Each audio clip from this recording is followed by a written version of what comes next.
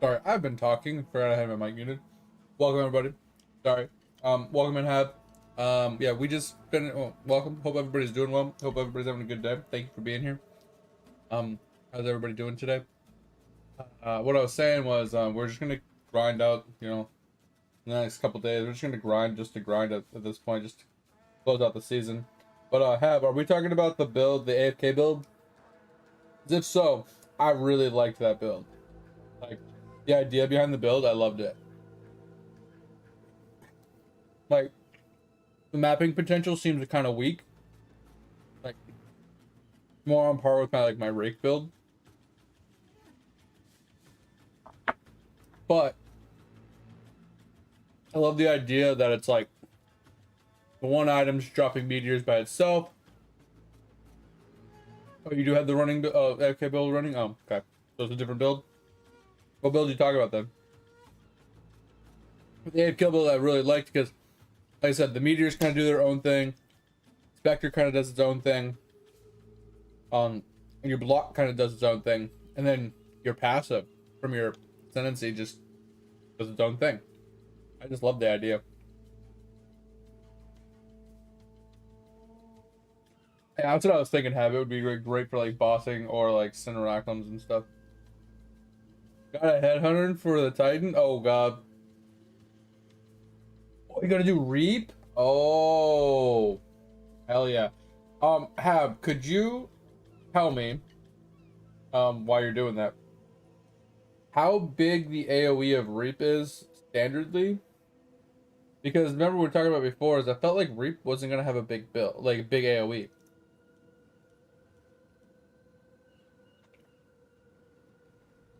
What up, Chris? How's life, man? How you been? Yo, welcome in, mate. You're a little early today, or at least you're saying something a little early today. How's your day? How's life today? Hey, stop scratching my ottoman. Cat.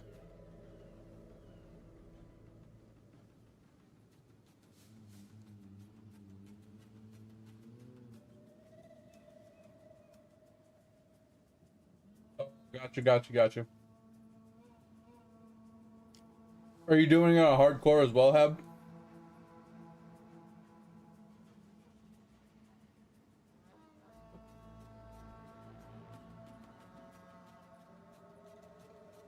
Stop, cat. Pissing me off.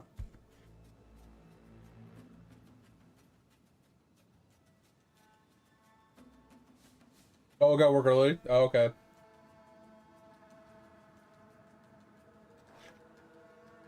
Hell no. Okay. I know another guy can be coming in here trying to get me to do hardcore. I think his name's Herb, not Hab.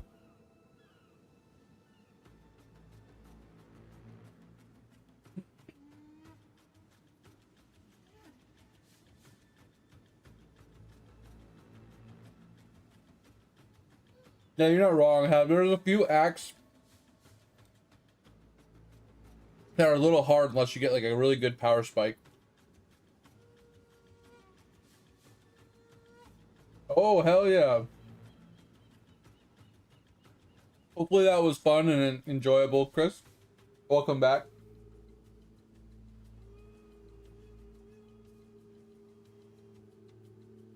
Yeah, you have it on soft. Gotcha.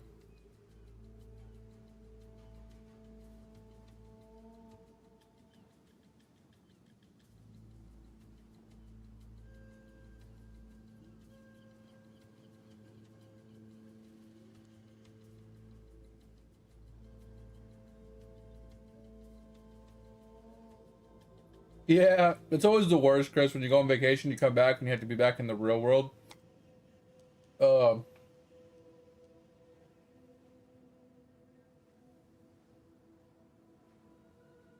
I mean, it's working fit, but I can't finish it. It's too expensive. It's too expensive to actually finish it.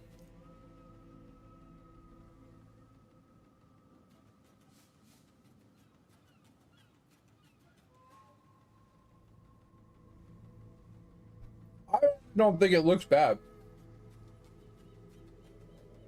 Its mapping potential is a little slow, but I think its bossing potential is fine. Oh, have the build has to completely convert to crit. I have to replace my entire gear set.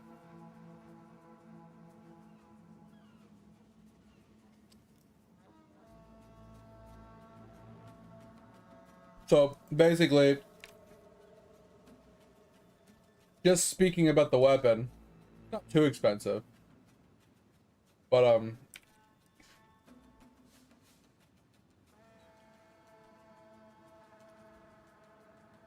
and we do not.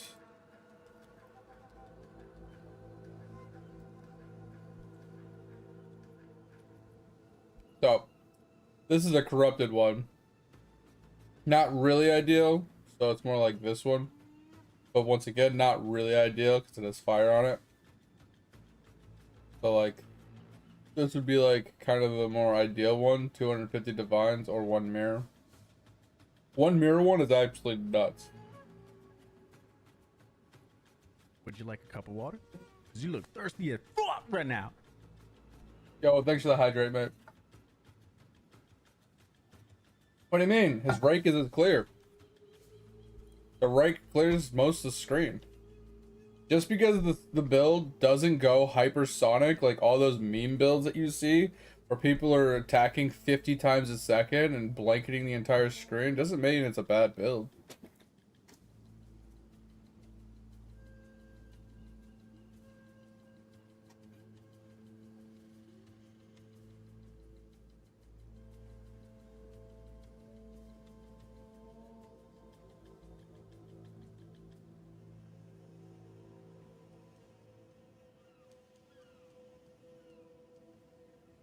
Hey, Chris.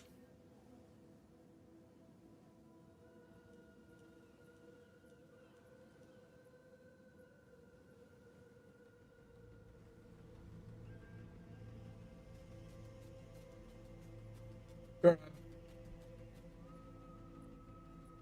But yeah, this is just like one piece that I need to replace. Like, I can get like a cheap version, which gets me started. For like 50 divines. But it's not ideal because it does have added fire damage. But the rest of it's good. And that's just one piece. My maniacal diamond is like 100 plus divines, depending on which one I get. Yeah. My current weapon is roughly 400 or 500 DPS. The difference is I can lose a little fizz DPS on the new weapon since I'm switching to crit, because crit will make up for the DPS loss. I'm pretty sure my current one is like 500 DPS. I don't know how to check.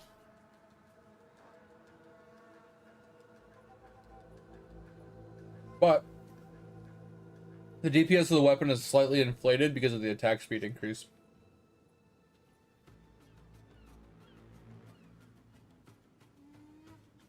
Yeah, basically.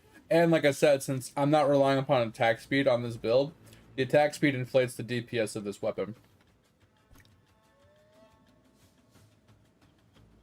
So I would say it's more of a 400 DPS weapon, because base attack speed is like 1.5, but I'm not attacking very fast, which is why I need like a slow attack speed, high fizz damage weapon with as much crit as possible. Max crit is 12.0. I don't know what the max fizz DPS can roll, but yes, that's why I was looking for a 400 DPS spear. Like I said, I could probably go down to like 350 or 300 and really save a lot of money. But it doesn't change the fact that I can't get to 100% crit chance without my new maniacal diamond. Well, I take that back. I could easily hit 100% crit chance, but I lose all my AoE.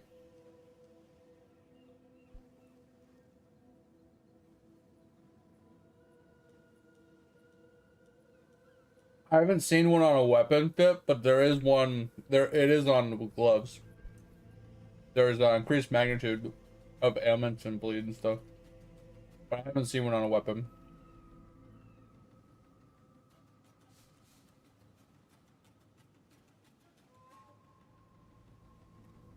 We can look though. So, one-handed spears, right? Hmm. Oh.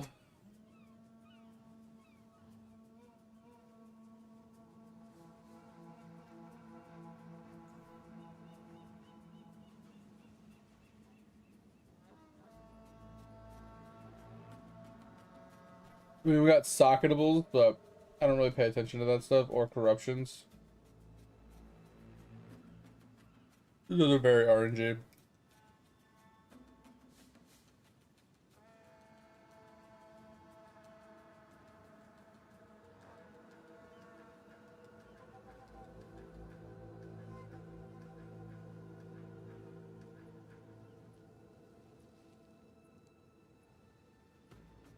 Yeah, I don't see one.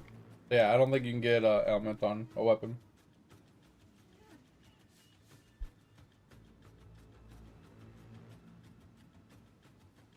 But basically, what I was gonna say, Hab, is I can technically get my 100% crit chance because what I need to do to get it is I need this. I need this with a crit helmet, my crit gloves, which are just a unique pair of gloves. I need to either A, refund some passive points, or B, level a handful of times so I can pick up this and then this right here. And then once I have that in place, I can get my guaranteed 100% crit chance every 8 seconds for my blood hunt, because that's what I'm relying the crit chance on, is the blood hunt specifically. So I get 100% crit chance on blood hunt. Once I have that and a crit weapon of pretty much 1195 plus. I haven't tested it with 1195. Tested it with 12, obviously, which is max. But 1195 would save us some money. But yeah, if we change this crit chance to 1194, yeah, it kind of cucks our crit chance. So we'd have to make up that crit chance from the weapon on the helmet or the gloves. So if we had 1194 crit chance weapon, we would have to get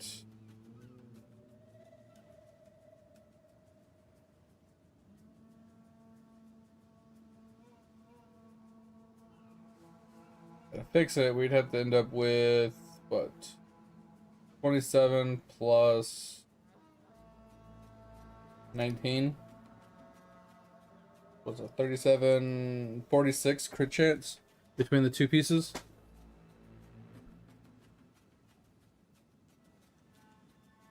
And then I can get my guaranteed 100% crit chance. I was curious if I got a max crit roll on both of these. Hypothetically speaking, right?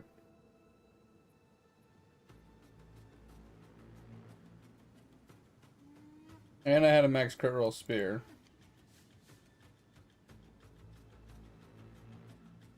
Can I switch it to 7 seconds?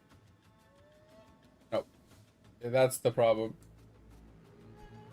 I have to be at 8 seconds between intervals. That's the one big downside to it.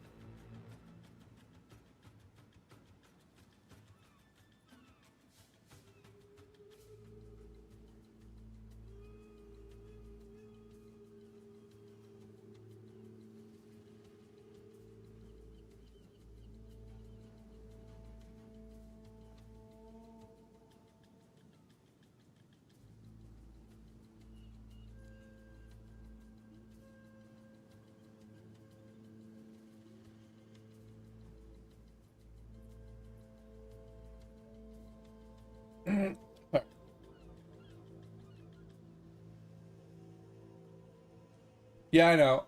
That's what I'm saying. Like these gloves are I'm not super worried about the price of the gloves, the Malagos gloves, because since they are unique, it's not as much RNG, so they're typically not as expensive as like a really crazy pair of like yellow gloves. But they can be expensive if they're max rolled, but they don't have to be max rolled. Like I said, between the helmet and the gloves, I need 46% crit chance. Right, so it's not absurd to obtain. Obviously, if I can get more dex on the gloves, that'd be helpful as well. But it's not necessary. But that's basically what it boils down to. It's this maniacal jewel. Like I was saying before. I need it for this, so I can maintain the +4 melee strike range between this and this. Now, like I said, I could always drop one of them, right? Or two of them. Right, I can leave the maniacal in that I have, right? It gives me unerring right here. I could unanoint this, lose some AoE for my Rake, gain the 100% crit from picking this up with my anoint. But without the weapon, the helmet, the gloves, the levels for this, it doesn't matter. We won't be able to hit 100% crit anyway, and it just doesn't make a difference. But yeah, like I said, it's not about attack speed on this build. Like the thing is like we were talking about before, is element builds, they rely heavily upon attack speed, because the faster they attack, especially using heft, right? The faster they attack, the more chances they have to hit in the heft range, which is at the upper echelons of their max hits, and bleed will always tick for the highest bleed available. So attack speed is kind of god when it comes to bleed builds, but I'm relying more on slow attacks with more consistent like higher base damages. I'm not worried about getting the biggest and best bleed every single time I am fighting something. I'm more or less along the lines trying to. This doesn't make sense. I completed this map, but it won't let me do this map. Kind of weird. Yeah, but like I said, basically the bottom line is just hit them, let them bleed, and then blood hunt them to imply an impale. Because the thing with the impale is like, with how much damage the impale is gonna be from blood hunt, because the blood hunt's damage scales with how much bleed they've done. I don't need to continuously hit to guarantee like a high bleed, like bleed a lot or whatever, because that impale is going to cause that bleed to be so high on the next hit that even if I was running heft with attack speed, I wouldn't be able to match the amount of bleed that impale is going to give. If that makes any sense. That's why I'm taking advantage of slow attacks.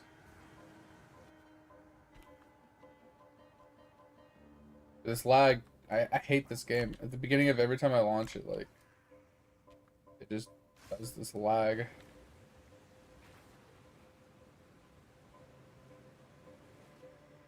Like I said, but like, it's not bad. Like, there are some situations where I have a lot of straggling mobs that just run at me, and it causes my clear to be a lot slower. Or like when mobs continuously spawn and stuff. But overall, it's not bad.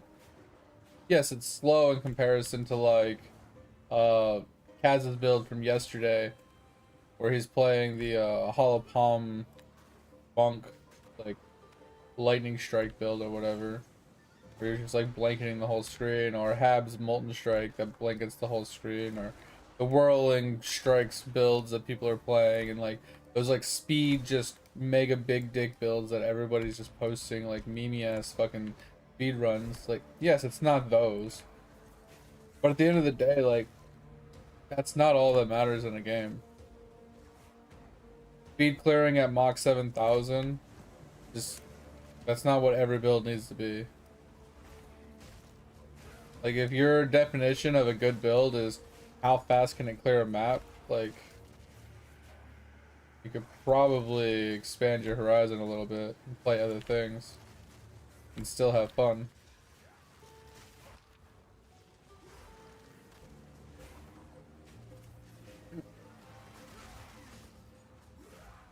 And don't get me wrong, there are rake builds that are much faster than this, right? Obviously, the Titan rake build is a little cucked by far. Because if you were to play it as like, even if you're playing it as a huntress, you can make much better use of the ability. But if you play it as like a blood mage, you could really have some interesting stuff with it. Blood mage is insane when it comes to this build.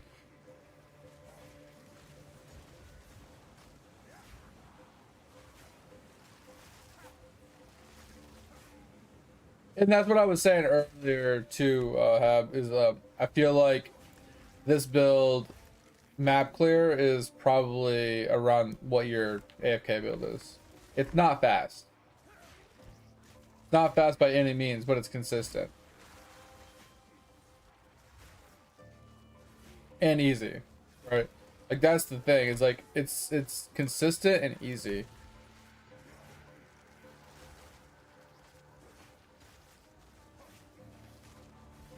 Like I have a lot of control over my character.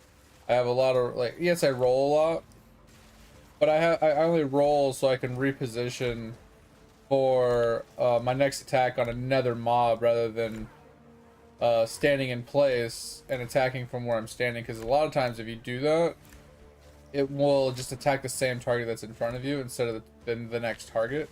And I don't want to hit the same target more than once, right? So I roll to reposition closer to the next target. And like kind of interrupt the last of the animation of the attack, right? Because if I let him finish his attack animation, I'll be there for a few, like an extra second or so. That just slows you down even more.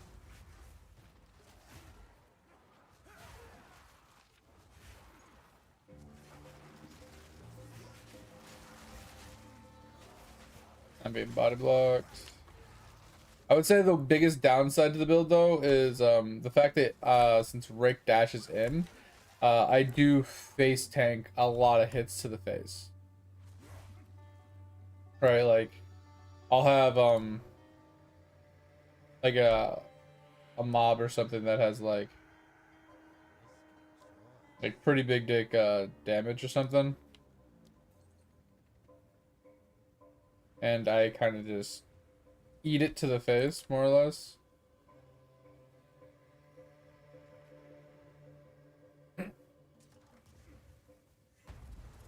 Because I dash in right as they go to attack me. So I hit all the projectiles to my face. Or there's like an explosion on the ground that I'm like, I don't time properly.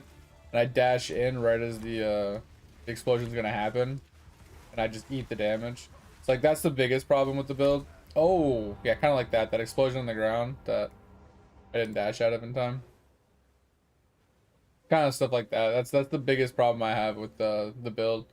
Is my defense isn't quite there to be able to eat stuff like that. And my damage isn't quite there to just insta-gib it either. I mean, my damage is good, don't get me wrong. For like most trash mobs, and even like yellows, usually like one bleed, like one rake, will usually kill almost any yellow. Like I said, overall, the damage is decent on this build without crit. It's pretty solid. Now, like I said, it's nothing insane. Nothing like those like meta builds that we're seeing, right? But it's good. For like what it is, like I have such little investment in this character and how much damage it does. If you put crit into it, I have a feeling this build would do a shit ton of damage to bosses. Once again, your AoE would be slow for the mapping, right? Because it isn't a speed build, not a speed AoE skill like Molten Strike or something, because it doesn't have the AoE that a lot of the other skills have, right? But I don't think it's a bad build by any means. But that's coming from a perspective of somebody that doesn't typically play like meta builds, right? I don't play those mega juiced ass fucking speed builds either. Alright. Ooh, my first 18. Let's go.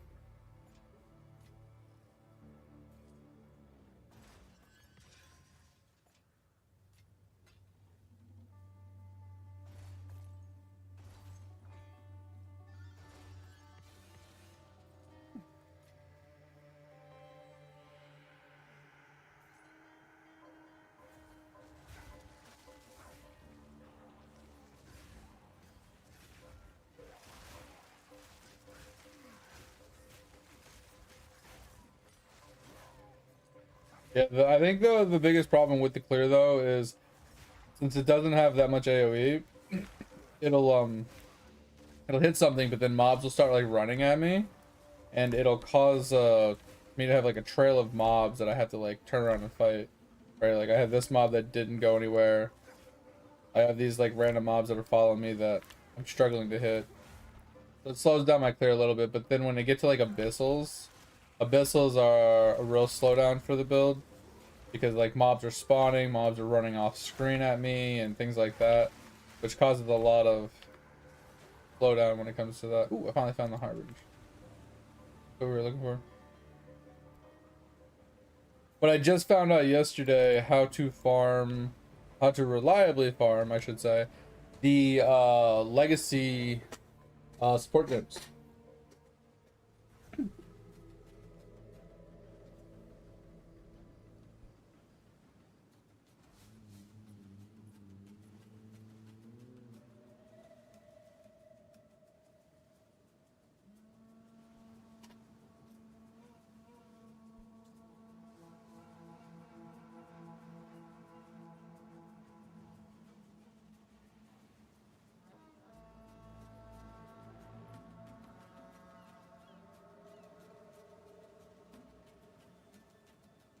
Yeah, I know the gyms are ridiculous.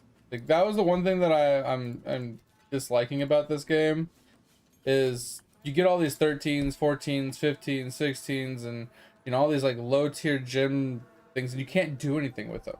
Like it kind of annoys the crap out of me.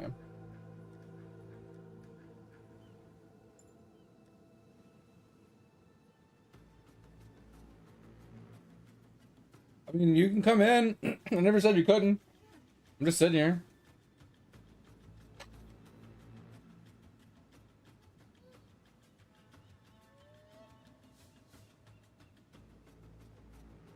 Sorry if that sounded snippy. Just chilling. Hey, you just throw me an invite.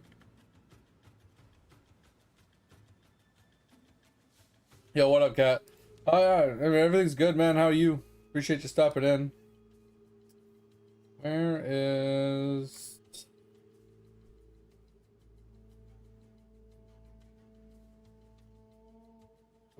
We have to go to here? Okay.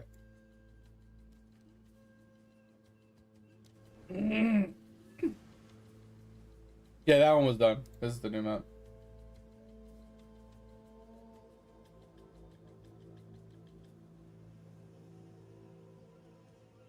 Went to a restaurant yesterday? Ooh. Burger. Oh man, see that's a good day. That's a really good day. Burger and beers. I mean, I'm not a big beer person, but yeah, like it's a good day. ED Contagion right now? Yeah. ED Contagion is supposedly pretty good.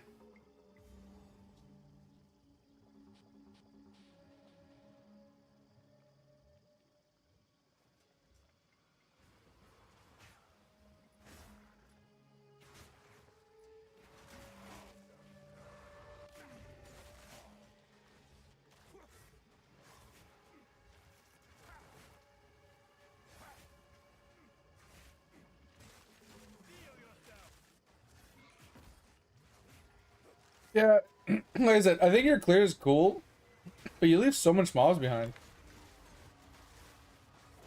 Like, I think the biggest plus it has is you can walk into the middle of like a bunch of mobs and just everything dies around you. But like actually full clearing a map or killing all the mobs, like you left that one yellow that was back there that I had to kill. He was almost dead, but he didn't quite die.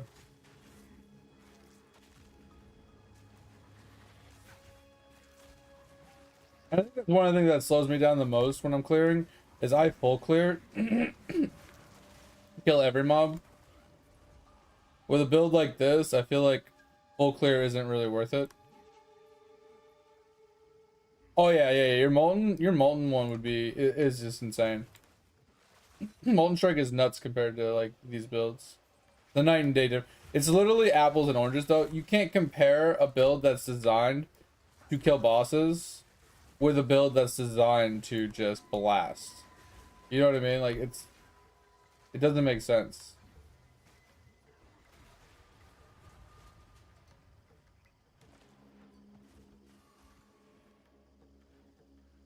Yeah, with the Headhunter, yeah, I wouldn't doubt it, man. The Headhunter's busted as fuck. I do like these meteors though. These meteors are sick.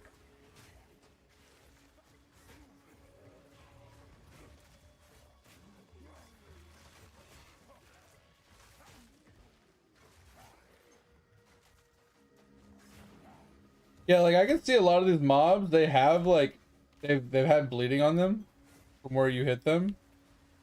But a lot of them just they still are alive. I think you have to bring up your magnitude or something to be able to like fully clear this without having to backtrack. But I think if you put a little bit more currency into the build, it would actually work like really good for mapping. Like I said, there's a lot of mobs that I've run into that they're almost dead. Like they have like a quarter of their life left, and you can see that they bled for 3/4 of their life. They just didn't quite finish dying. Yeah, like I said, that this build specifically is that you're running is like it's a rare hunter, right? It's not a it's not a full clear kind of build, right? And that's what I'm saying with like my Rake build. I think my Rake build's kind of the same thing. Is I don't it's not meant for full clear. It's meant for hunting the hard mobs, like the rares and the bosses. That's all it's meant for. And that's why I was like trying to, devil's advocate with Fip a minute ago. Is Pip was like saying build shit, right? And I agree, it's not the best build, but I would argue that you can't compare a boss killing build, right, with a map clear build and say the boss clear build sucks because it has no AoE clear, right? That's like a fucking the Impale Cyclone builds that run face breakers, right? That have zero AoE clear, that are meant to instigate pinnacle bosses, and PoE 1 is a dog shit build because it has no AoE. Like that's like basically the same exact like principle. Like it's not meant to be AoE. It's meant to literally get on top of a really hard boss and just melt the boss in like 1 second. It's not meant to run through maps in 30 seconds. Like that's just my my take on it, right? But I'm not defending saying that the build is good. I'm just saying that I don't think it's as bad as people are saying it is. Because I think everybody just wants to have those meta fast clear builds. They don't want to take a 5-minute map. They want like a 15-second map, right?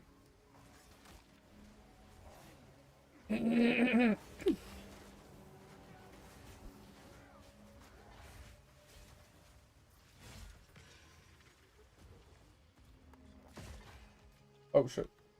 You know what would also give you like a crazy good hunting potential? Fucking just even a low tier blood hunt ability would be insane for an execute.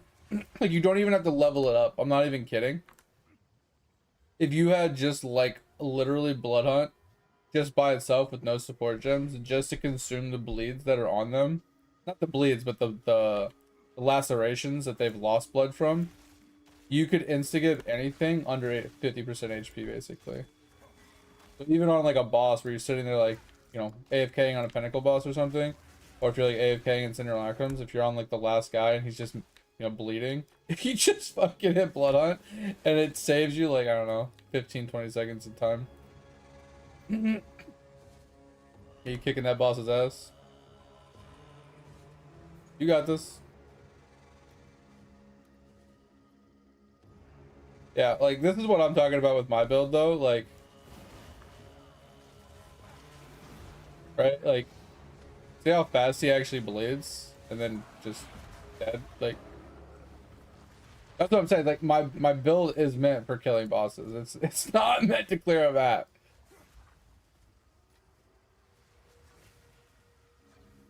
Like that's where my character actually shines, is actually killing the bosses.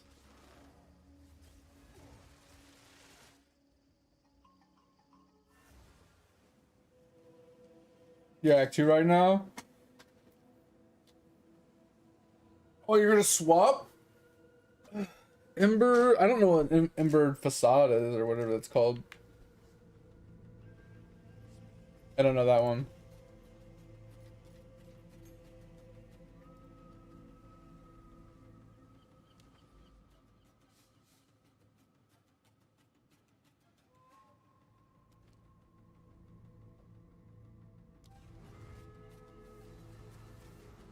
Yeah, for the actual mapper. Yeah, yeah, yeah.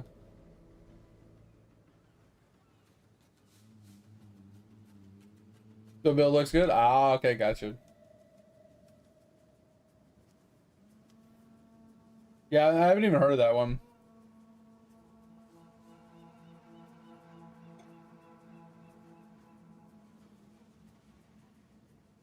Wait, what are you talking about, Hab?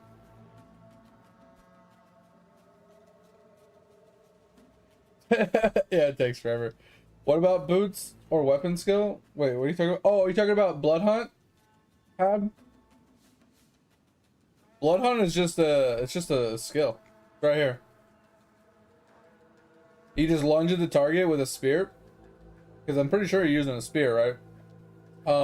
But you, and any blood loss that they have accumulated, it'll consume it and add it to the damage pool that's about to be done. Like you can just read it, makes sense, but oh, Ember Facade, got you. Yeah, I don't know about that one. Let's look while you're waiting.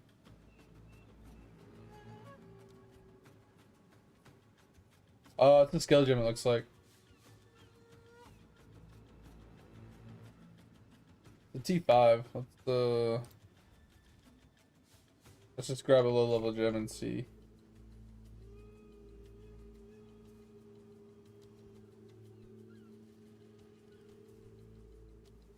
Ember Fusillade conjures motes of fire that hover above you. When you stop casting, the embers will launch at enemies in front of you. Interesting. So I'm assuming since it's a channeling slash casting skill where you have to channel up a bunch of things and then they shoot out after you stop casting, you need a ton of attack speed and stuff.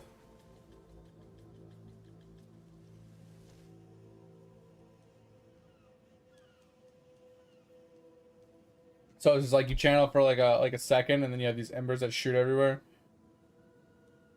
I wonder if there's a way to automate that process to make it less tedious.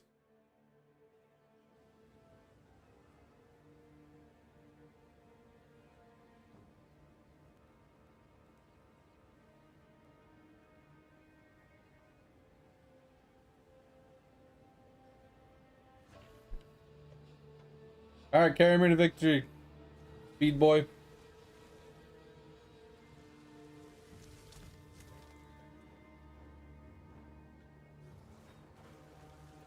Your load times, holy hell. Those load times though. Yeah. So load times in this game are already trash enough, let alone when you're trying to load in on somebody that's like across the world.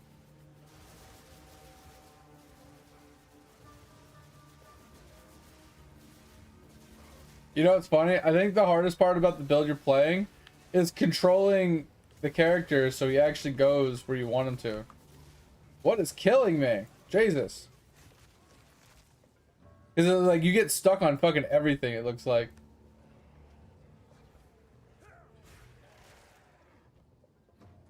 It's like you literally get stuck on like all the little corners because you're attacking so fast and it's hard to see. Oh shit. That you, it's like, you know, you get stuck in every little corner, every little like crevice. You have to like kind of pay attention. I think that's like, it seems to be the hardest part with the build. Is actually controlling him. But it is actually nuts. Yeah, like I said, I think that skill sucks, but I think specifically with the Nova support and the extra projectiles, it's actually insane.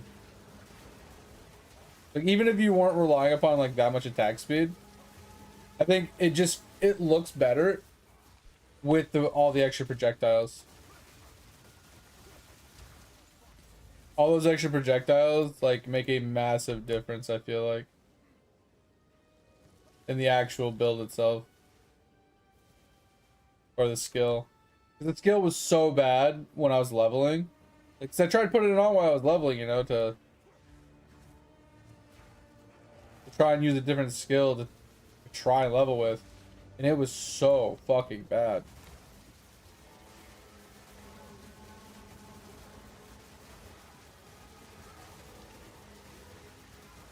But yeah, with the Nova support and the extra projectiles, I feel like it actually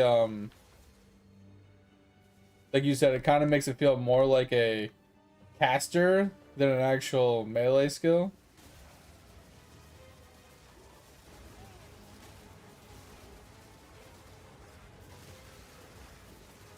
It just blankets the screen.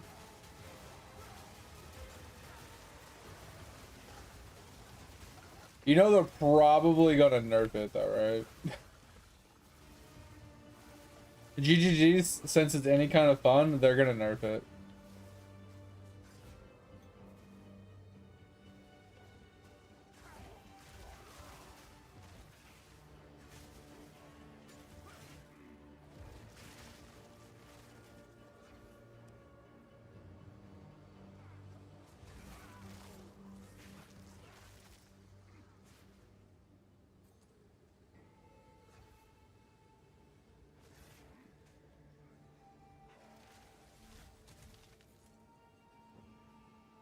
Oh, I'm sad. I haven't found any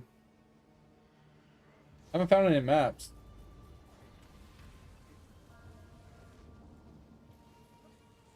Yeah, I did. Like I was trying to run over, but you ran in a different direction than I did. Hope we find a map.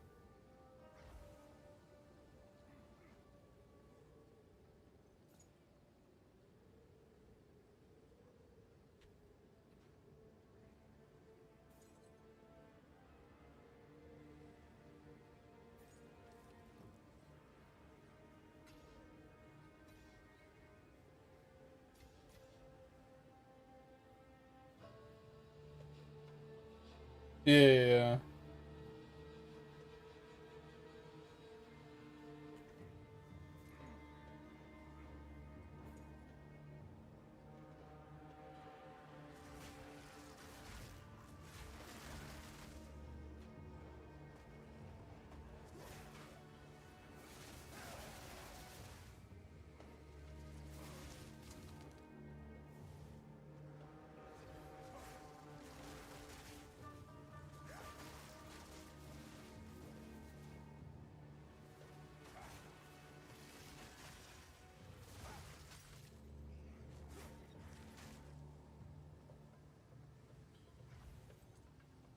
I don't remember where I saw it earlier.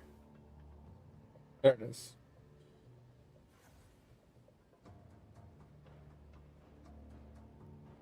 Yeah, it's a bad level, but it's still insane. Like, you want to come up here and clear this?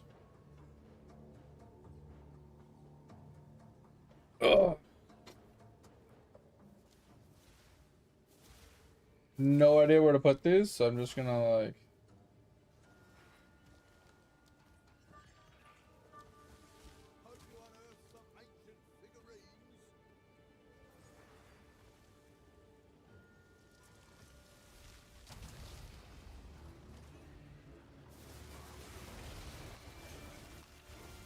Oh, wow. Something on the ground almost killed me. It's funny you do lightning when all I see is fire. It's kind of funny. Ouch.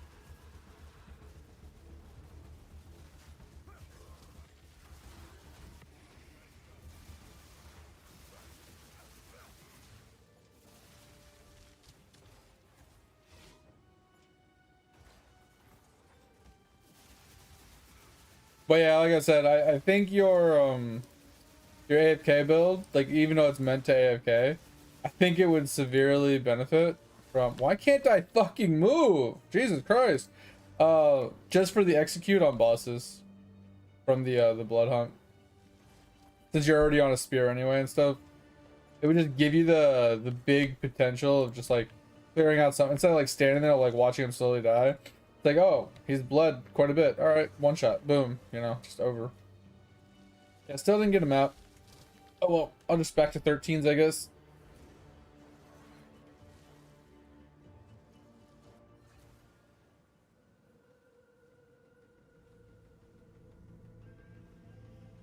Oh, was it a scepter? Oh, thought it was a spear. My bad.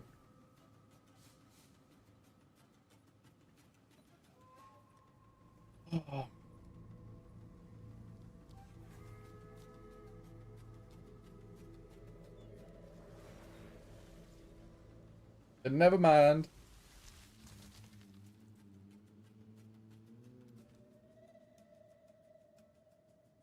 Oh my fucking god, this game.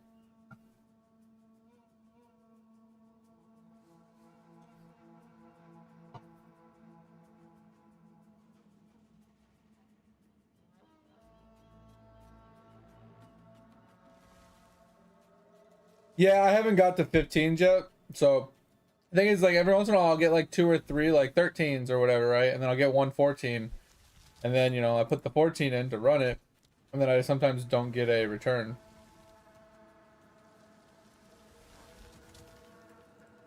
Thank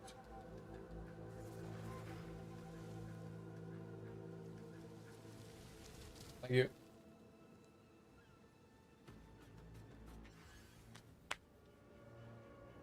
Yeah, like that's been my problem. It's like eventually I get enough. Did I not hit start? Like, oh wait, what? Only party members may open map portals? What the fuck? Oh, maybe later. That's really dumb.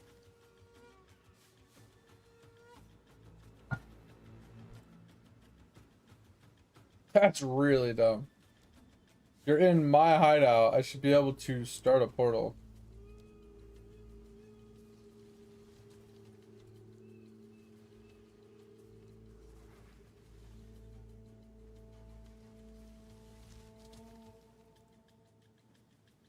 Yeah, it's fine. I didn't realize it would prevent me from starting a map. PoE1 doesn't do that. Doesn't matter who the leader is. Anybody can join. Or anybody can, not anybody, but you can start the map as long as you're in your hideout.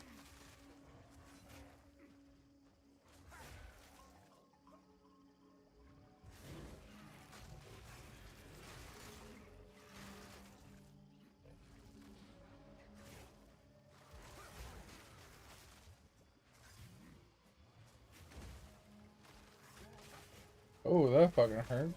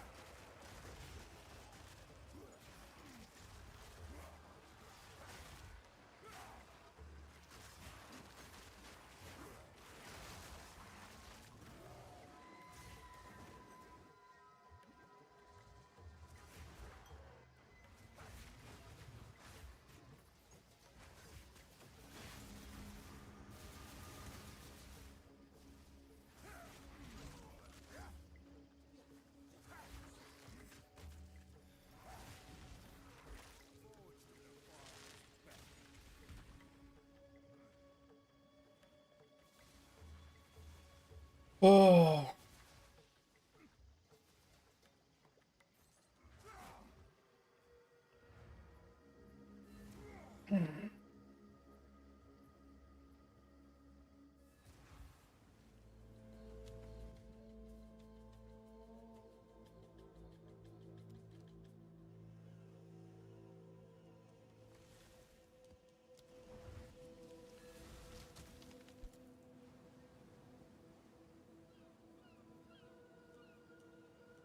Does it kick you out of the map the second I put a new one in? So it looked like you ended up on my teleport pad for some reason.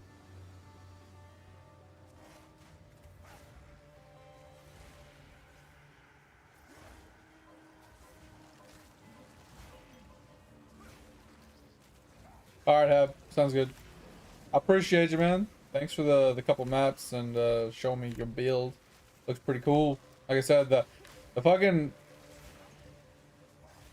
the Mullen Strike build is insane. Like I said, I always thought the build was just, I mean not the build, but the skill was just kind of very meh.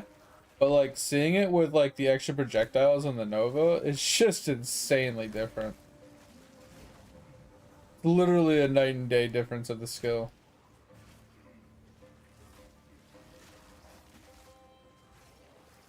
And that's the cool thing about Path of Exiles in a nutshell, though, is like, that's what makes Path of Exiles fun, in my opinion. Is you can take a skill that typically just doesn't look good or doesn't feel good or just is kind of meh, and find a way to make it fun. Right? To find a way to increase its potential. Like, that's the really, like, I think that's the core behind Path of Exiles of, like, what makes it enjoyable. Right? It's not like fucking Diablo where it's like, hey, these are the skills and they play this way. There's nothing you can do about it. It is what it is. Right? So you only play whatever feels good. You don't try to make it feel better because there's no way to make it feel better.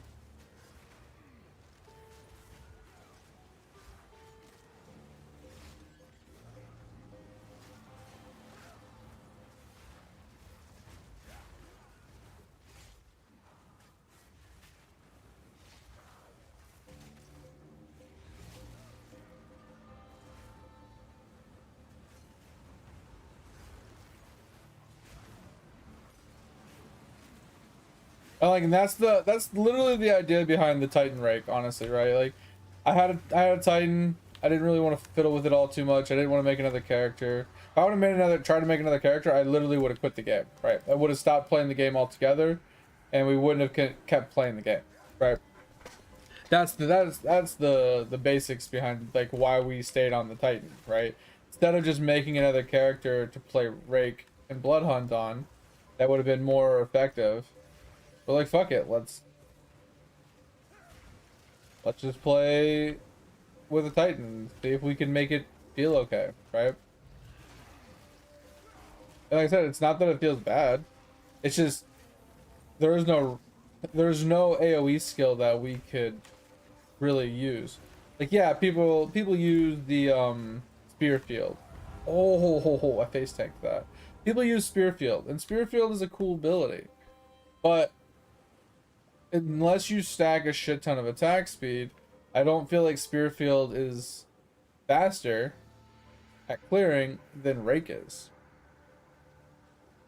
Right? Like, because Rake dashes you forward, swipes the screen, and just does a big hit right up front. Spearfield jabs its spear into the ground, causes things to come up out of the ground where when things run into those spears, they explode, doing a bunch of damage. Now, it does initial impact damage as well when they come up, but it's not the same. It's not nearly as much damage as those explosions are. So I feel like it's just as slow, and it does AoE the screen a little bit, but it just, I don't know. I feel like you're better off just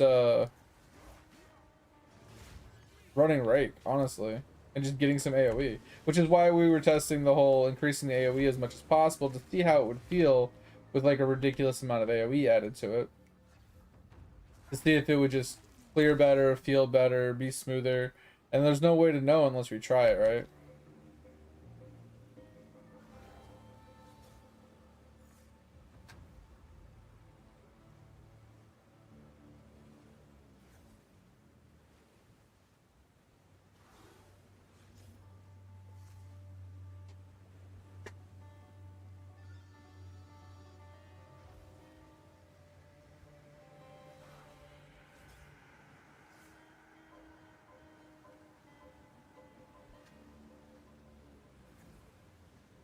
What's Condoros? I definitely wanted to try to implement some sort of thorns into like Blood Hunt, but I don't think it's like worth it. I think Blood Hunt, I think thorns plus rapid assault is just way too strong. But I also think it's very kind of niche. Ooh, sorry. I don't know what the map clear for a thorns build would be like. Because like it has great bossing potential, right? Because you know you take a hit from a boss while you're armor breaking him, and then you just fucking rapid assault him and he dies. Like it's that simple. But I don't think you can't just walk around the map just armor breaking and rapid assaulting people. That would be way too fucking slow. Like you would hate your life trying to map clear like that 24/7.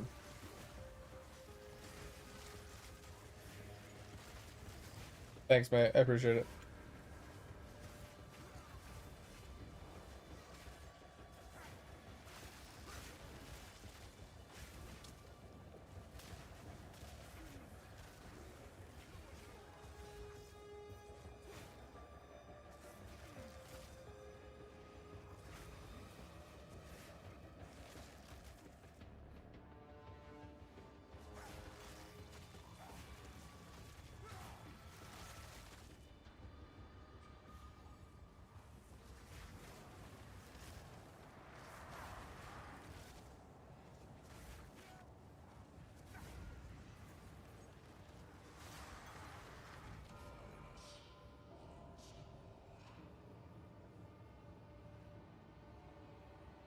I thought that guy was gonna spawn.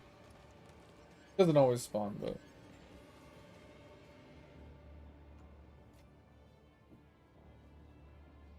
Ba-da-ba-bum-ba-bum. But yeah, like you said, I think they're gonna nerf it, but they might not nerf it into the ground. Like I don't think they'll remove the ability to use like you know the extra projectiles and the Nova and stuff like that. But yeah, like making it to where it could self-sustain so easily, that probably will get nerfed. Like I don't know how they would nerf it, because if they nerf just the idea behind no mana cost while surrounded, it breaks not a lot of builds, but it does break the potential for builds using it, right? Which, you know, that kind of almost makes that one unique helmet then useless. That, you know, the being surrounded is like you need 5 less mobs or something like that. Like whatever it counts as. I don't know exactly, but like I don't know. It just feels like if they nerfed that aspect of it, depending on how they nerf it, they could just brick some of the other builds and items in the game. So they got to be careful on like how they nerf it.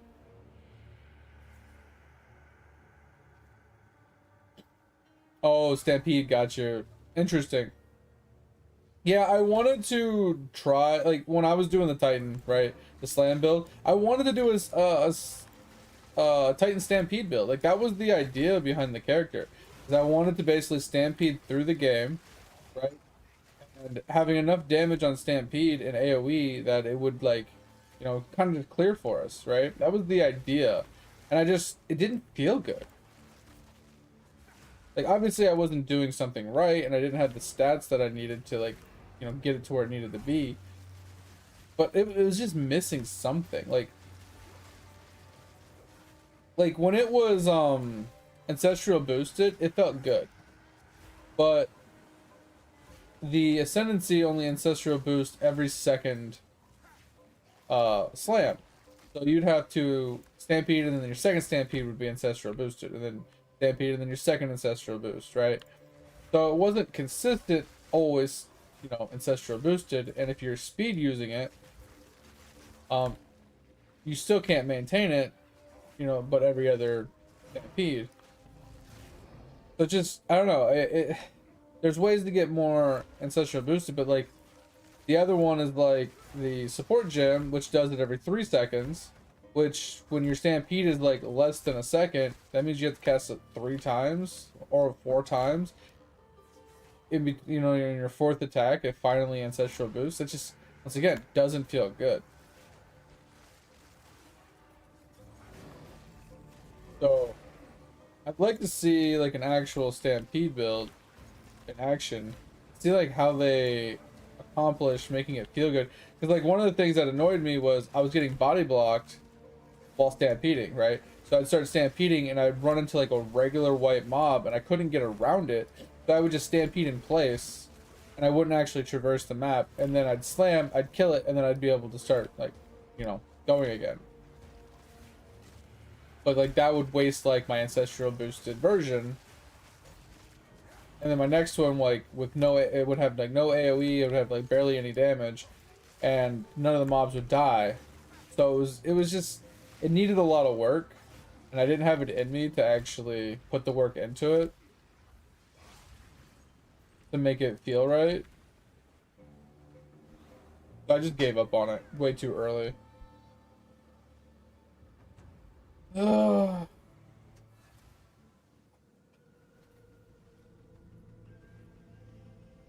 Oh, just the line that says insufficient mana? That would make sense. Okay.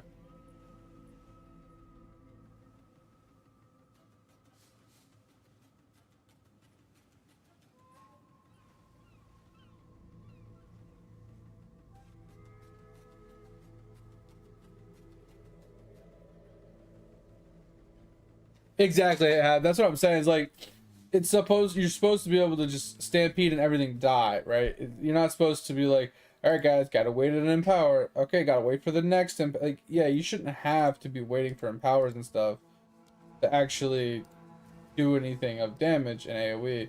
So that's what I was saying. Is like it needed more work,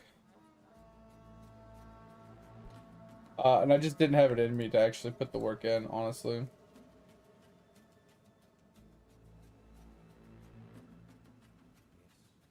I didn't enjoy it enough. You know, like I didn't feel that joy when I clicked the button, right? I was like stomp, stomp, stomp, stomp, stomp, stomp. Yep, that was cool. And I wasn't getting that, like when I raked something and I watched it bleed and I blood hunted it, like that was like, oh, that felt good. You know what I mean? I got that feeling of, oh, that was cool. I like that. I didn't get that with Stampede. I didn't get that with the Sunder. I didn't get that with the Hammer of the Gods. Like, I didn't get that with any of the slam abilities. But I don't think the slams are like in my repertoire of enjoyment right now. So that's like why I made the switch without actually putting the effort in.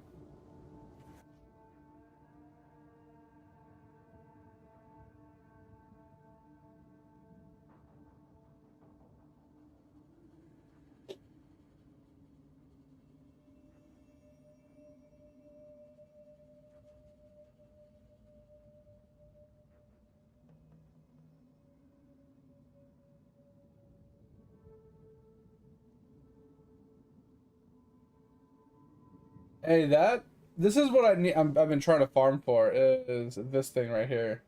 Atula's Bloodletting, or mana cost converted to life cost, and then supported skills gain 2% damage as extra fizz damage per 10 life costs. I've been trying to get this.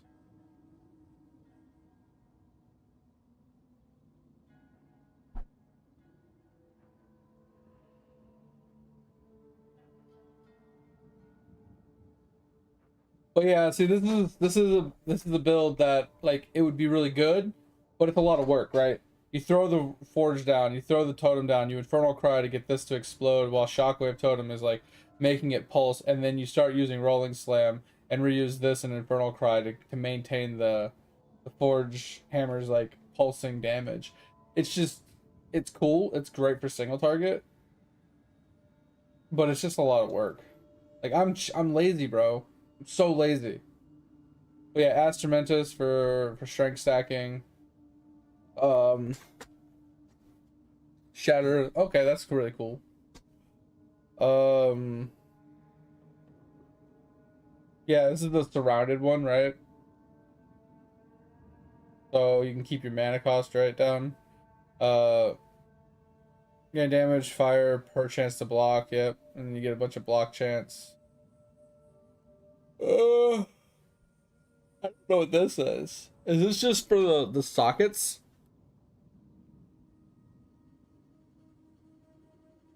Or some shit? I don't know what that one is.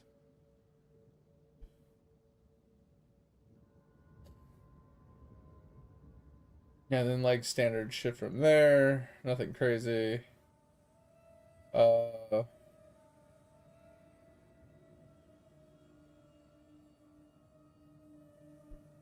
But yeah, so he's got Stampede with Cold Attunement, so he gets the cold so he can take advantage of his ring. Momentum, because he is gonna travel more than 2 meters unless he gets body blocked. So the last slam will do 40% more damage.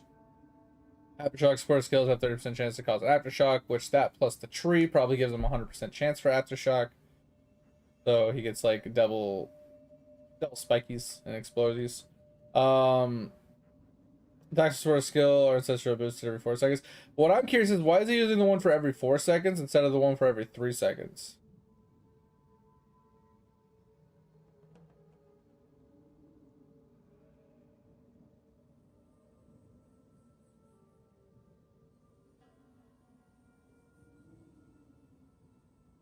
Wait, gets spirit from it? From what? Sorry. And then yeah, the bloodletting, which gets swapped into here when he's on bosses, supposedly. Herald of Ice, even more damage, yep, for his weapon. Then he's got this going on. Wind Dancer for dodge, companion, so we take care of that. Shockwave Totem. And this is for his slam to go twice. Makes sense. When they're heavy stunned or whatever. Yeah, punch, interesting. Not weird. Why is it punch? That's a weird one. That's actually a really weird one. I don't understand that one. Oh, does it have a DPS penalty? Okay, thank you. Yeah, I wasn't sure. I was gonna look it up. Yeah, so he's strength stacking. Oddly enough, he doesn't pick up the strength node here for 5% more strength though. I mean, maybe it's because of day 8 snapshot. Yeah, he still doesn't have it. Interesting. Does he not want the 5% more strength?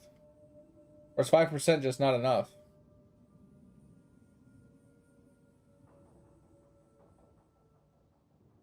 And he travels all the way over here for a jewel slot? Seems really far for a jewel slot. But it is what it is, I guess.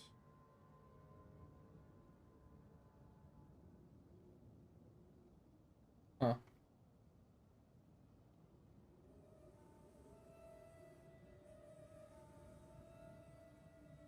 How it plays fantastic. How it works, well. Great explanation, bro. Where's he getting the AoE from though?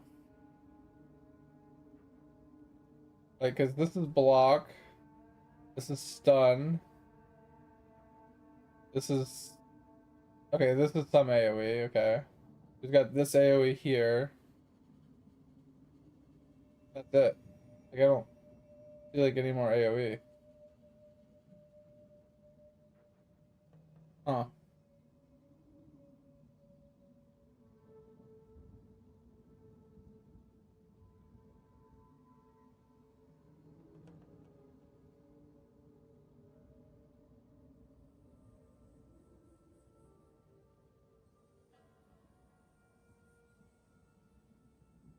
Oh, is that what it is? I mean, even so, even on this, he doesn't have any AoE, right? Like, if we zoom in on this, this is all like melee damage and stuff, right? And then he comes this way. This is all more damage with two-handed weapons, which makes sense. Then he's got like a small amount of AoE here, which I think there are 4% nodes. Wait, no. He's got this, so they're like 6% nodes. So like 6%, 6%, and then he's got area of aftershocks specifically. I hate that I can't scroll. And then this is nothing. This is blood magic. This is a little AoE. And then Yeah, increase area effect of attacks. So he's got these ones as well. He's got some. I want to say he's probably got roughly 50% increased area of effect. Which, I mean, maybe that's enough. Yeah, because he's got this one, and this one. There's the only 3 AoE nodes. The other AoE node is right here, and over here somewhere. Like, I don't remember. It's like right here somewhere. I don't remember exactly where it is, but it's like right over here. I think it's like right here. Yeah. These nodes right here. You go from here over into it. So he's missing this one and this one and this one, but yeah, I would just say like it looks fine. Like I don't see anything particularly wrong with it. I just don't see like where's one of his videos?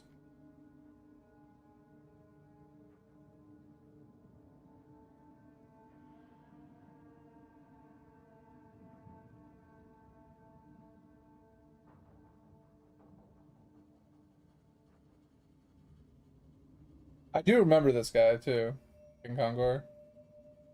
Just I don't really watch him all that much. I just want to see a quick video of it, like what it looks like.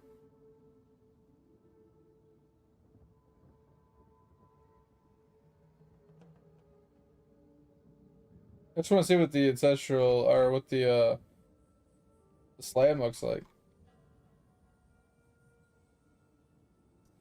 Because like I said, that's the only thing that like it just didn't feel good when I was playing it, right? Like we were talking about. What is killing me? What the fuck is going on? Jesus fucking Christ. I'm sitting here hitting my health flask. Nothing's happening. My HP's just draining. It's so fucking dumb. Pretty sure I was on burn ground or something, but like health blast does nothing. Like holy fuck, dude.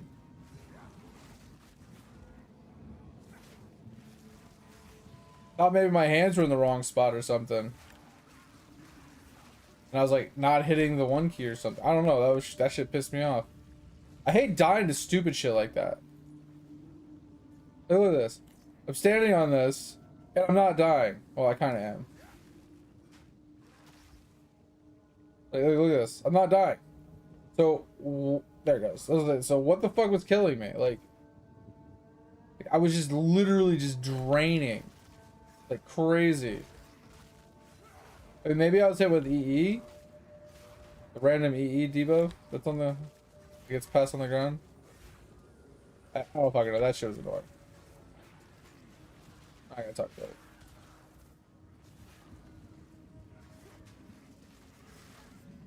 These trees are obnoxious.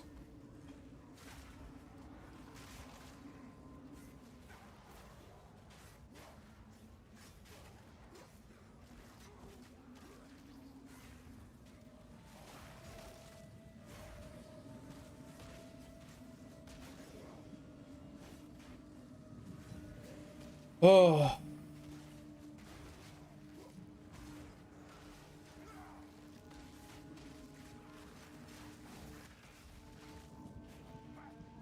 Yeah, like I got bleed, burn ground going on. Like holy hell, bro.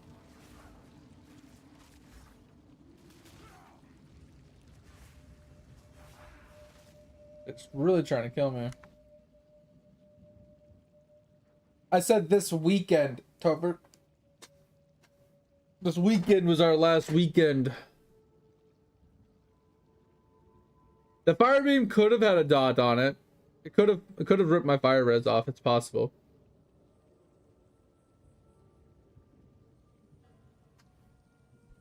Yeah, I know I was on the ignited ground, but it doesn't take that much damage, and I hit my health flask. That's what I was confused about. I literally hit my health flask to recover 1,000 life over 5 seconds, and my HP wasn't. It just kept draining constantly. So I don't know what happened.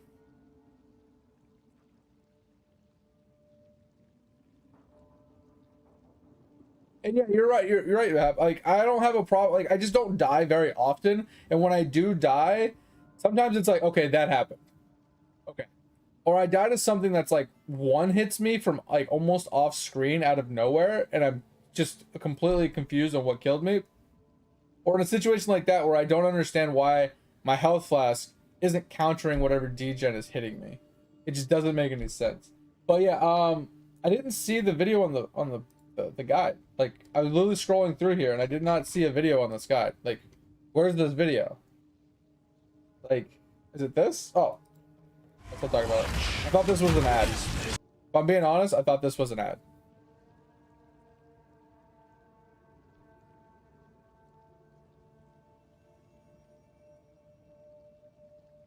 Okay, okay, I see what he's doing. Okay.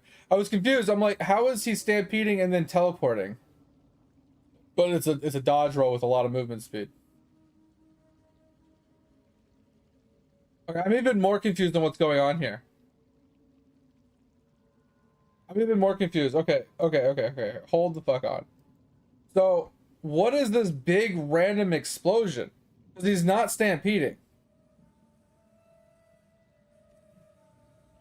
Like, he rolls over, right?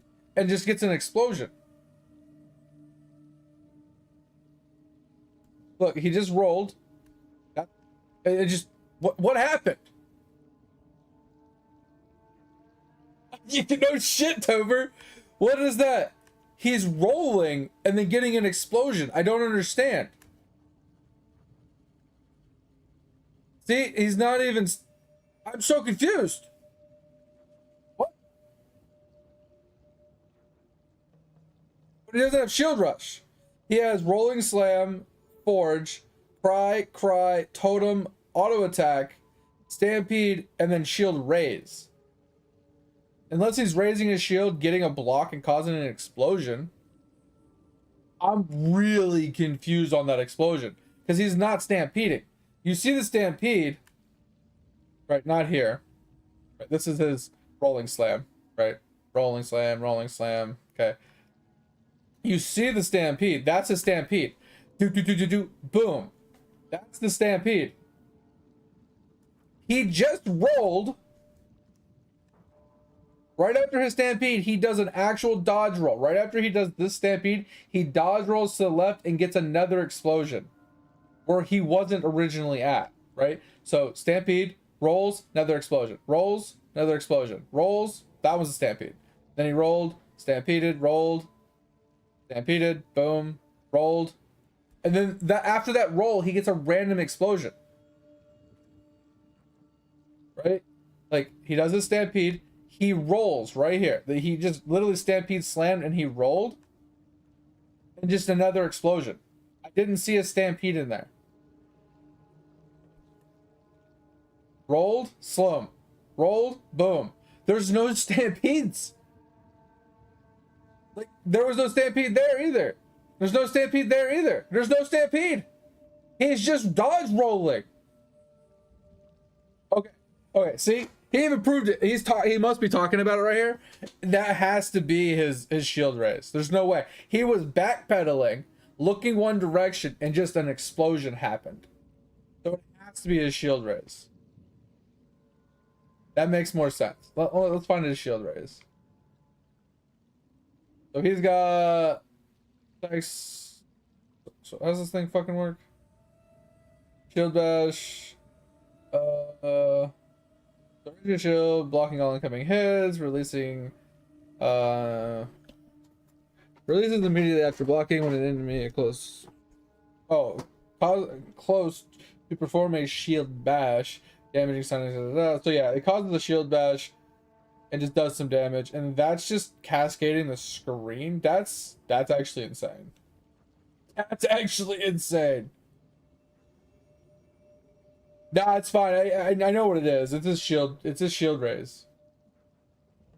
Like you said, it was shield charge, but yeah, it's a shield raise, and it makes sense now. Because if he has enough block chance, which he does, he probably has like 52% block chance with this. Basically, you know, he puts it up, and it'll stay up, and he can hold it up until someone hits him and it blocks. And when it blocks, it just does his shield raise damage, which is scaled by a bunch of other things per armor on his shield. You know, and it scales with like other aspects he has in the tree. And then he's got this for attacks with this supported skills. Lucky when you're surrounded, because he's using it when he's surrounded anyway, and sufficient mana doesn't matter. And then he's got close combat for 30% more damage. He's got area effect, so it just does more screen clear. It's meant for trash mobs, so he just puts it up, boom, blows up the whole screen, you know. And then he stampedes out to another like area, slams down, rolls, puts up his shield charge while he's waiting on his ancestral proc, and then he just rinse and repeats. It makes sense. That's insane. I never thought to use shield raise with it. Yeah, I think you have to be really tanky to make that work though. Because if you're rolling right into the middle of all those packs and relying upon a 52% chance to block to explode the screen, you're gonna get hit quite a lot. Like not a lot, like not enough to kill you, but like if you have a way to regen your HP in some way, like leech or something, that it makes up for sure. Like more than enough.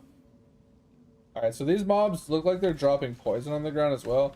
Okay, so if my calculations are correct, between that fire beam, the fire on the ground, and possibly these green fucking poisons on the ground, which is possible that I had that as well, that's probably why the health flask wasn't really helping.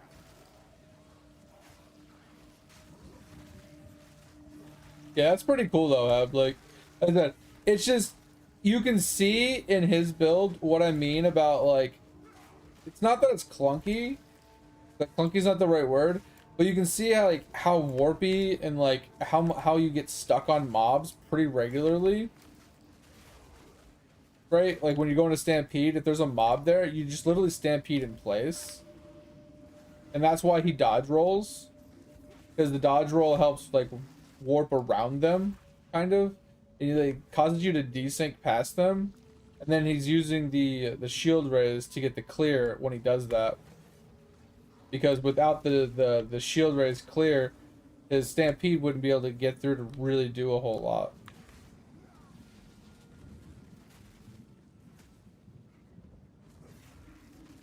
So at that point, like, yes, he's stampeding, but he's not spam stampeding. He's periodically stampeding in between just his movement speed and dodge rolling around. So, like, yes, it's a stampede build, but I almost feel like it's not a stampede build. Like, when I think stampede, I think more like your Molten Blast, right? Where that's your main source of your skill, right? You're basically just spamming that skill non-stop, clearing the map. You're not using it once, dodge rolling around, using another skill, dodge rolling around, using another skill, dodging around, and then being like, oh yeah, by the way, we're gonna then stampede finally again, right? Like, you're not using your skill every 4 seconds and using other skills in between. Like, I can't even call it a stampede build if you're using it every 4 seconds. Just doesn't sound right. I mean, don't get me wrong, he's using stampede, right? Stampede is part of the build. I just feel like calling it a stampede build when you use the skill every 4 seconds just isn't really a stampede build to me. Like, when I think stampede build, I'm thinking, okay, he's literally stampeding into a stampede, into a stampede, into a stampede. He gets to a mob that needs to blow up, and he drops another, he weapon swaps or something to a skill for single target, and like that's the build, right? That's more of like a raised shield build using stampede for movement.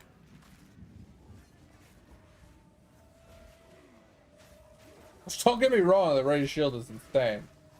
That shit was crazy. It was literally, I feel like it was clearing the screen way better than Stampede was.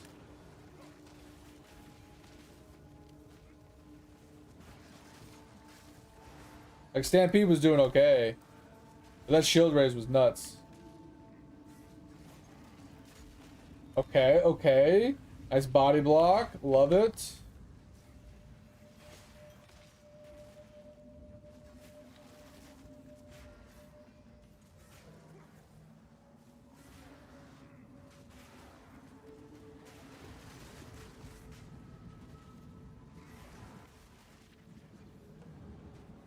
Can I click this or not? Jesus.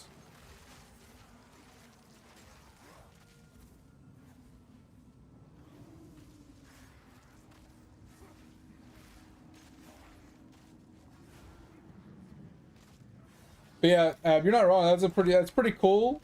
Like I said, my devil's advocate is I feel like it's not so much a stampede build since he's not using it like constantly. It's more of like I'm using it for situational movement skill. That's what it felt like watching the video.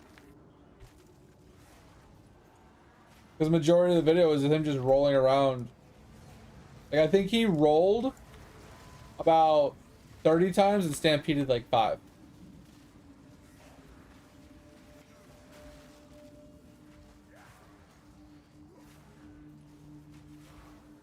That's like saying, yeah guys, I'm using a Hammer of the Gods build. But he uses Hammer of the Gods literally just on like one time on a boss. Everything else is like, yeah, I'm rolling slamming with Forge Hammer and I got Shockwave Totem and I got all these other things that I'm doing damage with, but I do drop the hammer once during the fight.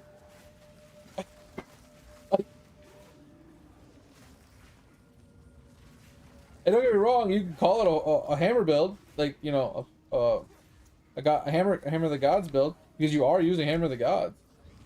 But I feel like if you're only, like, since Hammer of the Gods is only usable whenever you have enough glory for it, it's not a reliable skill. You have to build up the glory before you can even use it on a specific mob. The way I look at builds nowadays is just like, what is the primary skill being used, right? Like if you're running ED Contagion, you're using both those skills in conjunction, like that makes sense. But you're not calling it a Wither build, right? Like, you use Wither on it. Hypothetically speaking, I don't know if you actually do, but you know what I'm saying? Like, if you have a situational skill that you use like only once during a boss fight, you're not going to call it the build that. Hey, I got a Bone Cage build, but all we do is ED Contagion the whole time. Like, you know what I mean? Like, just, seems weird. Seems weird to call a build something that you hardly use the skill. Like, it'd be like me calling my build the Bloodhound's Mark build, and I never use it. I literally never use it.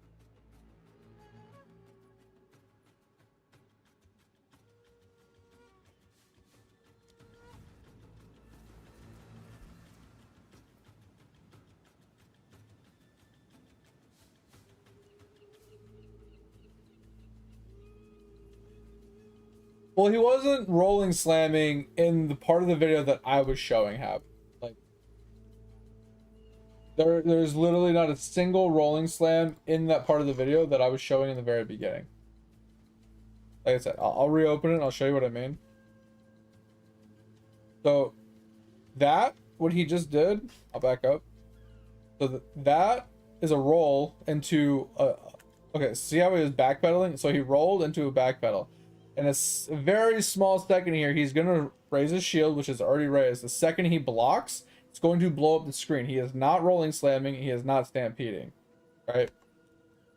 There was no roll. There was no stampede. There was no dodge roll. It was literally all his raised shield.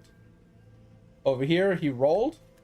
He's standing here. There's no explosion. There's no damage happening. Same thing's going to happen. He's going to raise his shield. Whole screen's going to blow up.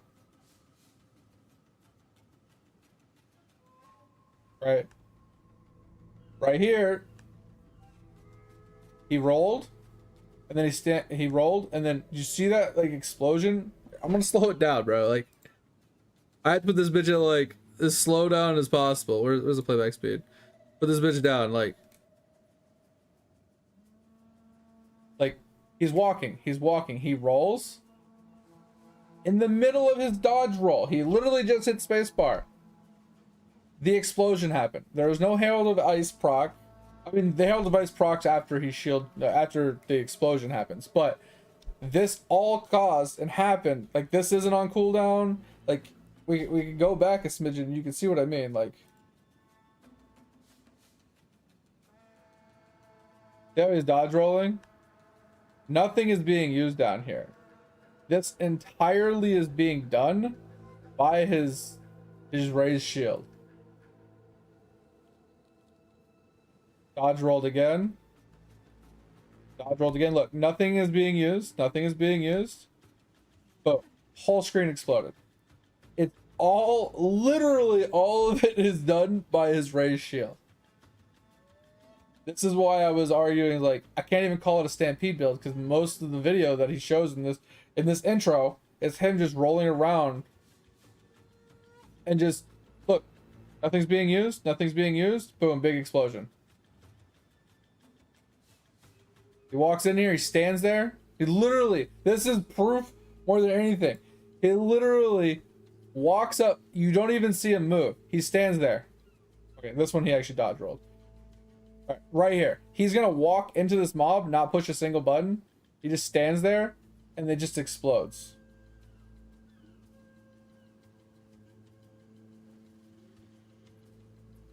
How can I show him using a skill when he's not using a skill?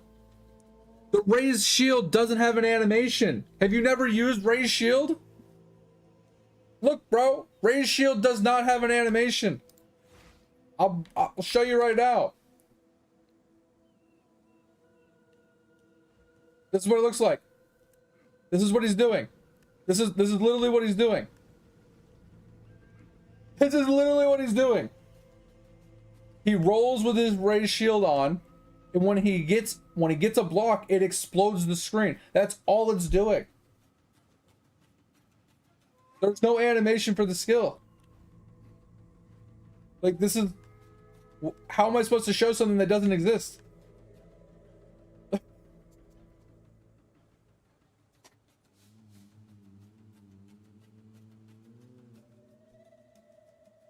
That's what I'm saying. Like, the skill itself is what's causing the explosion. Where's the raised shield? Because if you read it, it shield bashes. Right? So when he gets a block, immediately after blocking, when an enemy is close to performing a shield bash, right? Damaging to a stunned enemy while your shield is raised, cannot be light stunned. By hits you block, by blocking too much damage, may heavy stun you, you can't evade, blah, blah, blah. Like, you shield dash for 3 to 4 fizz damage per armor on your shield whenever you block. So he dodge rolls right into a mob, the mob punches him, he causes a block, which causes the retaliation damage from the shield bash, which makes the entire screen explode between his Herald of Ice and the AoE damage that he's getting from his shield bash. It's literally all it is. 100% what it is. Like, I'm at 2.5 speed. He's walking backwards. He's literally walking backwards. He's standing there, doesn't push a single button, and the screen explodes.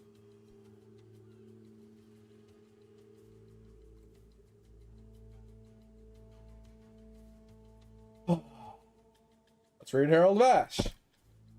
While active, shattering an enemy with a non-herald attack, so he has to attack, causes an icy explosion that deals damage to surrounding enemies. So not only does it have to be shattering an enemy, you have to kill an enemy to cause it to explode, you have to do it with a non-heralded skill. He's not using a skill. I mean, technically he is. But according to you, he's not using a skill. It's just Herald of Ice doing its own thing, right? Enemies chilled by your hits, he has to hit once again, can be shattered as though frozen. So he has to be chilled. Doesn't have to be frozen, he just has to be chilled. Same thing applies. He has to hit. Once again, you're trying to say he's stampeding and rolling slamming, and I am showing you 100% evidence he's doing neither. Literally doing neither. He is literally standing there. Literally standing there. Not doing anything. Boom. You're not wrong. Herald of Ash is doing the explosion, but the action that's causing the explosion is his shield raise.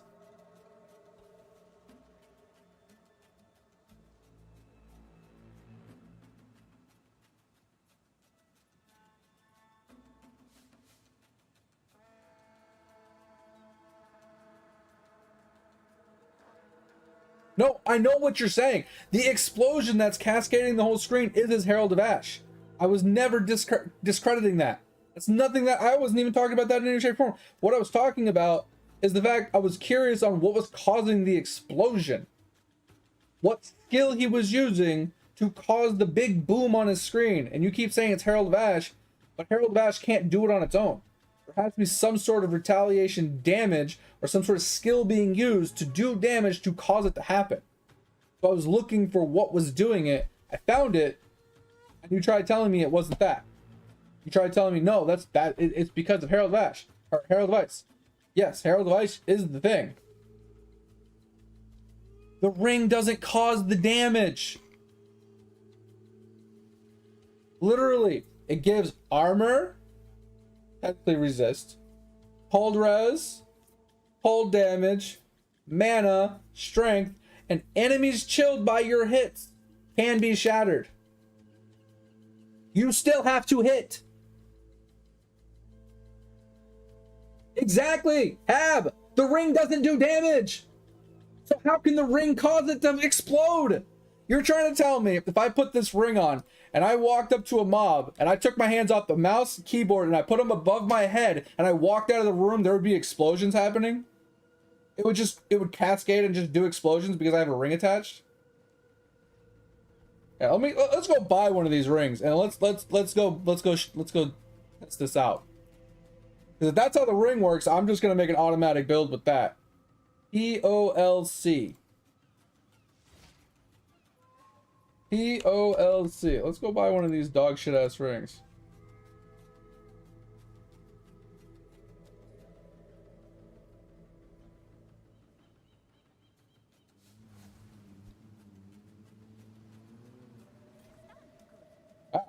So we're gonna put this on. Okay. We need Herald of Ash, right, to make it work. Or Herald of Ice, right? Right. I don't. Ice.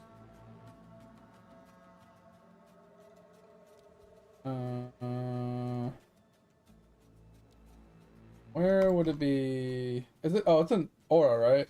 It's not a gem. One of these.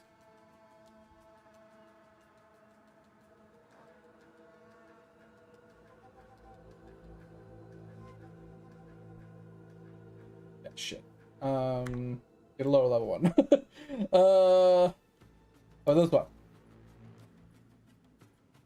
There we go. Okay. All right. So let's put this on.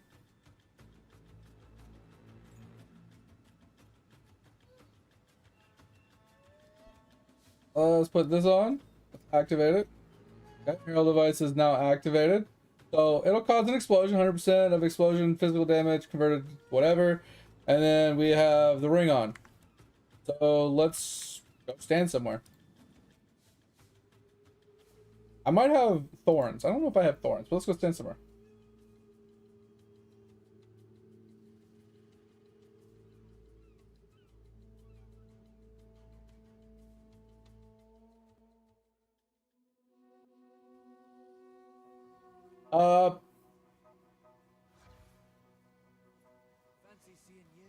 Here's the thing.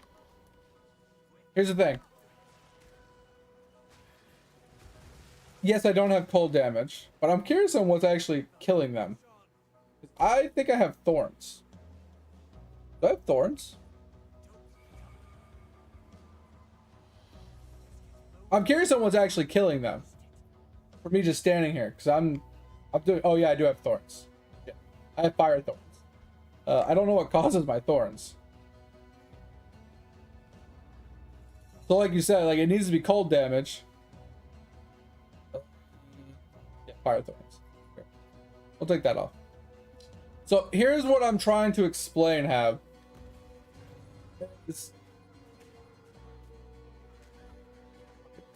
Go away. Here's what I'm trying to explain, Ab. If I don't press the skill, it does not proc because they are not taking damage. I know what you're saying. You're explaining what you're trying to explain 100% right. The thing is, you're not listening to what I'm trying to say and understand what I'm saying. This is the disconnect we're having, right? So what I'm trying to explain is in the video, he is dodge rolling, right? He's walking up to mobs and they're dying. From what you're saying is the explosion is happening because he's wearing the ring, that all it needs to do is chill them on hit. So he has to hit them to cause a chill effect, and they can explode, not being frozen, but being chilled because they took damage from cold damage. It chills them, which causes them to explode from Herald of Ash, or Herald of Ice. I keep saying Ash, I don't know why. The Herald of Ice is what's doing the big cascade explosion, because when it explodes, it does damage to things around it, which then chills them, which causes them to explode and chain react and causes a big explosion. I get that. I understand that. What I'm trying to say is it doesn't happen unless he uses a skill or something that causes damage, right? And you're trying to tell me earlier, trying to find the message. So any damage can proc the Herald of Ice. I understand that. But what I've been saying this whole time is, what skill was he using to proc this? And you were saying Herald of Ice. But Herald of Ice can't proc it. Right? Something has to be used first, whether it's an auto attack, whether it's thorns, whether it's retaliation from the shield block like this. Sorry. Oh. I gotta get closer. Hold on. Whether it's this. Oh, I don't think I can do it with this guy actually. Hold on. Let me. Oh. Yeah. That shield block that I just did. Right? Whether it's the shield bash from blocking. That. Whether it's that or thorns or actual ability that hits, Herald of Ice cannot explode and do damage. It doesn't just organically happen. As you can tell, nothing's happening to these guys. Yeah, I don't have cold damage, so Herald of Ice isn't doing anything. And you were 100% right about it. It has to have cold damage to apply the chill to apply the explosion. I could fix that. I'm not going to, but I could fix that to prove it and show it. But the whole disconnect here is purely, you're getting frustrated because you say you can't explain the mechanic. You've explained the mechanic. I understand the mechanic. I've even explained the mechanic back to you, and you still are saying you can't explain the mechanic, because all I want to know is what was causing the initial hit to cause the explosion. And I think it was the shield raise, because all he's doing is standing with his shield up like this, and things are dying.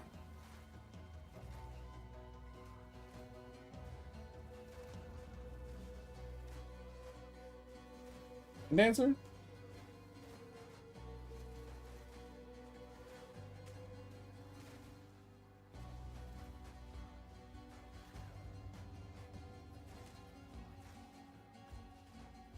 But Wind Dancer doesn't do damage.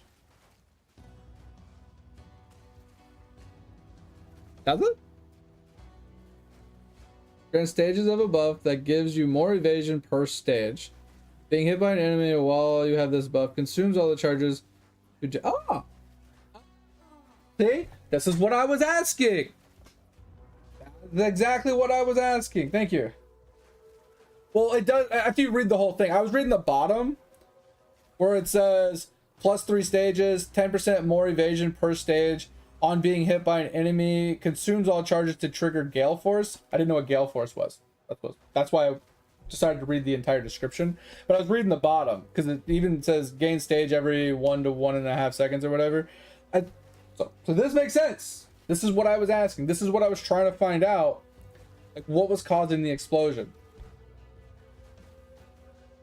Yeah. And that's why when I screwed it over, I was like, Embitter is like supported skills gain extra damage. I was like, extra damage.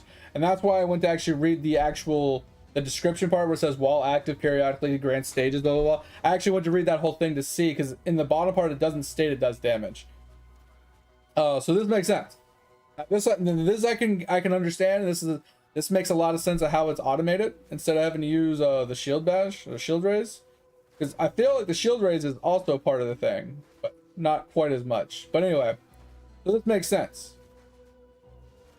The only problem is like, I feel like this can only happen like every 4.5 seconds. Am I wrong on that?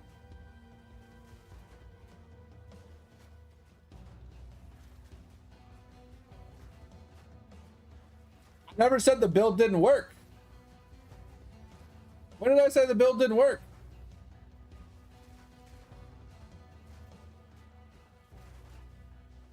Never once said the build didn't work. I was just curious of what was causing these random periodic explosions when he was dodge rolling. Or after he dodge rolled, when he was just standing there. That's what I was trying to find out. I was trying to find out this part here, where he just stands here, and it just goes boom. Like, that's what I was trying to find out. That part right there, that's kind of crazy. I like that. That's awesome. I think that shit's dope. And then he goes right into, you know, that's his stampede into a roll to cancel the animation at the end of his roll. That's his aftershock. That's his roll into another explosion. So yeah, it has to. That's crazy. Yeah, that was his stampede with his aftershocks. And I don't know what that one was. Was that his wind dancer again into a stampede?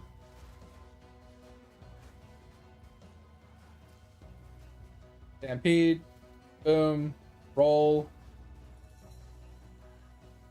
There's his aftershock into another stampede. Roll. Run, run, run, stampede.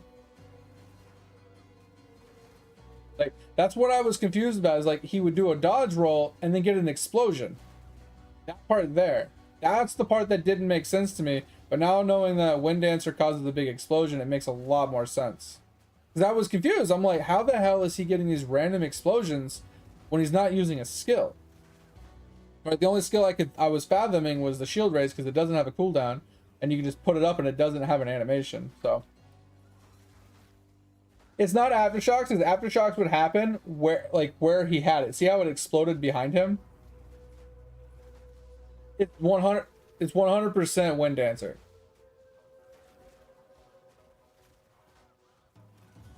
Right? Because aftershock, see how he slams? It's gonna slam behind him again. Oh, that one didn't aftershock. Interesting.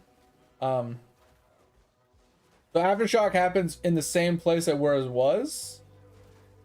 See how it shocks backwards and it shocks down the wave where he went, and then his last slam shockwave the second time afterwards. That's the shockwave. That's the aftershock. The aftershock happens where it was. Like that, his slam aftershock at the end is as well. It doesn't happen where he is, and that's why I was confused. Because aftershock, see how it exploded on the side of his screen a second time after he ran away? That's the aftershock itself. So it wasn't his aftershock. It's the, yeah, you're right. It's the it's Wind Dancer for sure. Wind Dancer specifically is what's causing it. Which, like I said, auto procs Herald Device, because he has, you know, the embitterment and like the cold attunement and cold pen and stuff. Like, he's doing cold damage with this explosion, which is causing this to cascade the entire screen, which is really sick. I really like that. That's really cool. But like I said, the reason I bought the thing is because the way you were getting annoyed because you weren't explaining it, right? Or you thought you weren't explaining it. I was reiterating the mechanics of what was going on, and you were still fighting me on the mechanics, even though I was literally reading you back what you were writing. So it didn't make sense why you were fighting me on the mechanic of the fight and saying you couldn't explain it, even though I was literally verbatimly reading you what you were writing, which was kind of funny. But that wasn't what we were what I was even trying to discuss. I was trying to discuss what was causing the explosion. You finally gave me the Wind Dancer piece of information. You might have said it before, but I might have missed it. But I couldn't figure out what was causing the just outright explosions when he wasn't using abilities. That's all I was trying to figure out. And you were getting all upset.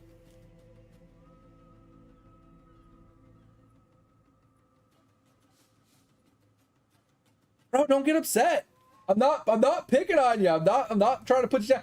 I'm just saying, like, when I bring up something and you are arguing one point and we're having a debate back and forth, you don't need to get so defensive.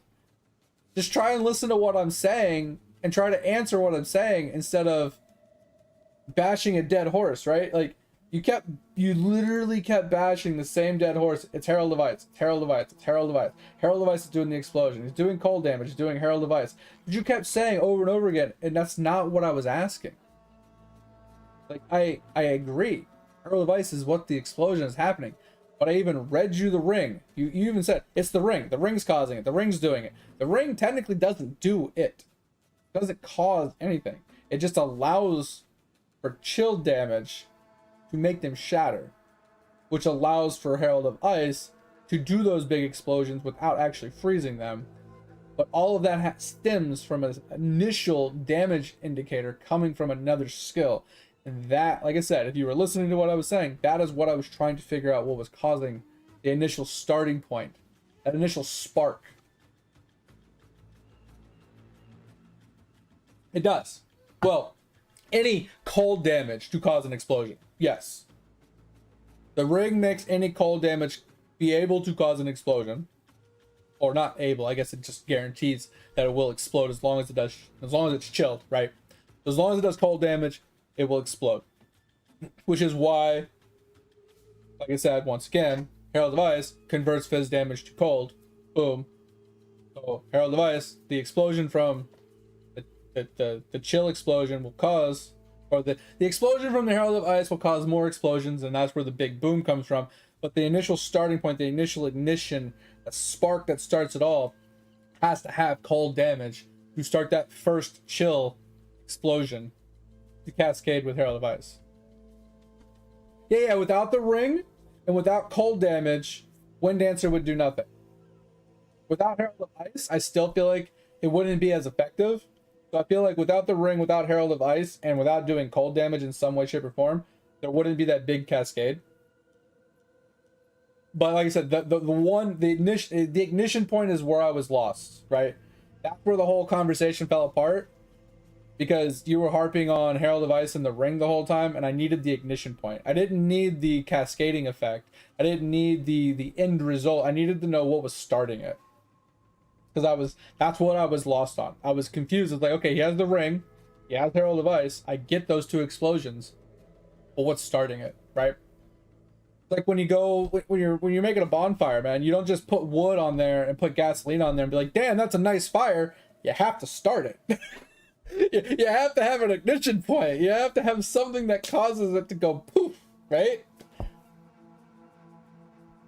That's what I was getting at. That's what I was trying to convey, and it wasn't coming across.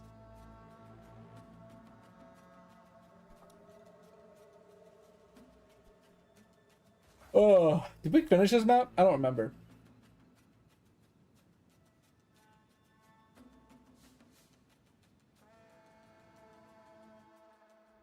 I think this is the deadly boss, right? I put the T15 in here, and this is the deadly boss. Oh yeah. All right, boys, we are about to get absolutely dicked on.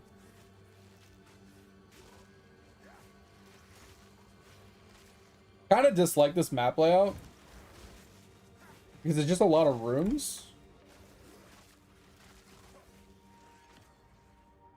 But yeah, like I said, it is a cool build. I do like it. I don't think it's for me because it's, I don't know. Even with the movement speed, and the attack speed for the Stampede looked pretty smooth, right? It was pretty fast. He had pretty good explosions, but I feel like he doesn't spam it a lot because he's waiting for the ancestral boost, the every 4-second ancestral boost. So it's not bad. It's just it's not consistent, right? If there was a way to get it to be ancestral boosted like 90% of the attacks, that'd be sick. But I do think there is something there with the Wind Dancer explosions. Like that really makes up for the lack of spammable Stampede.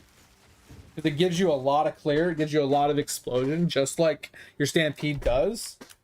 But it's kind of an in between the stampede kind of thing, right? But it's every four to 4.5 or 3 to 4 seconds or something like that.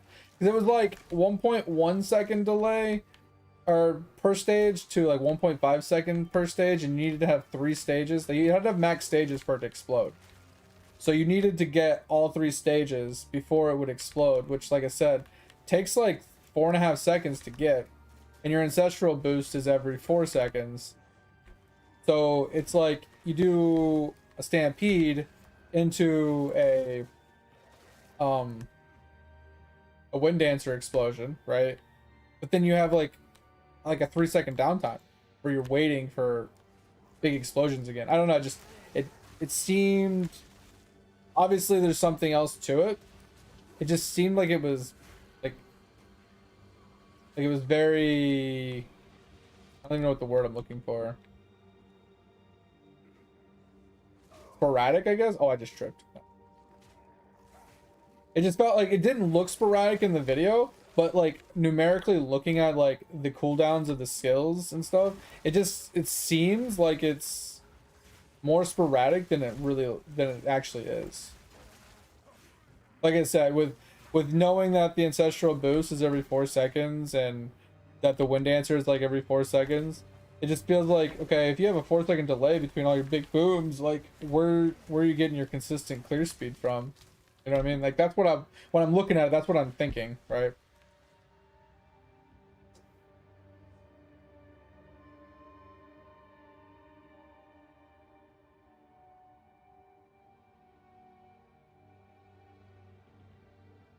Oh.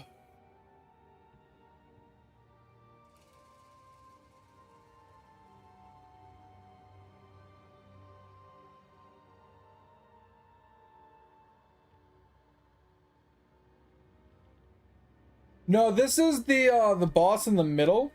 So I have to like come over here. There should be a boss in the middle. This has 2 floors, and it's basically just a square on top floor and bottom floor. Unless it's different than what I'm thinking it is. I thought that's what this was. And also, like, man, like, I love you being here. I love the conversations. I love talking about builds with you. But I definitely dislike the passive aggressive banter sometimes, where you're just like, sorry, I don't know everything about everything. Oh my god, I'll just shut up and not talk about anything until I know everything about everything. Like, that passive aggressiveness is unnecessary. Like I said, I'm not calling you out. I'm not trying to be a dick. I'm just asking questions. And then, like I said, you get defensive when you don't know the answer to something, or when you don't think I'm listening to what you're saying. You get defensive. You're like, well, I don't know how else to explain it to you. I've already told you like 30 times, like, this is how it works. But like I said, the problem isn't so much that you're not explaining it properly. It's, I'm asking a specific question and you're not giving me the answer, or I missed the answer, right? Like that happened the other day. We were talking about something and you gave me the answer, but I missed it in the text, right? When you wrote it, I missed it or I misread it, right? Specifically. And that's where a lot of our disagreements come from, is either A, I'm reading what you're writing incorrectly, or B, I'm asking a specific direct question and not getting an answer to that direct question. Specifically, like today, I wanted to know what the ignition point of the thing was. You eventually found it and told me, because I was missing it, because I didn't know Wind Dancer did damage, right? Once again, I don't know anything about the game. You know a lot more about it than I do. But you found what I was looking for and you gave me the answer, right? Because that's what I was complaining about. I was like, I don't understand where the ignition point's coming from. And then at the end, after I sat down and explained it in even more detail of like what exactly I was asking, you're like, oh, it's this. And I said, I looked at it, I was like, oh, shit, yes it is. Thank you. That's what I was looking for. And then you still hit me with that passive aggressive, sorry, I don't know everything about everything, but one of these days, it's unnecessary, right? Hey, give me a second.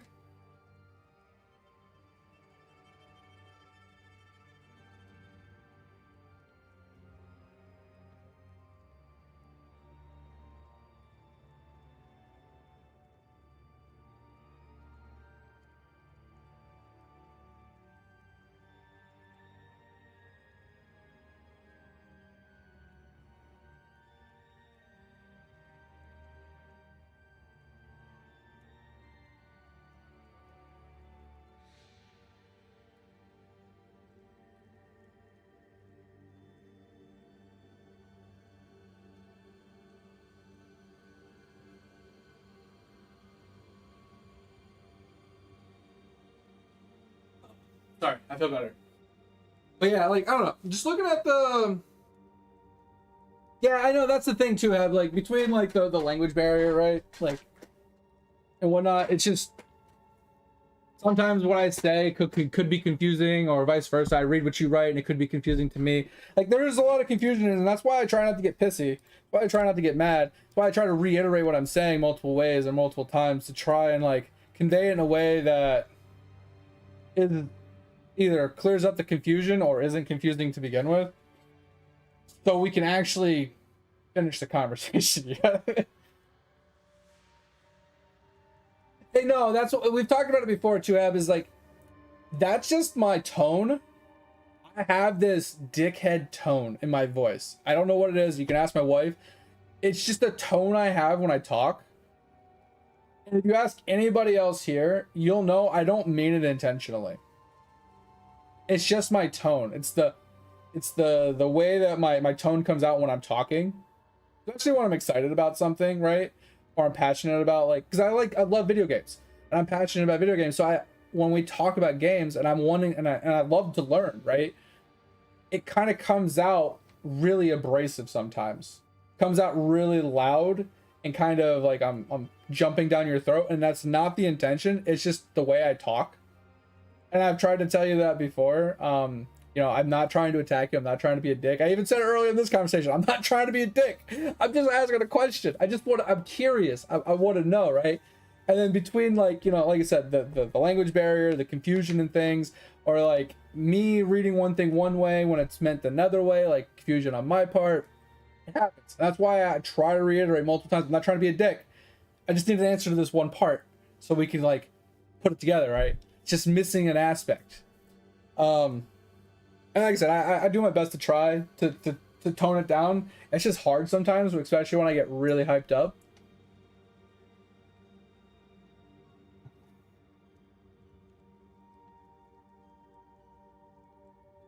But the boots?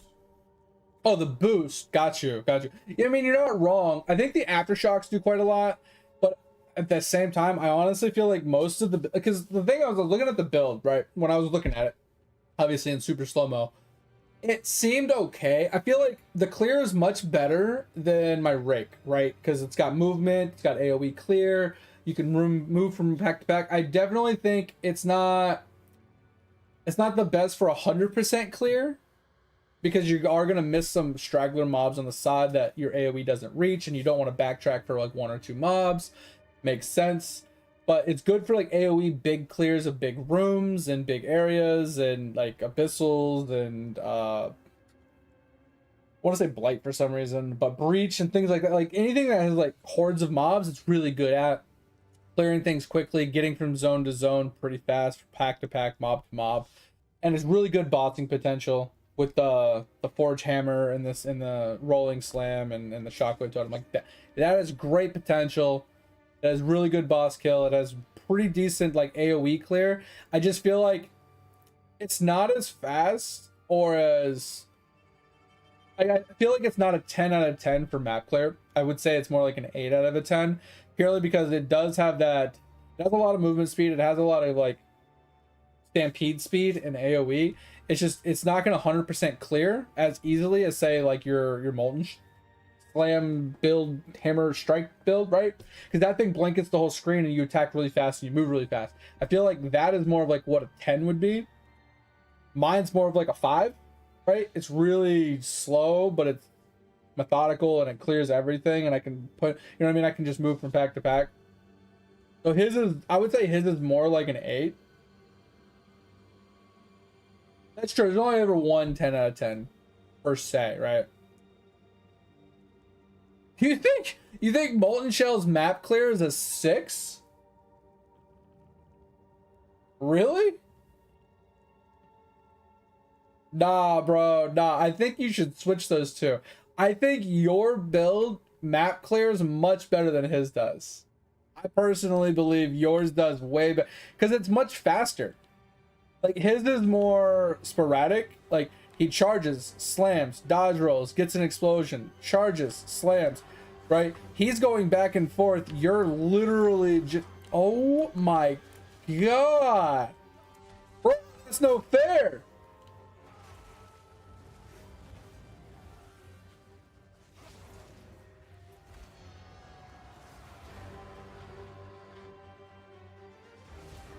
That was no fair. It almost killed me.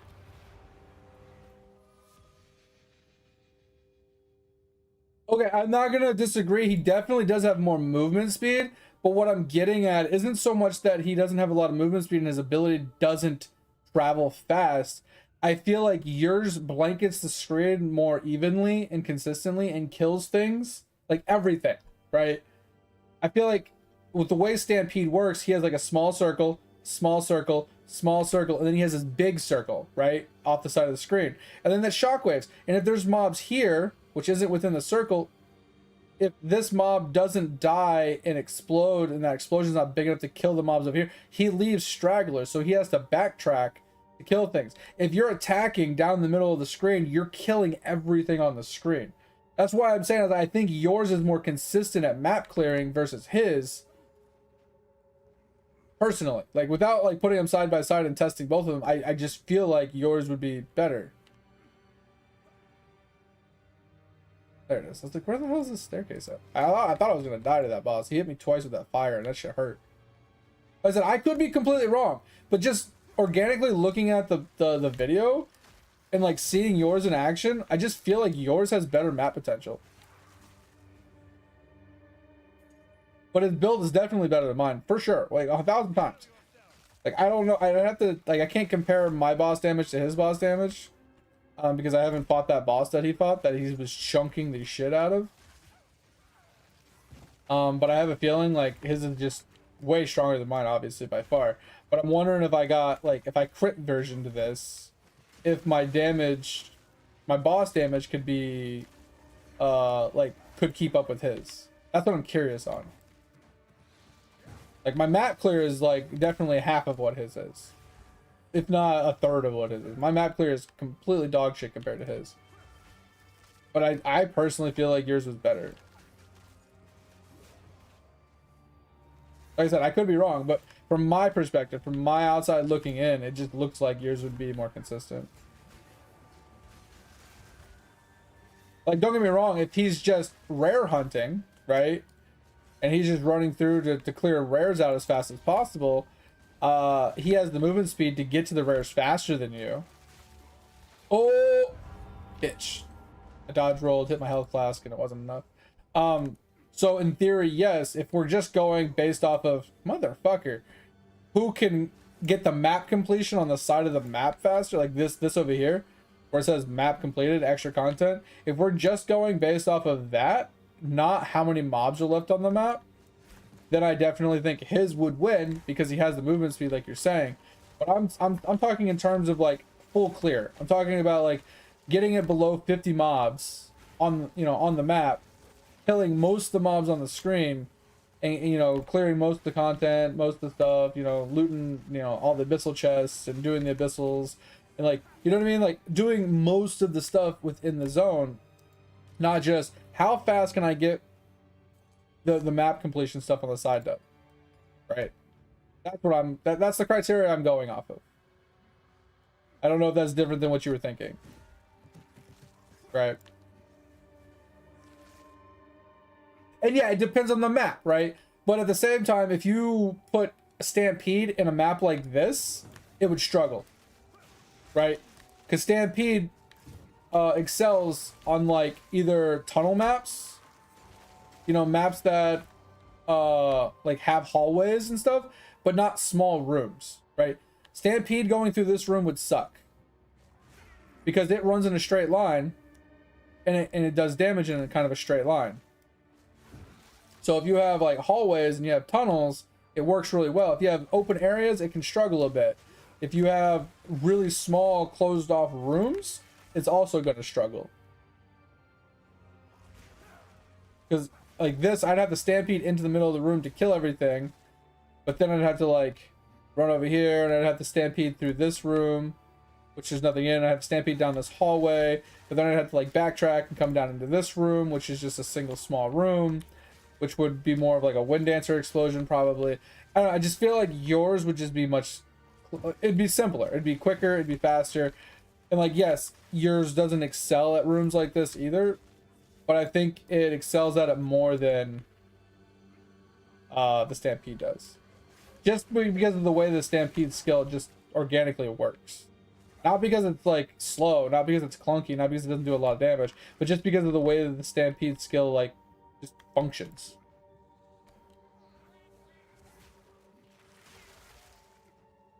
But I would definitely say though, your build does get stuck on a lot of things in small maps like this. Like you get stuck on the doorways, you get stuck on like, you know, the furniture. Like it does pose its own problem for your build. But I'm not saying like you're gonna win every time. I'm saying if we compare the averages of your run versus the averages of that run, right? With obviously same gear type of style, right? Same investment, quote unquote. I think yours would just come out on top slightly. That's why I said I would call yours like a 7 or an 8, and I would call his more like a 7 or a 6, right? It's not that they're much different.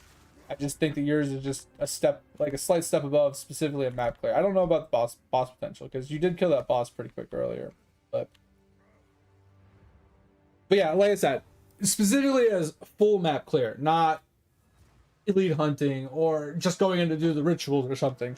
Like I said, if you're speed farming to a specific location to do a specific thing, yeah, definitely his would win every single time, because he has so much movement speed, for sure.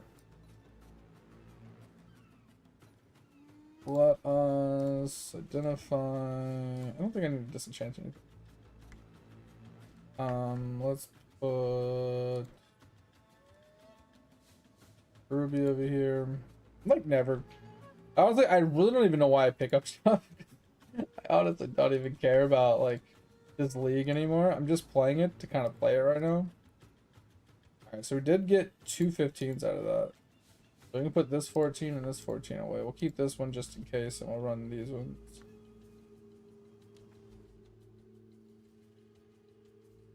Oh yeah, there's definitely builds that are much better, for sure, Hap. There's a lot of builds that are much better at the full map clear, and I'm not arguing that in any way, shape, or form. I'm just saying that, like, from the ones that were, like, from the builds that I've seen you play, from the builds that I've played, from the builds that I've, like, some of my friends have played, and the ones that we were looking at, like, I was just giving a quick comparison to, like, his looks good, but once again, I feel like from the builds that you have right now, I feel like your Molten Blast would just be better. Like, if you're gonna play a Titan and you're already playing a Titan, right, it's one of those, why play a build that is of a, you know, a lower quality than a build that you can play with the same exact character but get more out of it, right? For example, why play Stampede when you could just play Molten Strike? Right? Like, that's what I was getting at. That's what I was kind of curious on. I'm curious about this. The Nameless gather at the edge of the entrance. I kind of want to run this map. Go here. Let's run this 14.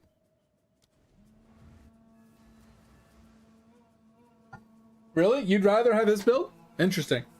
I don't know. I guess I'm biased because I've tried Stampede. Semi-tried Stampede, I guess is the best way to put it. Where I used the ability a couple times. And I tried stacking attack speed. I tried stacking, you know, area. Just damage in general. And it just didn't feel good. Like, it's not that it was bad. It just, I wasn't enjoying it. I didn't get any joy out of the skill. And like I said, I got annoyed with constantly being body blocked. And not being able to, you know, traverse. Right? I'd cast a skill and my character would just run in place. But then I'd see your character, and with how many attacks per second he has, yes, he gets stuck on things, and yeah, he has a little bit of a problem traversing the map a little bit, and sometimes he gets stuck on mobs. But it just felt like you didn't have too much problem continuously moving, right?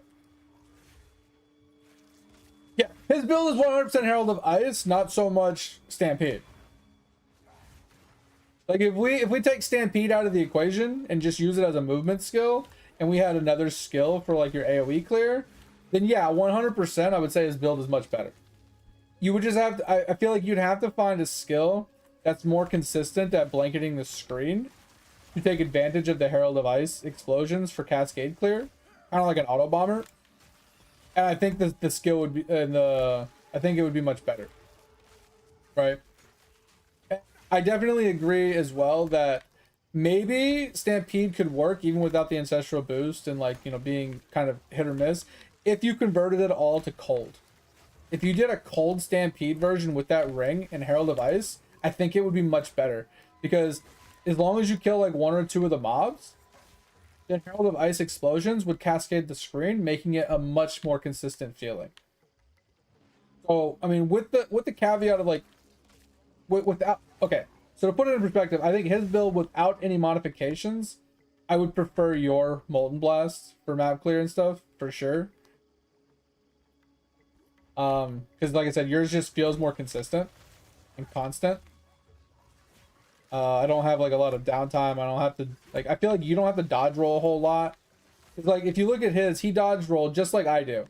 Every time he casted his Stampede, he dodge rolled. Every time he got an explosion, he dodge rolled. Like, he dodge rolls a lot to reposition near mobs or closer to mobs, or to get into a sprinting position to, you know, to move to the next location, right? So he dodge rolls a lot. And I feel like you don't have to do that a whole lot on yours because of how much attack speed you have. So it's just simpler. It's quicker. It's not, it doesn't have as much movement speed, but I just feel like it's more consistent and constant versus dodge roll into a sprint, into you know, Stampede, into Wind Dancer explosion. Like, you know what I mean? There's a lot more going on. Like, I like simple builds. I like builds that have a couple buttons and I don't have to like weapon swap. I don't have to like do anything crazy. You know, I mean, yeah, you have a weapon swap for your boss potential. But I mean, like, I want to just be able to spam ability, spam a skill, you know, speed run something in a way where I don't have to like click 5,000 buttons to do decent damage. And not that he has to do that on Stampede, but there's a lot more going on, right? Stampede into dodge roll into, you know, another Stampede into a rolling slam into, you know what I mean? Just like, there's a lot more going on. When in reality, like, I think your character is just, you just hold down a fucking button and you just smash the screen. But like I said, I think if you actually took a time to maybe edit his build slightly, like I said, I think if you leveraged Herald of Ice a little bit more and took more advantage of ice damage on more skills, so that you weren't reliant so heavily on like Wind Dancer procs and like the Stampede aftershocks clearing, or not aftershocks, but Stampede ancestral boost and aftershocks clearing the screen. Because like we were saying before, as long as you're doing cold damage, you're causing chill, and if you kill something that's chilled, you get that explosion from the Herald of Ice, right? So what I'm curious on is, like, unless he has cold damage on his weapon, which I didn't fully dive into his gear and stuff, right? Couldn't you take advantage of like added cold damage to attacks on like your weapon and possibly go that route like he did with the Wind Dancer, doing like cold stuff and stuff like that on support gems, making his the Stampede actually do cold damage instead, taking advantage and leveraging the Herald of Ice explosions more? Because if he's doing that, then I mean, obviously that's slightly different than the way I was envisioning the build operating. Even though I watched it, I didn't really notice if there was explosions from the more explosions than what the explosions were already happening from the Stampede. But that would make that would make it more consistent, for sure.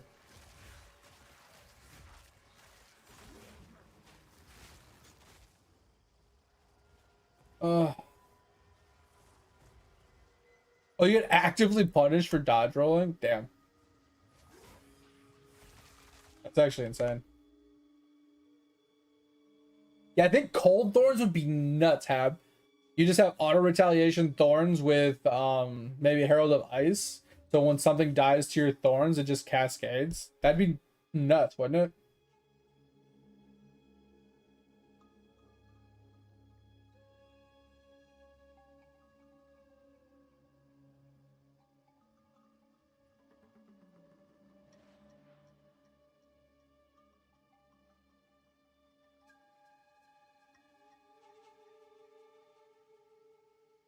Oh yeah, flat cold on gloves. Okay, that's what I was curious on.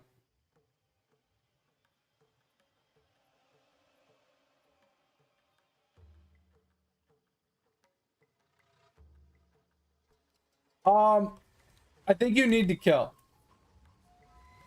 because all the ring says is chilled enemies can shatter, and that's from the Herald of Ice aspect, right?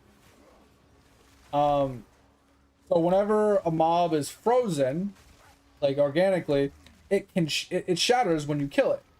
But the ring just says they don't have to be frozen to shatter, right? They chilled enemies can shatter, but it has to be killed. You have to kill it while it's chilled for it to actually shatter, which is where the damage comes in. You have to do enough damage to actually kill a chilled mob to get it to shatter, and then that shatter allows for Herald of Ice to cascade. Right. So Thorns would allow you to apply chill. So at that point, it wouldn't matter what damage you dealt to it because it was already chilled by the Thorns. But it's best if you had enough Thorns for them to just die outright from hitting you, and then it would just cause an explosion, which would be sick. It'd literally be an auto bomber.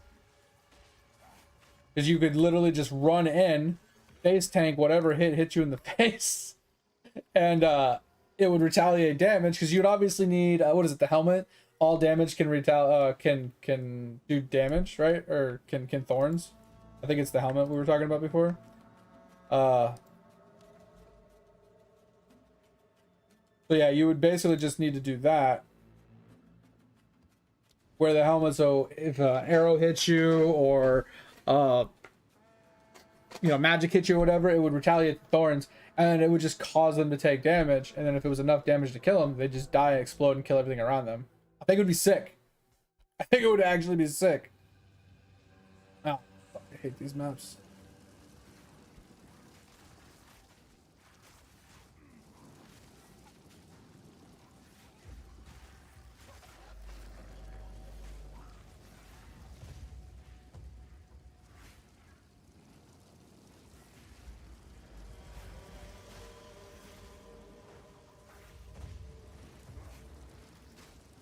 At least that's my understanding of how the freeze and chill and all that works, right? From my understanding from PoE1, like they don't just shatter just because they got frozen. They don't just shatter just because they're chilled. They shattered because they died while they were frozen, right? Like they have to actually lose all their HP and die for the shatter to actually take place. Like I said, that's my understanding of how it works. Could be wrong. 100% could be wrong.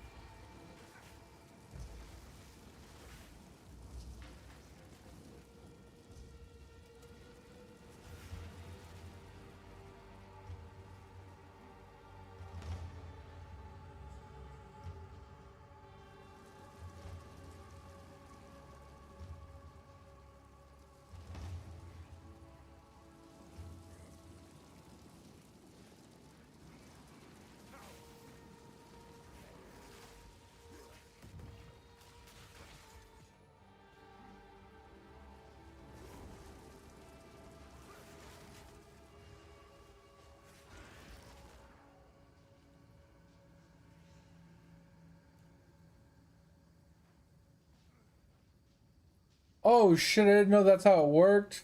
Oh, bitch fuck, bro. That's dumb. I thought I could fully clear the map. I didn't know I had like a certain... I didn't know it was actually like Wildwood. Ah, okay. Now that I know.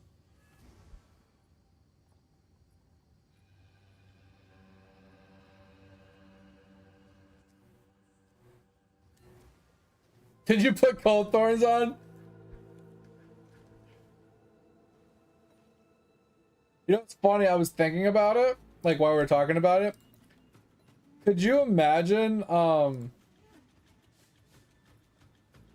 leveling with cold thorns with ice, Herald of Ice, like relatively early? I feel like that could be kind of cool.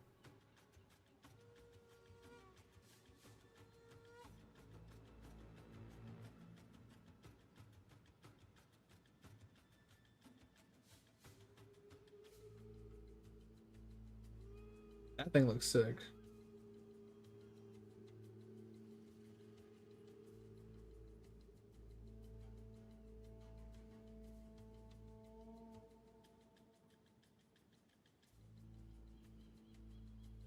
I was just trying to think of like new ways to like level my characters that makes things easier. Like something just super simple, super fast. Yeah, like these were omen altars. Like they're okay. But, like unique map, unique map, unique map. Like these are cool.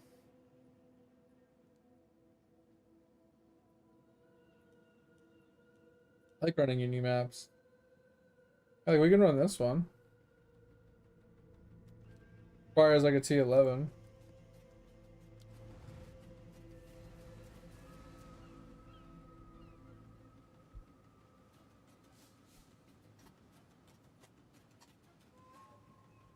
Oh yeah, so putting the cold damage on attacks, so your blast just has a chance to chill.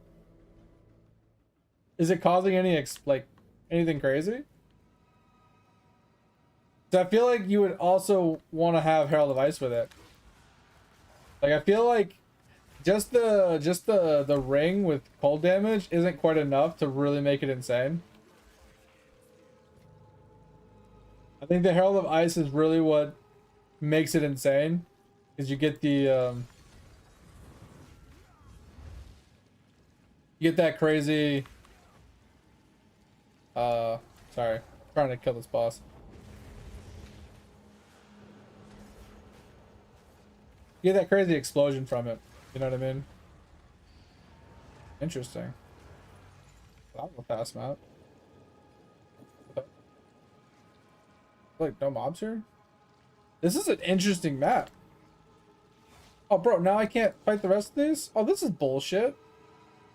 Ran right into the boss and now I can't do any of the... That's fucking dumb. Why put the boss in the front of the fucking... the instance of... Oh my god, that's so dumb. What? Really? Oh, that's sick.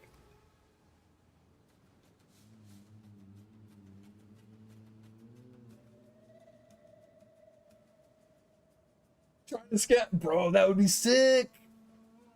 That's what I'm saying. Like, seeing that build kind of sparked that interest of like, what could we use instead of Stampede? That's kind of what I was getting at, right? Like, it's cool, I like it, but what could we use instead of Stampede to get consistent clear? Because, like you were saying, the majority of the build is Herald of Ice explosions, you know, being triggered by flat cold damage and the ring. Right? So using flat cold damage and ring on another build, what skill could we use to really like harness that and take like hell of advantage? You know what I mean? Ooh, Copper Citadel?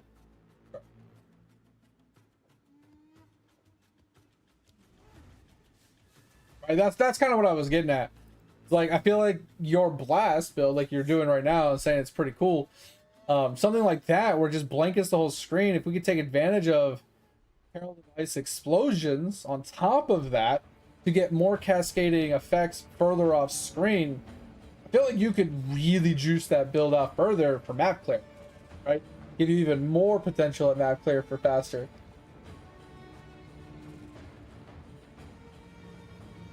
Obviously, other skills might even be better, obviously, you know.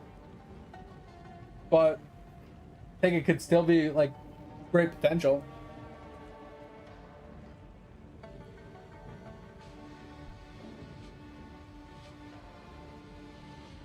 I'm almost wondering, Hab, if shield charge could be a thing. Right? Because shield rush or whatever, it goes in a straight line. But if you have enough movement speed, cast speed, attack speed, cooldown reduction and stuff so you can spam it, like charge, charge, charge.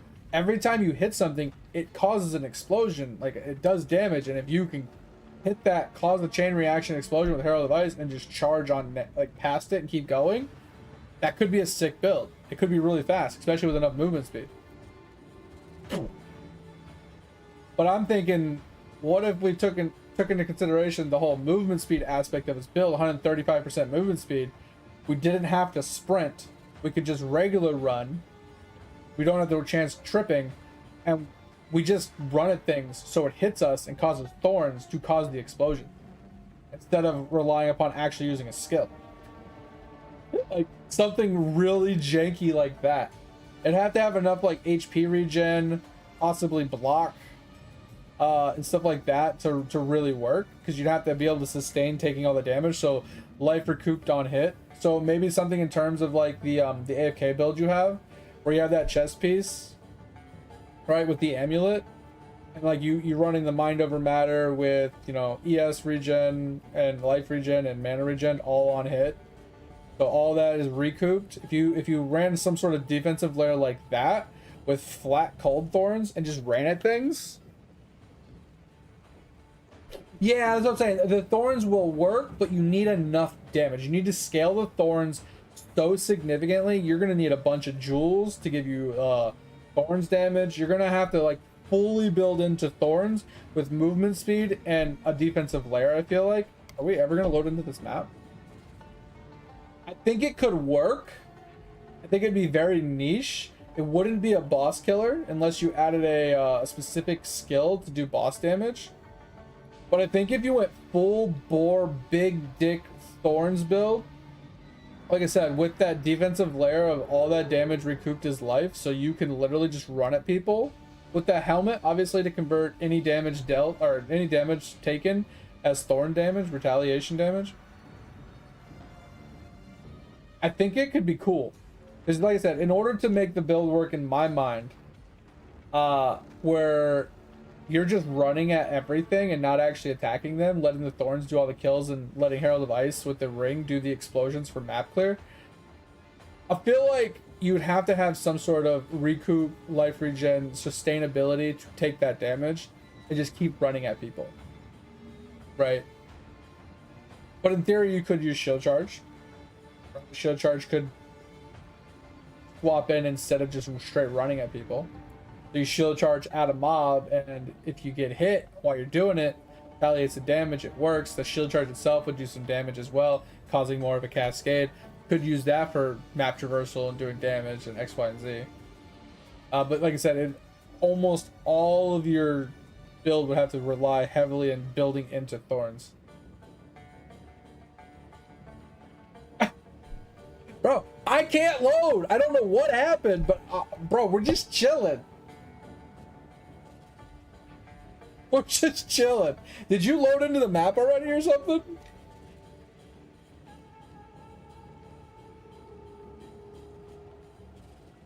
This is crazy. This is actually crazy. I might have to close the game and reopen it.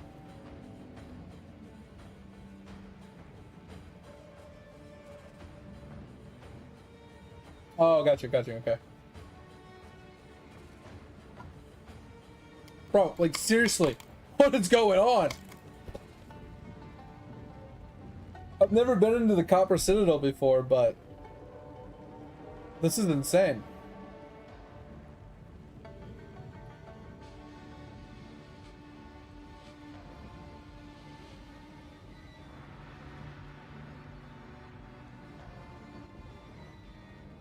I Almost makes me want to try it, Hab.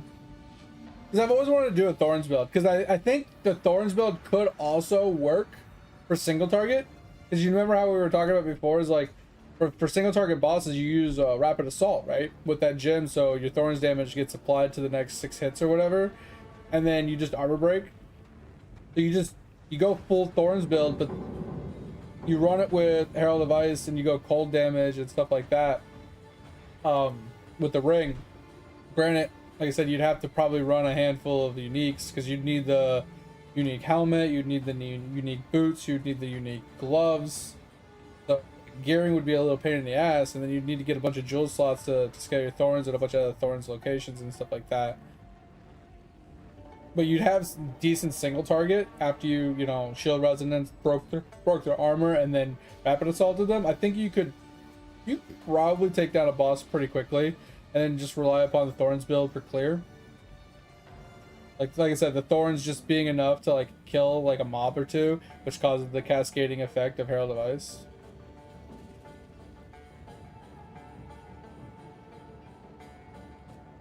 Yeah, you're not wrong. You're not wrong.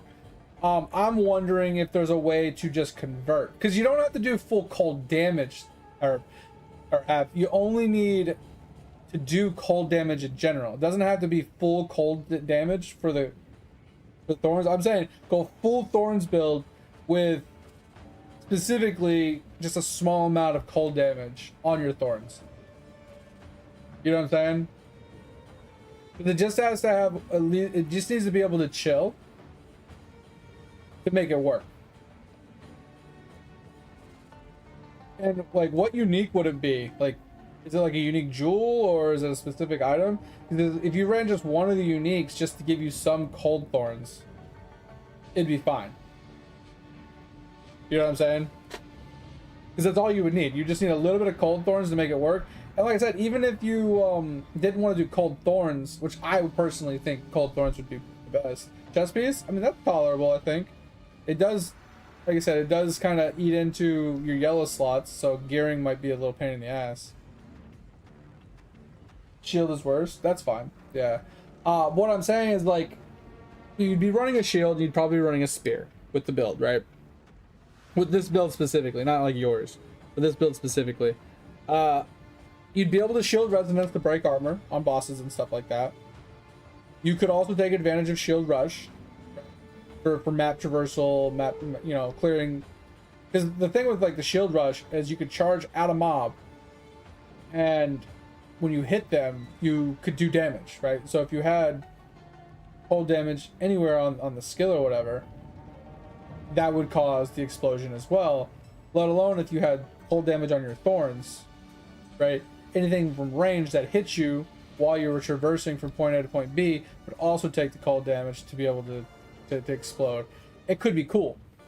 Bro, for the love of God, let me into the goddamn game! Holy shit! Alright, we're gonna close this and try and reopen it, because that's ridiculous. How long were we sitting there? Like 5 minutes? Like, that was ridiculous, was it not?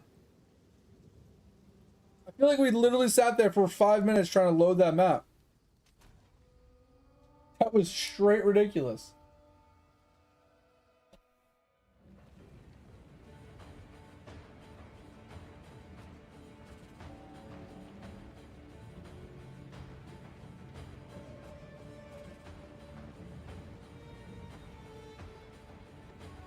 And I don't want to like waste the portal because I don't know how hard the map's gonna be.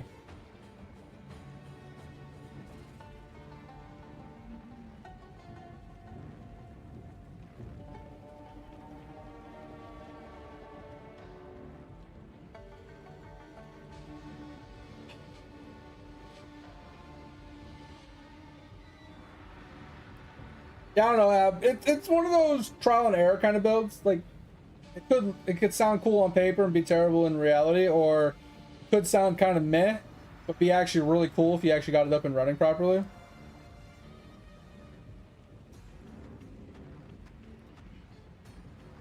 What does Google have to say about this map?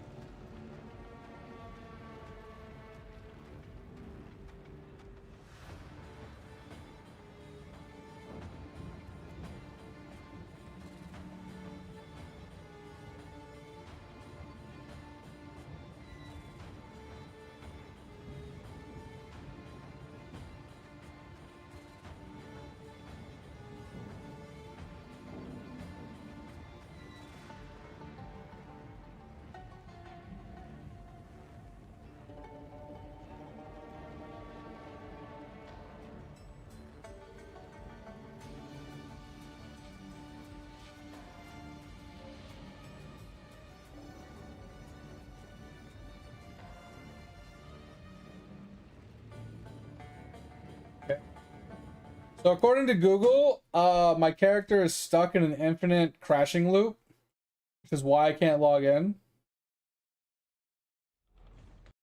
It says log into a different character if you have one, and then try and switch back to that character.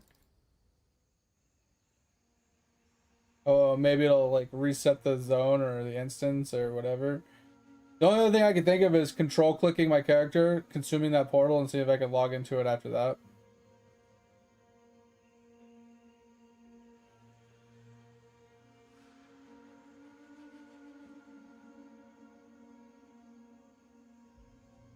And if none of that works, trying a different gateway could help. Look, I think I'm stuck here too.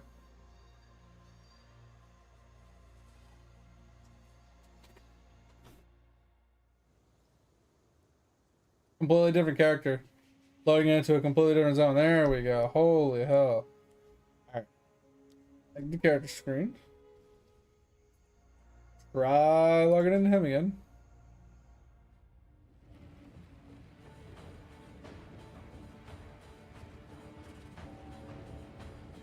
Alright, give this like 5 minutes. That's it. I wasn't even in the town. I was in one of the zones. Pretty sure. I could have been in town though, I don't know.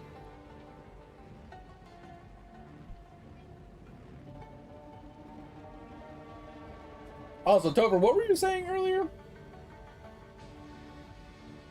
What if you had a belt that had cold thorns? You're not wrong, Topher. Not wrong.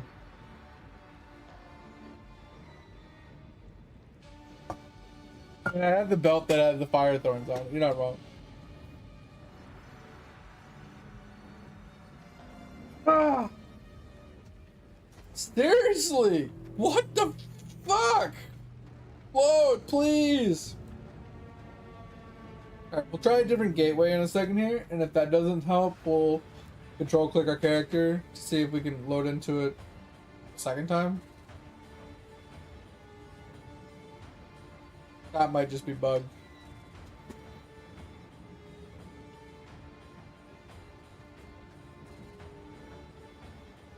Alright, give it one more minute.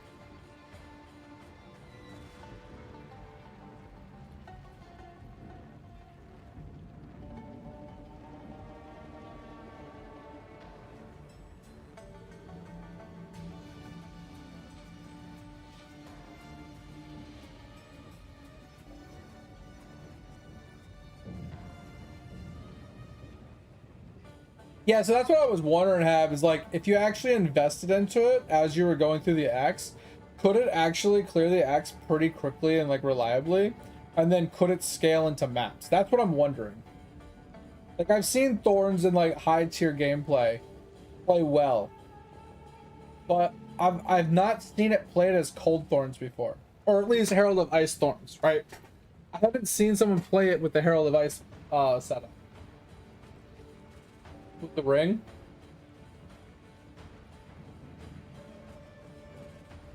They're running the ring, Herald of Ice, and full Thorns. I don't know. That's what I'm wondering. I'm wondering if it could scale well into the game, specking into Herald of Ice for map clear.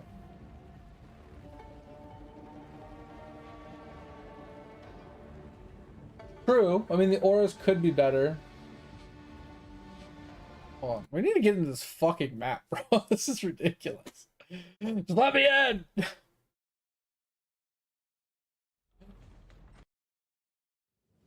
we change gateways? I don't even know how to change gateway.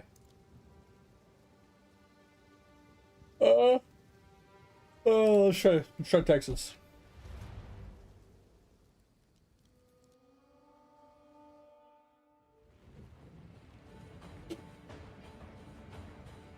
But you're not wrong, like, there could be better options, and that's why nobody does it. I don't know. Just trying to think of, like, a unique way of using the Ice, Herald of Ice and Ring combo. It's like, there's definitely good ways to use it, for sure.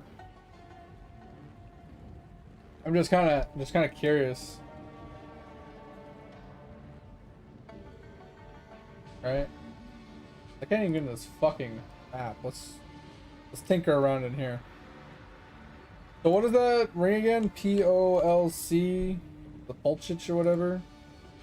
And then Herald. I don't know what's about Herald. Oh, there it is. Almost all of them use that, right? Oh, not the main skill though, right? Is it the main skill? Do it this way. Remove it from main skill. There we go. So this guy is using it on Primal Strike. So Primal Strike seems to be like juicing right now. Ice Strike, Thunder, interesting. You know, that's really interesting that it's a Titan with 1 HP. That is an interesting idea. He went CI Titan. Interesting. Hammer of the Gods, Thunder, Leap Slam, Ice Strike.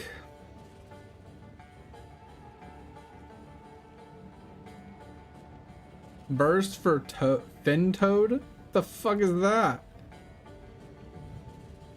Huh. So nothing crazy. This one's just straight up crossbow shot. That's kind of hilarious. On a Titan. So yeah, a lot of it is like, it seems like Primal Strike and like ice skills, like Ice Strike, Ice Shot. Is Primal Strike kind of cool?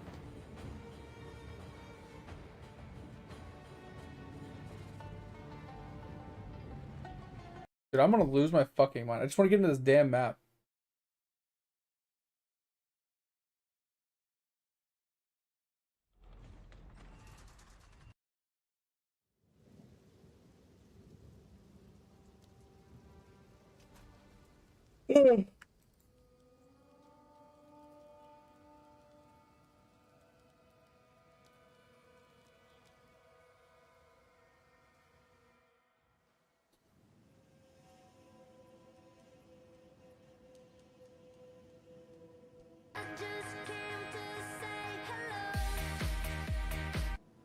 Yo, what up, Thor? Alright, I got to my map, or to my fucking hideout again, so. Jesus Christ. Yeah, I wanted to test this. I've never seen the map. I wanted to go and check the map out and try the boss.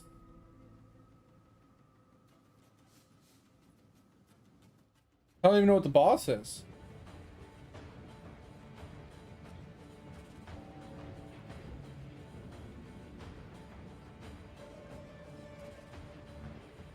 Well, that was what I was saying. I tried everything else I could think of, and then I was like, "Fuck it, I'll consume the portal and try and log back in." And I think the map's just bugged.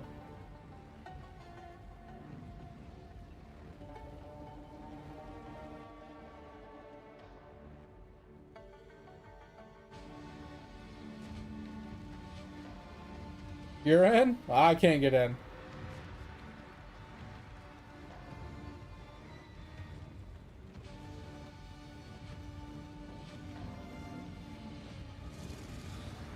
I hear stuff.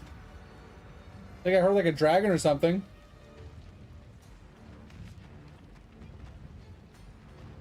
I heard a dragon or something. Yeah, I hear a dragon.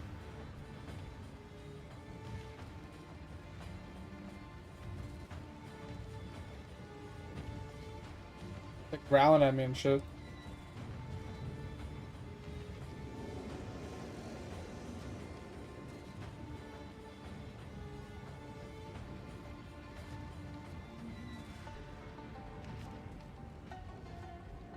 It just turned? Bro, my hand's not even on the keyboard.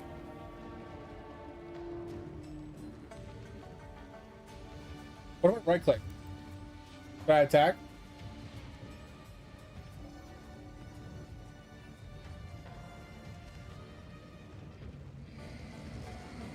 What about dodge? I dodge roll. What happened when I dodge roll?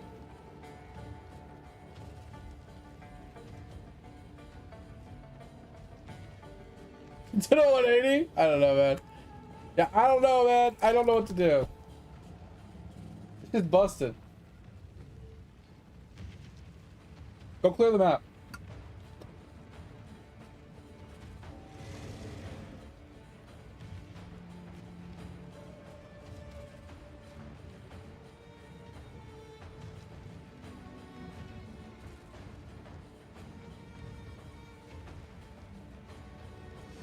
It's just funny that you can load in and I can't.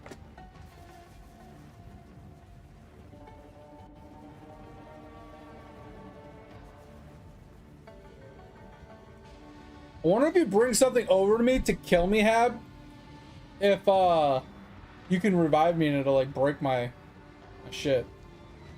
Like it'll like unfuck my loading screen.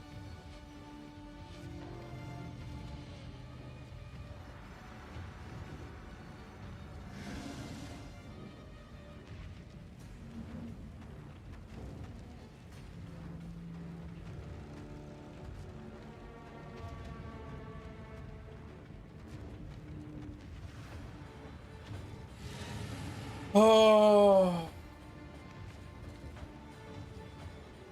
I mean, so Thor, we talk about this all the time. You're not wrong. It is an early access, but at the end of the day, early access almost doesn't mean anything nowadays because people leave games in early access for 10 years.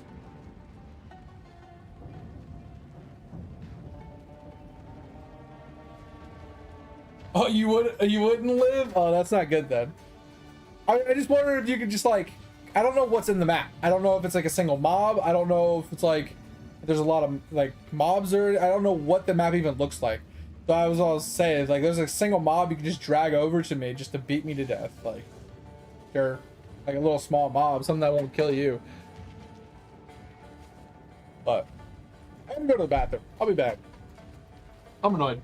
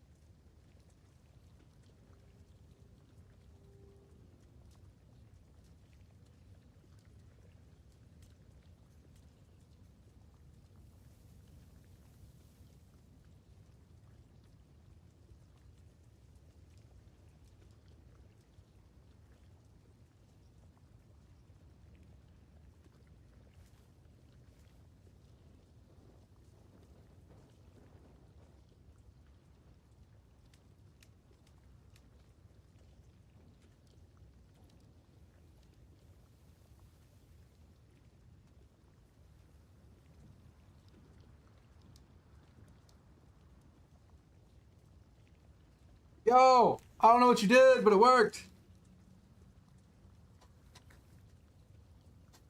Hey, let's go. Sorry, I was playing with my cat. I got sidetracked.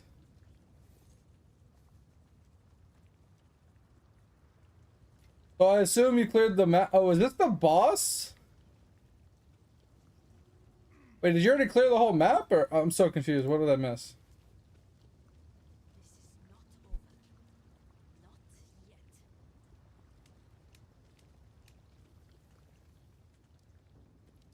Um, what did I miss?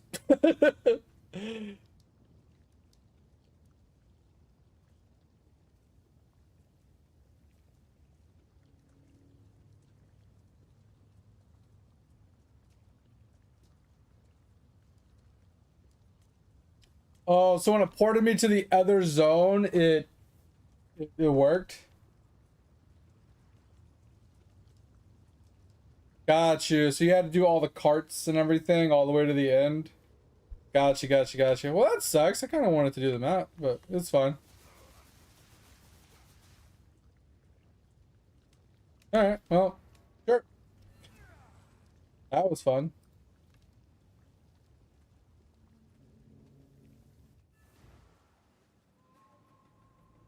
That's ridiculous, bro.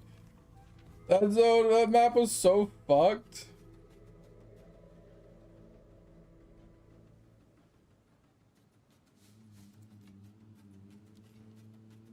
Well, thank you for clearing it. I appreciate that.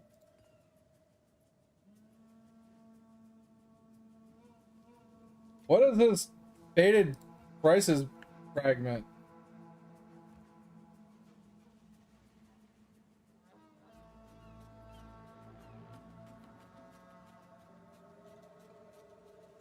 Interesting.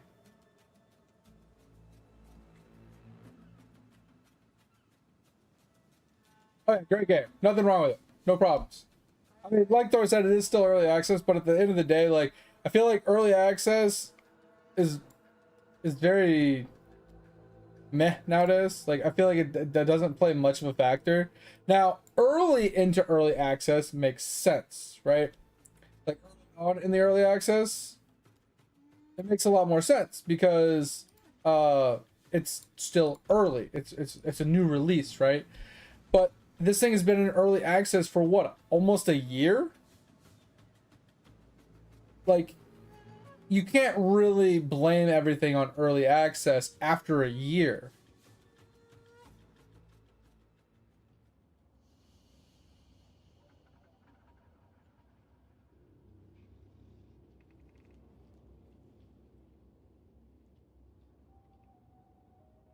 Would you like a cup of water?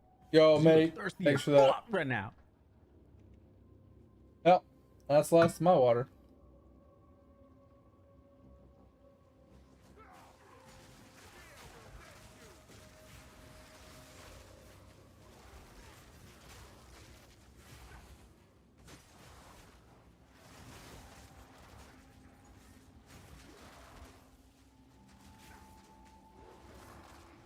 No, not Temp Chains map again.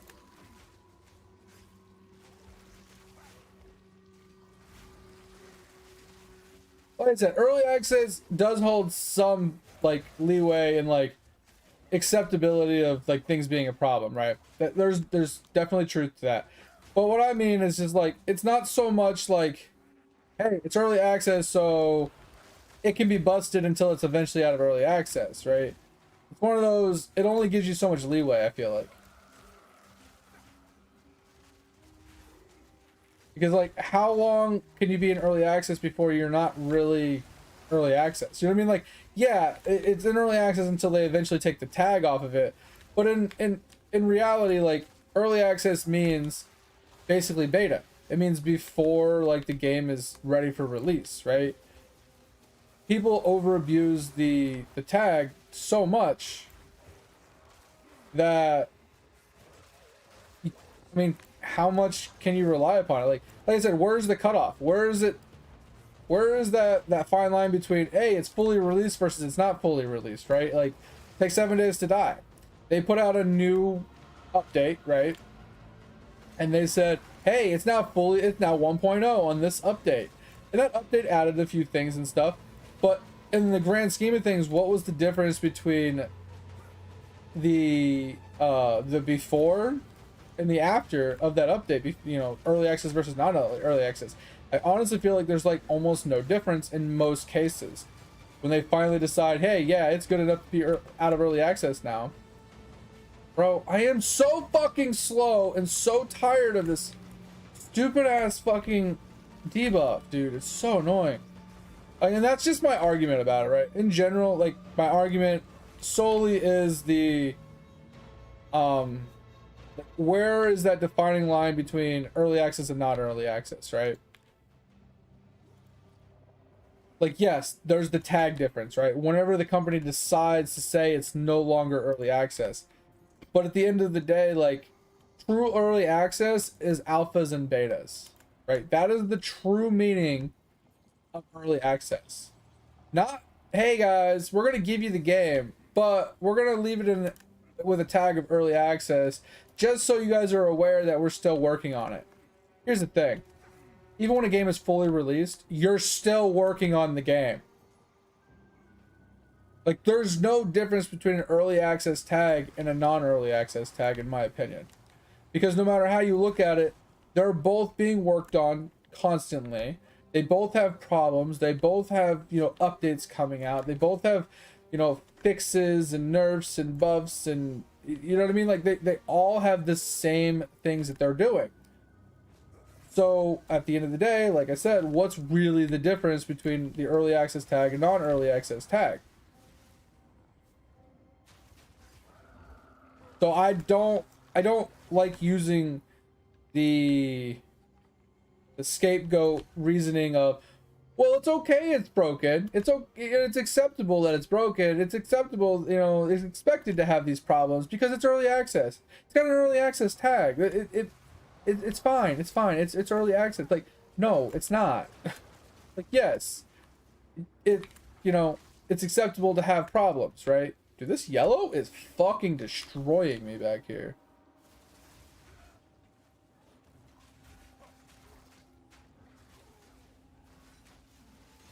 Jesus. Well, that holds true with any game, though. Any game, it's acceptable to have problems. It's acceptable to have bugs. You know, it's acceptable. Oh my god, you got deleted by something in there. You know what I mean? Like, it's acceptable. It's fine. There's no problems with it. You know, WoW has problems. RuneScape has problems. Fucking Guild Wars 2 has problems. Final Fantasy has problems. Every game has problems. And I'm not saying that it can't have problems. I'm just saying, let's not just blame it on being in early access. It's not an early access problem.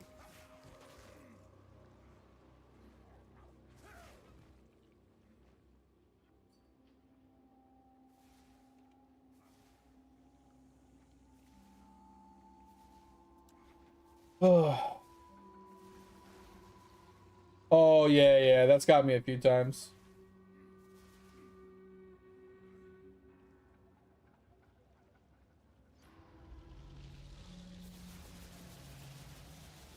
So, since you don't have a lot of cold damage, you're not really seeing the explosions like you were hoping for? Or is it more, you're not really seeing the explosions because you're killing everything anyway?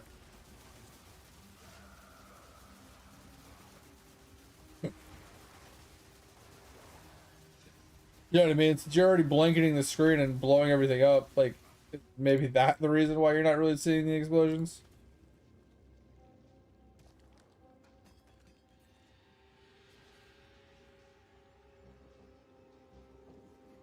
I did get the beacon. Not here. I already clicked it. Yeah, that's what I figured. Since you're already blanketing the screen and killing everything, I feel like probably why you're not seeing so much explosions.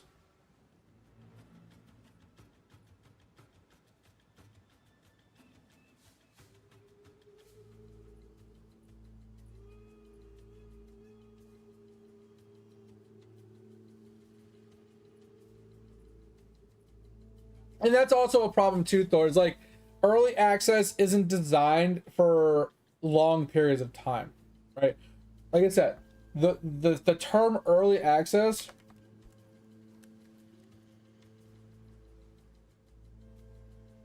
like, just based off of Google AI, right? You are buying and playing a game that is still under development, but is in a playable state. That can be said for any and every game ever made. World of Warcraft is still under development and it is in a playable state, right? Like, 20-year-old game, it's under development. They're constantly coming out with more DLCs, updates, buffs, nerfs, tweaks, fixes, bug crashes, everything. They're constantly developing this game. So, would you call World of Warcraft early access? Right? Like that's the problem. They're using early access in such a generic way that they just put the tag on anything and just leave it. Yeah, 7 Days to Die was in for over 10 years. That's what I'm saying. Like, I can't reliably say that early access is a problem. Like, people that say they won't play games in early access, I just don't understand. Right? But this is what I would consider it more, like, from what Wiki says, right? Early access, also known as alpha access, alpha funding, paid alpha, or game preview. This is what I would expect an early access to be labeled as, right? Things that are test environments. Hey, the game is in a slightly playable state. We're still putting it together. It's not ready for everybody to play it or whatever, but we need people to test it. We need people to come in and try out things, find bugs, find glitches, find things for us to fix before we release the game. That is what an early access truly is at its core. It's not a, hey, everybody in the world's allowed to play our game. You can log in, you can play it as much as you want, as long as you want. You know, it's never coming back down, but we're still developing it. We're still adding to it. We're still making it better. Like I said, that can be said for every game ever made going forward from here on to the ends of Earth. That's the problem.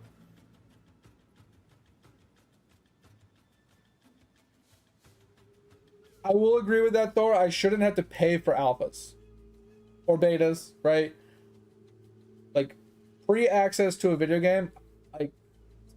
I will say there are certain situations that paying for pre-access is acceptable, but I personally don't want to pay for early access. Right.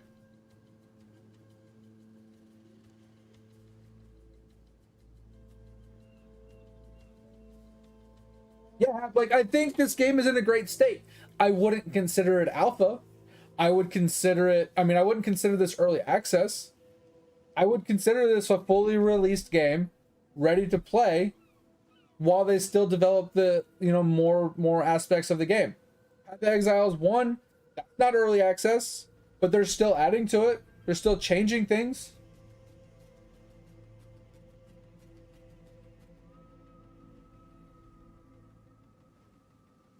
Yeah, there's differences to everything. There's always like the gray area for everything. There's so many factors that go into every decision for everything, and nothing ever quite literally fits every single tick box for every single game or every situation. So everything is always on a sliding scale. But I'm just saying, like, PoE is different than an MMORPG. MMORPGs are a bit different than ARPGs, you know, different than MOBAs, different than FPSs. Everything's the criteria is different for underdevelopment, right? I just feel like, yes, this game is missing weapons, it's missing classes, it's missing subclasses. You know what I mean? It's missing things, and they're constantly developing it and adding stuff to it. But the same could be said for PoE 1. They give us a new league. That's under development. They're under development to making new leagues, to making new uniques, to giving us unique experiences, changing our ascendancies. They got rid of the 3 playthroughs of the campaign years ago to give us 1 playthrough of 10 acts. Like, that was under development. Like, the game hasn't been in early access for so long, but yet they're still developing the game.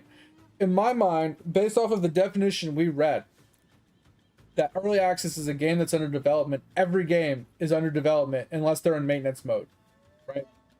Unless they're no longer making content for the game, they're no longer fixing things for the game, it is an early access by definition, from what Google said. Right? And if you don't want to play things in early access, then don't play video games. Because the only thing you can play at this point is Tetris and Pac-Man. Maybe Minesweeper, right? Games that are finite and don't get adjusted. They're just, that is what they are. That is a fully released game. It's never going to get touched. It's never going to be under development. It's never going to be modified. It's never going to be updated. It is what it is. And single player games to a point, though, because single player games do get updates, right? Dark Souls does get updates. They fix problems with core games sometimes and stuff like that. I wouldn't say very often do they actually have any updates. I don't have any specific experience with it because I don't play single player games, but I would assume that if there's a core problem with their game release, if there's a big glitch or a bug, they will send out an update via the Steam launcher to fix some of those problems. I'm assuming, right? But yes, typically single player games don't add content to their single player games without DLCs, right?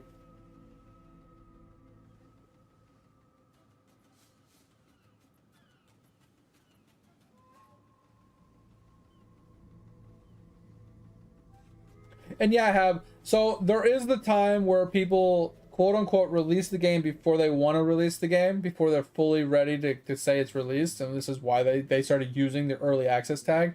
And so usually it pertains to indie game companies that are running out of money, aka Kickstarter funds, to finish the game. So they allow people to buy it before it's fully finished, to play it before it's fully finished while they finish development, so they can refill their coffers to pay the people to continue the development, right? I think that's where it initially started, but it has, the whole give an inch, take a mile thing, people have by far abused this, like way above and beyond abused the tag of early access. We've talked about it many times before that I think there needs to be a hard cutoff on early access tags, that you can only use it for an X duration. Like if you're trying to fill your coffers by pre-releasing the game early so people can play it, you should only be allowed to have your game in early access for like 3 months max, right? Because since early access, in my opinion, obviously I could be wrong, is alphas, betas, and stuff like that. It's test phasing. It's things that get wiped before the game's fully released. It's things that are meant to test certain aspects of the game so it can get fixed before they fully release the game.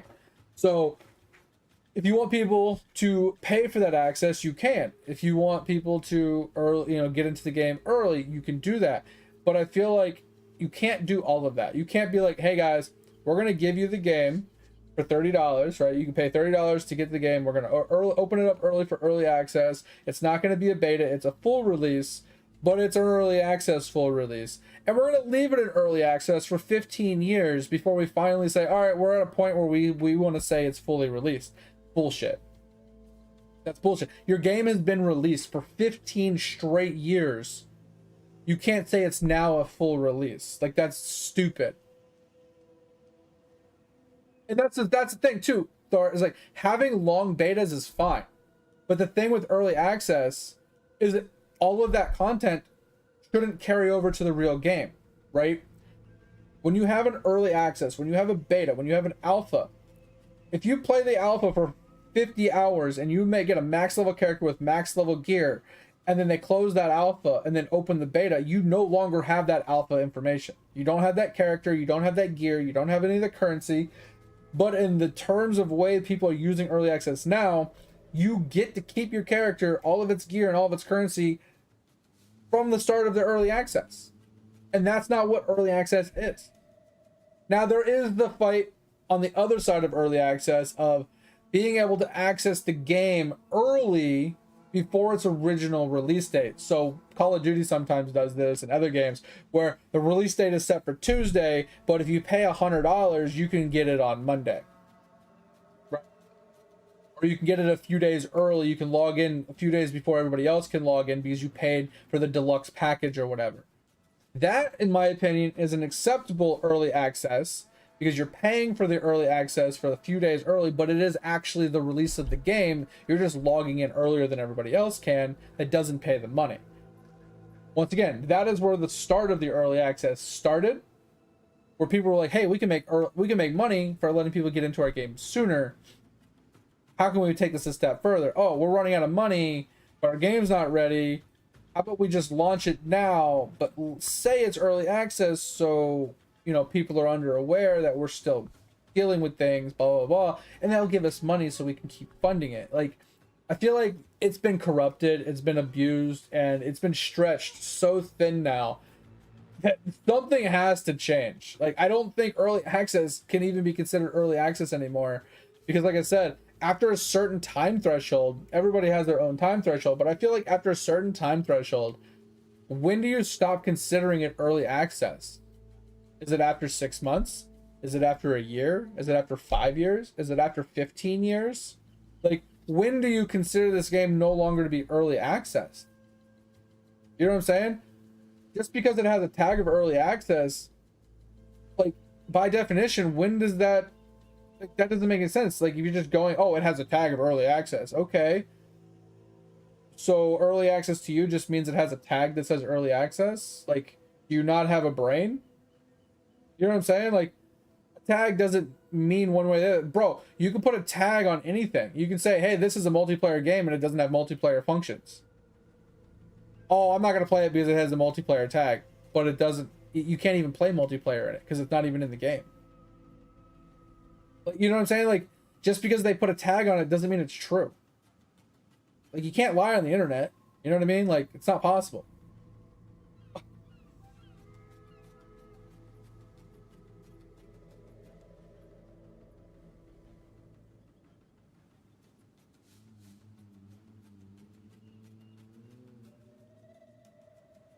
And like I said, Thor, like alpha and beta testing, it takes time. It does. It takes years sometimes, like 2 to 3 years. Sometimes alpha and beta tests are like multiple years, where they do like an alpha test and 9 months later they do like another alpha test, and then like 5 months later, 6 months later they do a beta test, and they do another beta test months later. Like, it takes years and alphas and betas, but those are true early accesses. Or like I said, if you pay the extra money for the deluxe edition in some games where you can log in 3 days early compared to people that don't have the deluxe edition, that's early access as well.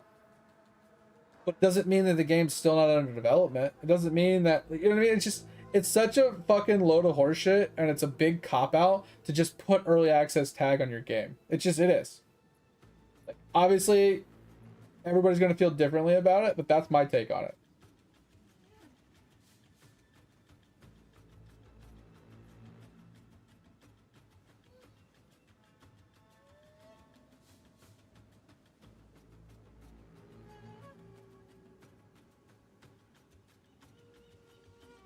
So, Thor, in your definition, if a game stops doing weekly updates, it's no longer in early access? Is that what you're saying? Is that what you say? Is that your definition of early access? Well, here's the problem.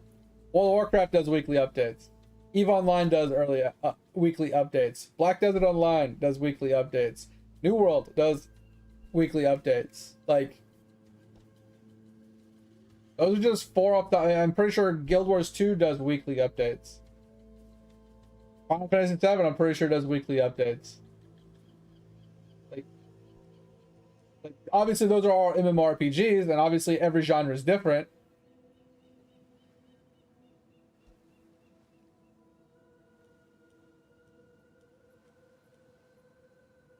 Yeah, like I said, it depends on the game genre. It depends on the game. But Path of the Exiles is a live, a live service game. Path of the Exiles 1 and 2, right? They get played online, and PoE, and I mean, they do weekly updates, but they don't post them all the time. I'm seeing if I can find their updates.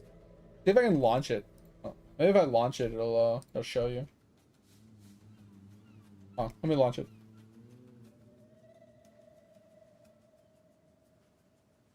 Is it not going to show? I don't think it's going to show. It's not going to show. Yeah. Because I know when there is an update and it pops up, you can see, like, the patch history. Does that make sense? PoE 1 patch history?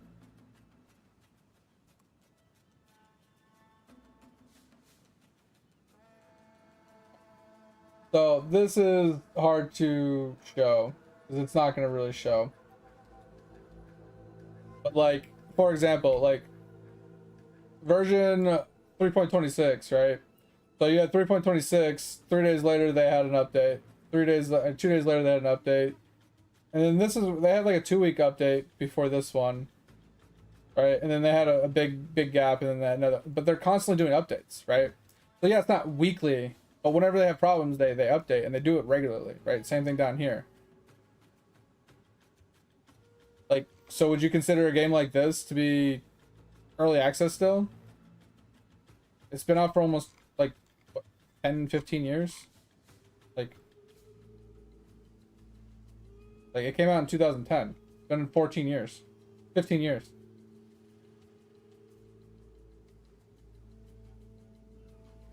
Uh 7 Days to Die. Patch history. I don't know if it's gonna give us everything we're looking for.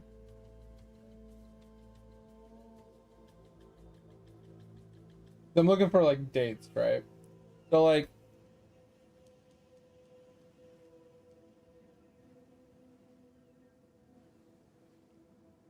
yeah, they're not giving us dates really. So back in September of 2013, they gave us our alpha.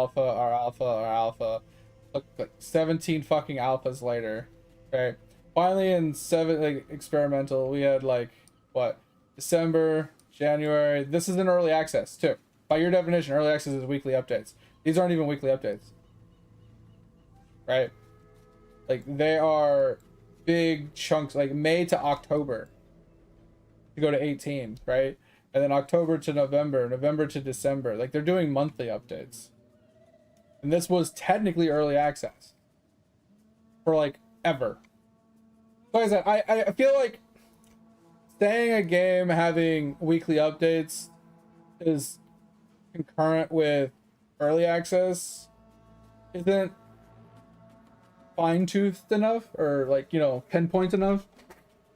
Now that is indicative that they are under development. That is indicative of them constantly, you know, building the game. But that also goes hand in hand with just the game being, you know, expanded upon, right?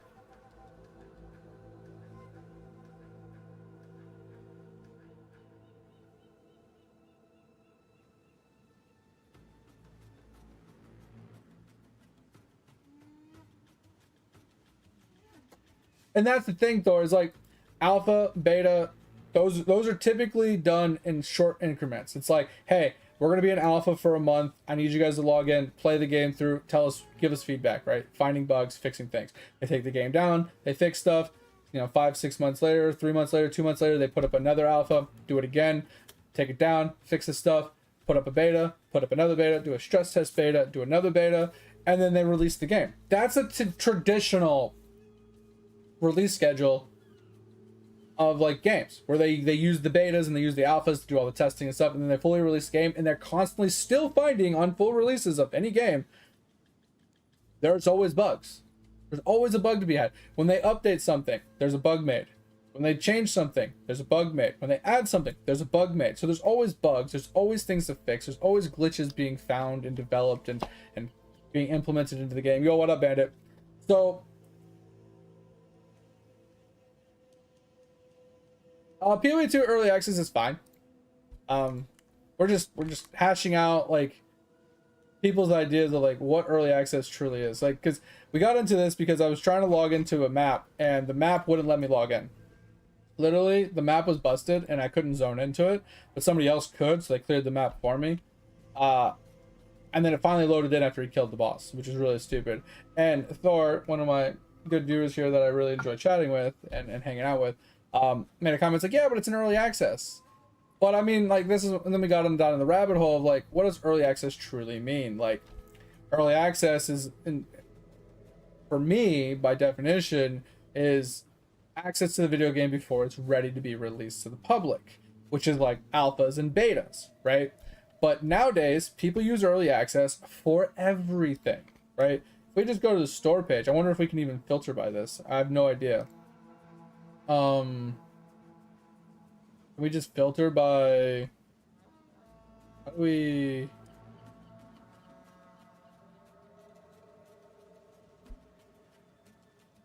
How can we search for early access? Did my phone just die? Motherfucker. Isn't there a way to like type a tag in to like look for it?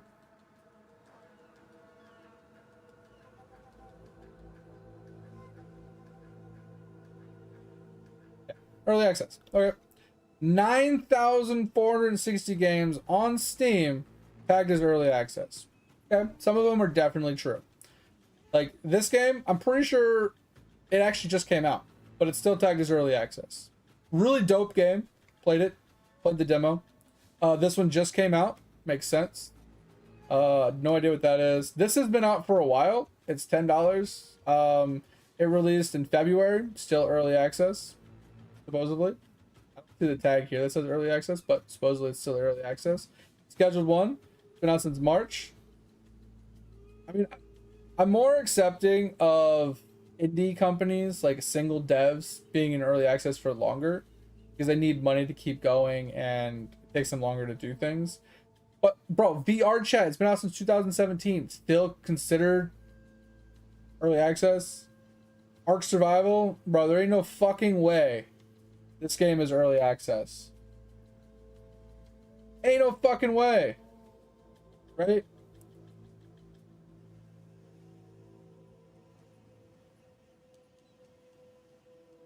Like I said, some of these I definitely agree with, right? But like if we just like scroll down, right? This is just the early access tag, right? Phasmophobia. Fucking 2020. It's been 5 years. Like, so the question is now, where's the cutoff, Bandit?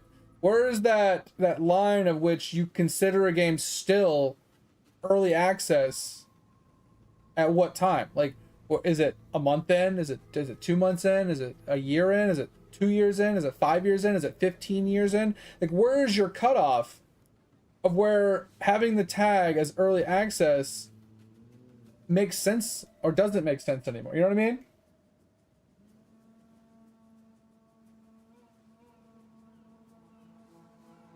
Yeah, it's fine though. I saw it. And then Thor's response was he considers games in early access if they're getting weekly updates, right? So I played the devil's advocate and I was like, well, what about World of Warcraft, EVE Online, Final Fantasy 14, New World? Like obviously these are all live service MMORPGs, but they get weekly updates.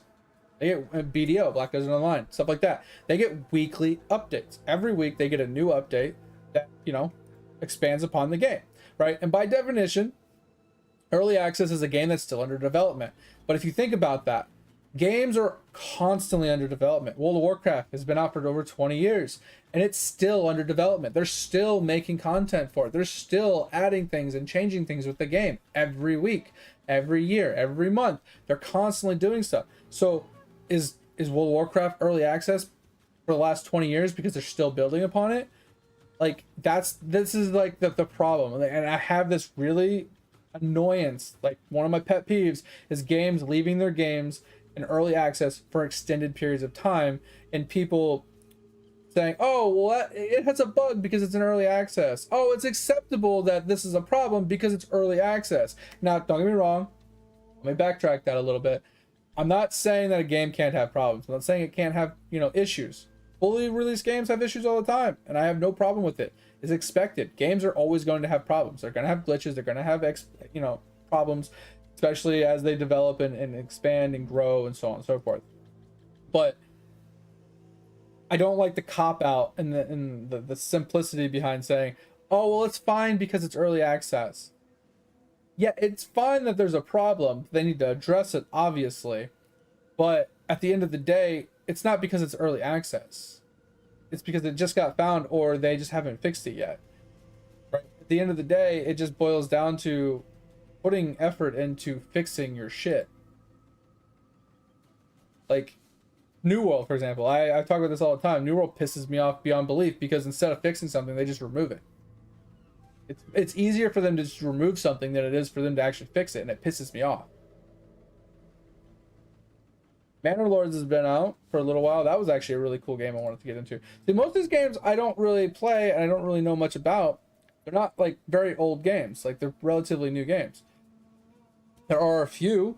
Like I'm just trying to scroll down and see like if I see like old games, right? Like the Isle. 10 years. Early access, bro. 10 years. What the fuck? I don't even know what Stationeer is, but what the fuck, bro? And it's not that it's a popular game, but it's not an unpopular game.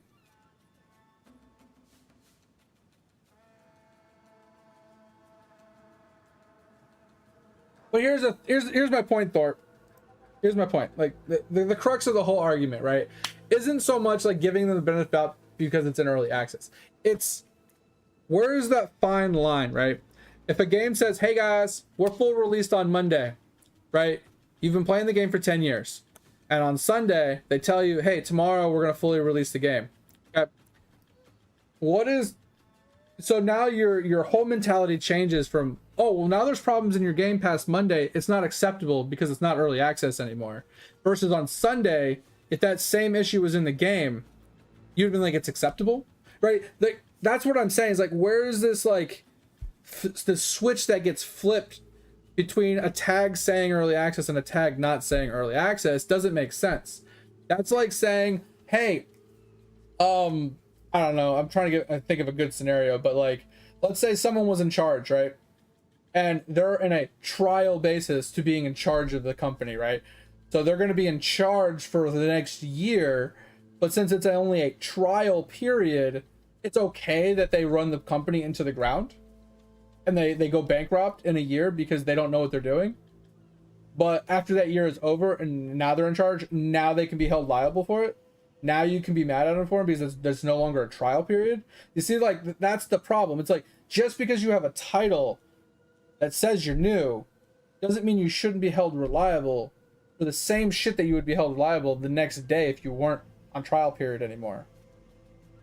Now, I'm not saying don't give them somewhat leeway, but the leeway isn't a tag oriented, it's time oriented, right? If your game came out today and there was bugs, that's expected, right? If your game came out today and a year from now, the bugs that you saw on day one are still in the game a year later, that's unacceptable, even if you're still in early access, right? Now, if these bugs got fixed and got reintroduced with an update down the road, that's acceptable. See, to me, the acceptable part of there being problems in a game and, you know, giving them the benefit of the doubt and letting it, you know, not being pissy about it, isn't so much a title as it is time oriented. If you have a problem and you're aware of the problem and you do not fix it for X amount of time, I would say, usually, depending, obviously sliding scale here, depending on what else is being fixed, what else is problems, or what else they're working on, usually roughly between 1 to 2 months. If an issue is not fixed, depending on how critical, that's where I get pissy, right? If you have a quest that will not work because an NPC doesn't exist, and in 2 months you still haven't added that NPC, I have a problem. If you have a boss that is tied to a quest because you need an item off of a quest, off the boss to finish a quest, or you need that boss to farm certain gear, or you need that boss to complete something in some way, shape, or form, that boss does not spawn after server restarts, right? He only spawns after a server restart, and he only spawns once, and he doesn't respawn again, and you don't fix that within a month or so, there's a problem, right? Regardless if you're early access or not. If you do not, it's time. It's not a tag, right? The tag is a cop-out. The tag is one of those things that lets people feel better about themselves, allowing things to happen, right? It makes the company feel better to give them a fallback and be like, well, we're early access still, right? It gives them that cop-out of saying, well, sorry, we haven't fixed it because it's early access. We're early access, so we you know, we're working on a lot of other things. That's not acceptable. It's time. time is the big thing, right? Like I said, same thing with a company. Let's say you're running the company, right? You're on a trial basis, you know, your stuff's early, you know, blah blah blah blah, and you're running out of like a loss, right? You're running out of loss every month after month. It's like it's fine. We're early. It's early access. It's early access. It's negative. It's going to be like that. It's fine. 10 years later, still running out of loss, but we're still early access, guys. It's fine. Guess what? Monday we're gonna go full release and we'll start making money. Monday comes around, nothing changes. You're still running out of loss because nothing has changed. Like that's what I'm saying. You haven't done anything up until that point of where you fully released to really make a difference, so you're still running at a loss.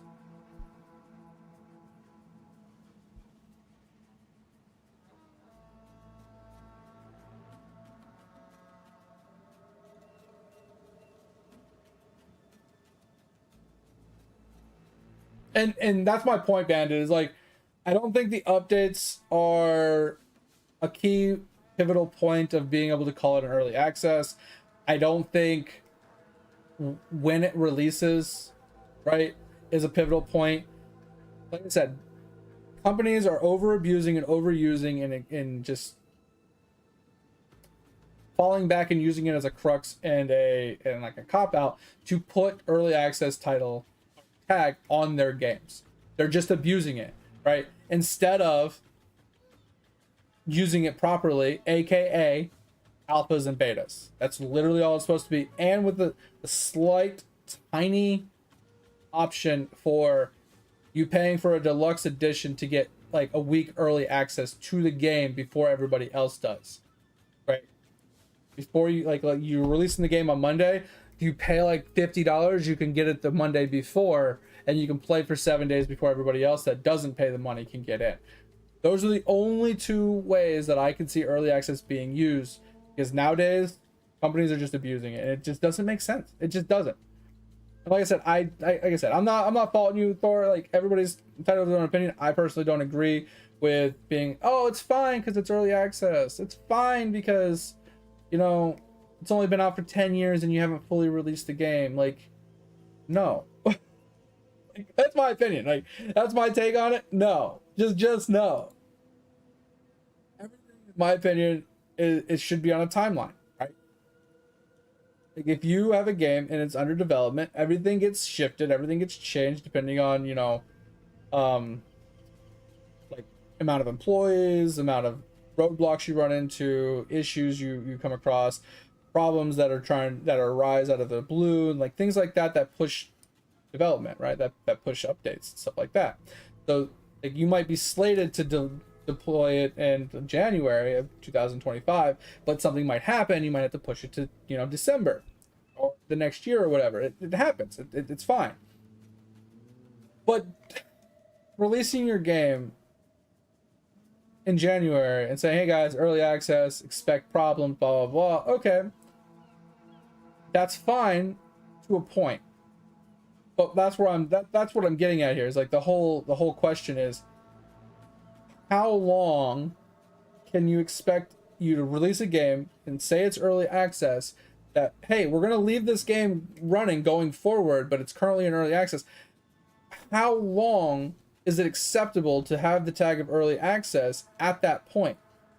Knowing it's not a beta, knowing it's not an alpha, knowing you didn't pay money to get into it early, knowing that the game will not turn off from here on out, they're just going to be updating and adding things to it. What is the difference between having the early access title and not early access title? And if you are going to put the early access title on, how long is it acceptable to have it on there? I would say personally 1 month.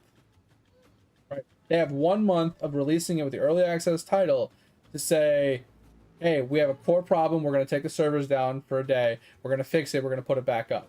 Right? But we're not going to wipe any of the data unless there's like a big problem. Like, let's say they find a duplication glitch, or you know what I mean, an infinite like source of something, right? If they find something like that, rolling people back before the glitch makes sense. Wiping all the data, fixing the problem, and then starting over makes sense. But for more than a month doesn't make sense. Right? Leaving a game up for years and years and years in early access just fathomably doesn't make logical sense, because you can't be in early access that long. You can be in development that long, right? You can have a game released for that long, but that small time window between you develop it to a releasable standpoint and a full release game, that small window is not 10 years spanned. It's not a 5-year span. It is a small window of opportunity where your game is playable. It's in a stable condition to play before you're at that point where you're like, yes, I'm happy with what I have. Let's put the game out for public. There is that small minor window of opportunity, and I would consider it 1 to 2 months. 1 month being my max, but other people would argue, right? I'm just kind of scrolling and seeing if, like, I don't see any like core games here that I'd be like, yeah, you know, or games that have been like, there's only a few games that I've seen that have been out for like a long time that are still tagged as early access, but some of them are like these like really indie games that no one's really fucking heard of, and those are, I'm expecting to stay in early access because it's a single dev that probably forgot all about the game and no longer touches it, so he's never going to change the tag, right?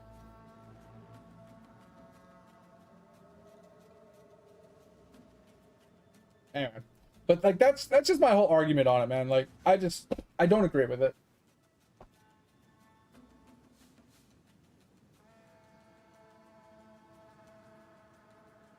I mean, so here's the thing too, Thor. Like Steam asking you for, like you said, like for expected release date, right? Like if we just go to the store page of this, right? Early access. Approximately how long will the game be in early access? We believe it will be early access for 6 months. Been longer than that.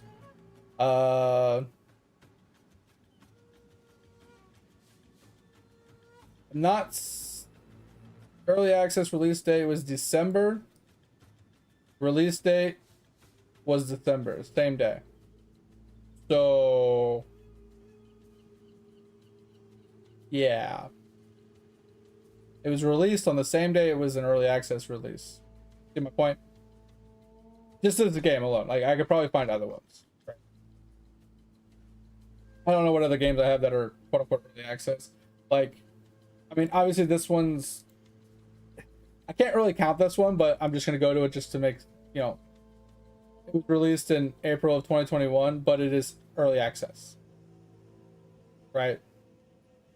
Early access release April 2nd, 2021. Release date April 2nd, 2021. Still in early access. Obviously, this one, like I said, single dev. Don't expect that to ever change. I was trying to find like big games that are still in early access. I don't think I have very many, if any. I don't think Throne and Liberty is early access anymore.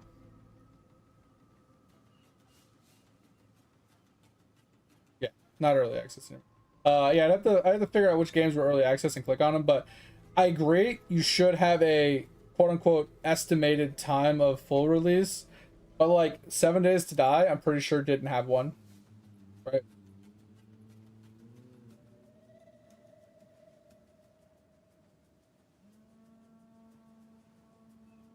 And that's true too, Thor. Like they don't have to publicly state when it's gonna be, but at the end of the day, like, do you think you're gonna go to Steam and say, hey guys, I'd like to put our game up for early access, but we're not gonna fully release the game for 10 years? And Steam's like, all right, cool, sounds good, right? Like, you know what I mean? Like, I just feel like that's wrong.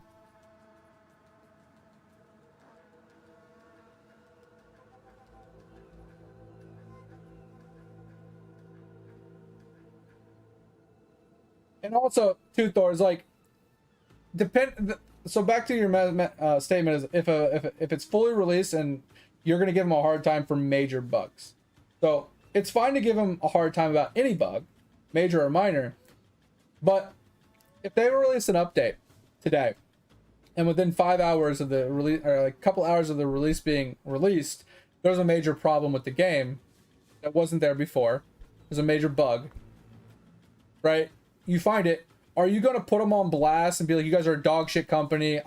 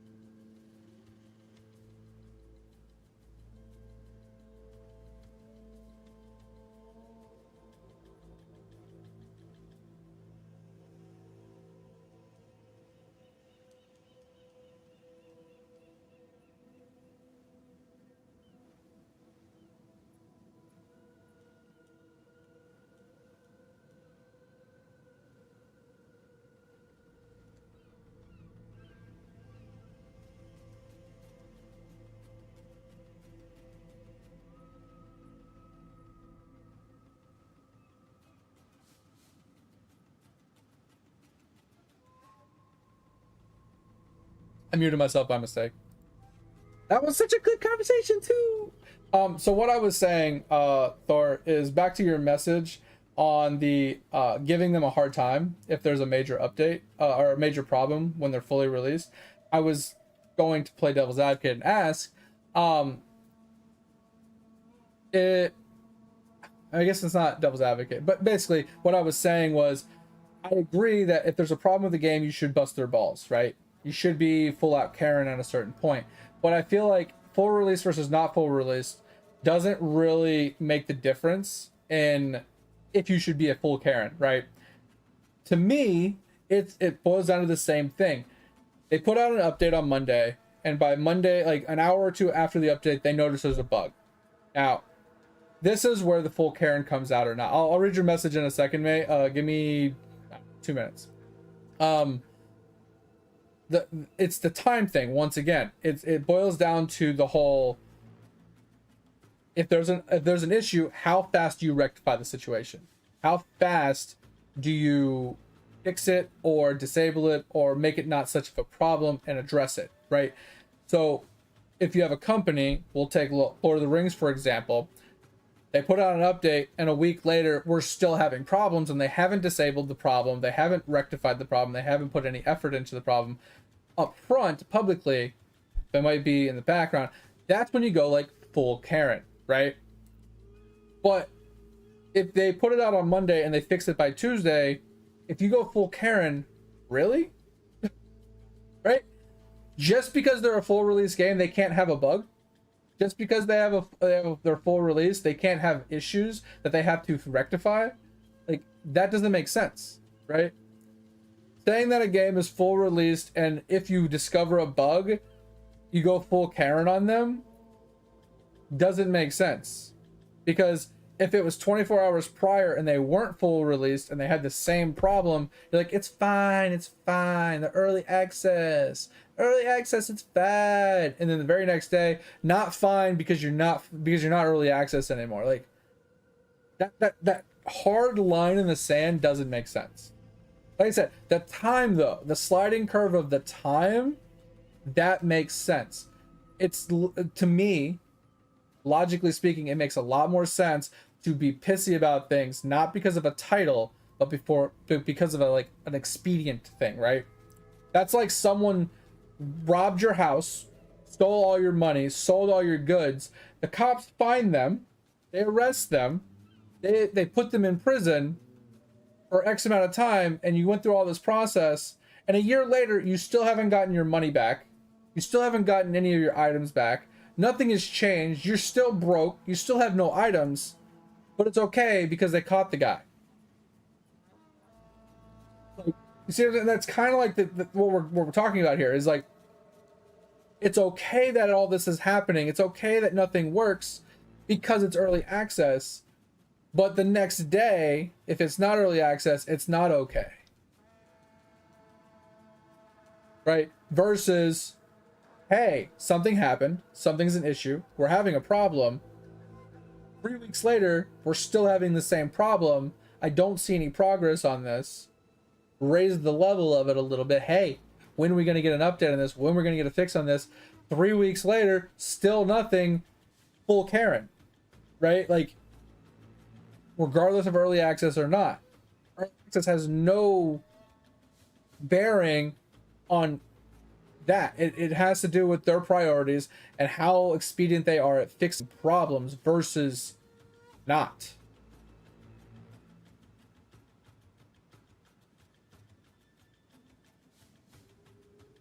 Exactly, Thor. That's what I'm saying. It's like, it depends on what type of issue it is, right? Now, server stability and problems like that shouldn't take you 2 weeks. If you can determine what the problem is, you disable the problem until you come up with a fix, right? So if it takes you 2 weeks to fix it, that's fine. But temporarily put a band-aid on it so it's not a problem, right? If there's a gold duplication problem, that's a major problem. That needs to be nipped in the butt ASAP. That, like, within 30 seconds of finding out about it, it needs to be disabled. And then it needs to be dove into analytically in the database to figure out who took advantage of it and ban those people, right? Or at least remove the gold from their, you know, their pockets. And okay, so back to the same thought here, Thor. You, in your own words, you expect a live service live service game to fix something within 2 weeks, but you also expect a early access game to fix thing in a few weeks. So once again, early access versus non-early access, same time scale. Doesn't make sense. It is 100%, Thor. It's a multiplayer problem, specifically, not like single player problems, right? Sorry, Bandit. I have been ranting and not paying attention to your chats.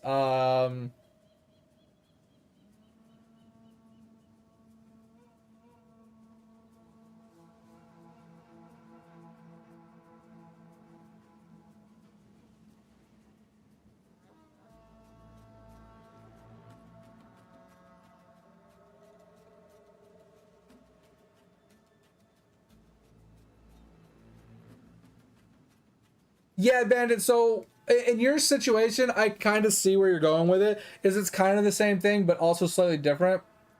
It's like, I would say, to caveat off of what you said, Bandit. I know they can't see what you're saying, but it's like, if you had a service, you were selling a service, right? You could see what the service that was offered, and you could see the price of it. You bought the service, right? But you didn't actually receive the service as expected, right? They said, okay, well, you bought the service from us, and we'll send it out to you in 3 to 4 weeks. That's not what you agreed to, right? It's kind of like what you were saying, but what I would say, it would be more of like you bought the deluxe edition of a video game, right? And the deluxe edition came with like a goodies box, right? With a bunch of goodies and stuff, a physical goodie box. So you bought the game and you got access to the game and you were able to play the game like you were expecting to, and you were playing the game, but then you had to wait 6 months for the box of goodies that you wanted. Right? That's like, really? Like, I got what I wanted, but I didn't get everything I wanted. I was missing the physical portion that I specifically overpaid for that you weren't giving me. And then they would turn around and say, oh yeah, well, the reason it took so long is because our game wasn't fully released yet, right? There was a hidden in the clause that you would get the physical goodies when we fully release the game. And that's like early access versus non-early access, right? Like, that would be the kind of bullshit that you would deal with. And people would be like, oh, it's fine. It's because they're early access. They haven't finished it up yet. It's fine. But the very next day, it would be a different story. You know, like, I don't get it. I don't get I logically don't understand the thought process behind early access versus non-early access when it comes to a game that is staying live going forward, right? And like I said, Thor, most of the games that have this early access tag are live service games. The games that have online servers that you have to log into the servers to authenticate your account to play the game, not offline games. Most of them are live service games. And that is the big problem. Like, having an early access game that you could pre-download and play offline, that is early access, that will receive updates and additions to the game and stuff like that going forward, I feel like is a little bit more acceptable, right? Because at the end, when it's fully released, you're not going to receive anything going forward. Like you were saying, games that stop getting updates or more like a full release, but those only fall into categories of single player games that aren't live service games. See, the thing is, like, I think we're fighting two different points here. Is you're looking at it in like a very tunnel vision point of view of single player non-live service games that once you buy them you have them forever, right? Like The Witcher and those types of games where, like, you know, like Dark Souls, where it's like it's a game. Like technically you play online with like Dark Souls, you can or whatever. But I'm just saying, like, yeah, like, but the thing is, Raft is multiplayer. It has a aspect where you have to log in. You can play it single player, and I think they do have an offline version, but it also has online aspects. Same thing with Satisfactory, right? Dark Souls also has the same thing where you log in and people can jump into your game and kill you, right? Yeah, and I will 100% agree with that, Thor. Early access should never touch an MMORPG. An MMORPG should not be allowed to apply the early access tag at all, unless it's a beta or an alpha. And yeah, Bandit, that's my argument. Is early access is a cop out for the company to get money before they're ready, right? And like I said, there is an argument to be made that if you're a small indie company and you're running out of money to develop your game, releasing the game before you're expecting to release it, quote unquote early access, to get some money to finish production is fine. But I don't think you should abuse the early access tag for more than X amount of time. This is what I've been saying for years, is there needs to be a hard cutoff and definition and usability of the tag to say, hey, you can use the early access tag of your game, but you can only use it for 30 days. And at the end of the 30 days, you have to remove the tag and keep your game up, or you have to take your game down for 30 days. Right?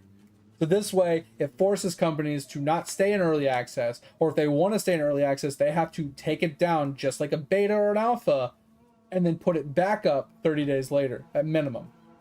There has to be some sort of consequence to using the tag.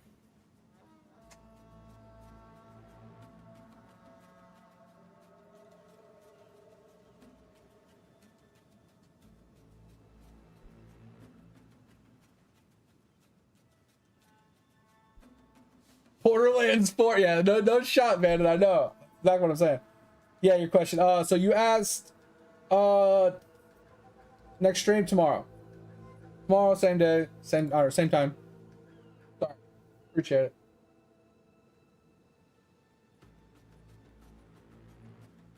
Yeah, I know you can play them offline, Thor. That's what I was saying. That you can play them offline, but they have online aspects, right? Where you can be online to play with friends. They have multiplayer. That's the only reason I was saying. It's like, I don't really count those as truly offline services because they can be played online multiplayer. That's my only caveat to that. But I do agree that they are offline games. But at the end of the day, I feel like Raft should be fully released. Like, I don't feel like Raft truly has anything coming out for it of any value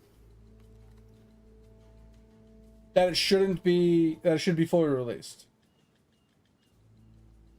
Is it not fully released? It's fully released, right? I don't see the tag anymore. Oh, is it released? Okay, I wasn't sure. I was gonna say, like, the game's been out a hot minute. Yeah, it's been out a hot minute. But like, I feel like they didn't really add a whole lot to this game in general. You know what I'm saying? I don't know, view update history. Just kind of what I was looking at. So I don't know when it full released. This is 1.1.2, 1.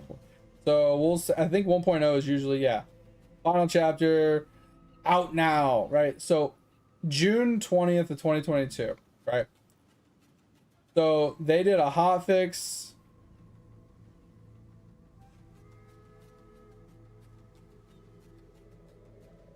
Okay, that doesn't fit. Like, this is after that, so that doesn't count. So we're looking for before that, right? So this is right before. All right, mate. Thank you. Appreciate it. Sleep well. Hope you had a good time. Hope you have a great rest of your day. We'll talk to you tomorrow. See you. Have a good night. Have a good day at work tomorrow. Appreciate you. Bye. So this is right before they did a major update, and then they did the full release like 3 days later. Doesn't make sense to do it like that. They should have just did it together. But October, so they look at this. They didn't do an update from October all the way to June. Huge. Now they were working on a big update, like a major update, but then 3 days later they full released it, and the difference between full release and not full release is probably nothing. That's the shit I don't agree with, right? 3 days later they put out a full release. Yeah, that's the thing, and they had very little updates. That's what I'm saying. Is like April, February, like they these were pretty close. Hotfix, right? And that was following right after an update they did. They did a couple hotfixes back to back. This is what I'm saying. It's like if you're in early access, like you said earlier, you are updating this game regularly, fixing problems, fixing glitches, fixing things, right?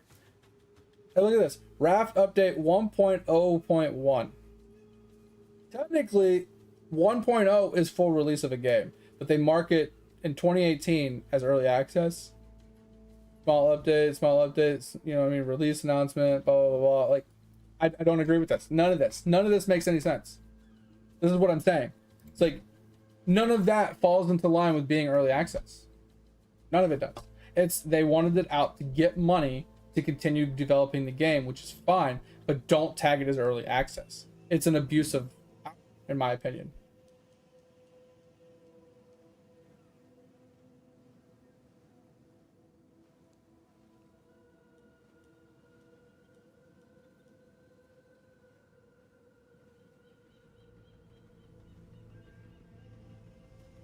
And that's the whole argument though, Thor, is like, not every game does this, but majority of the games that come out in early access, like tagged as early access when they come out to the public, stay in early access for an extended period of time, and in my opinion is too long of a period of time.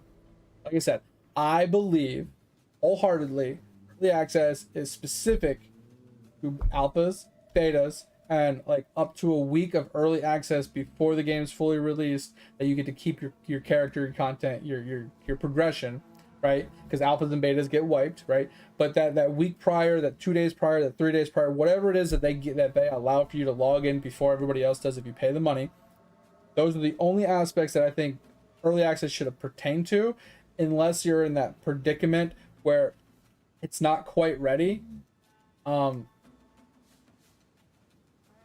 And it has the potential to go down and back up and wipe content, right?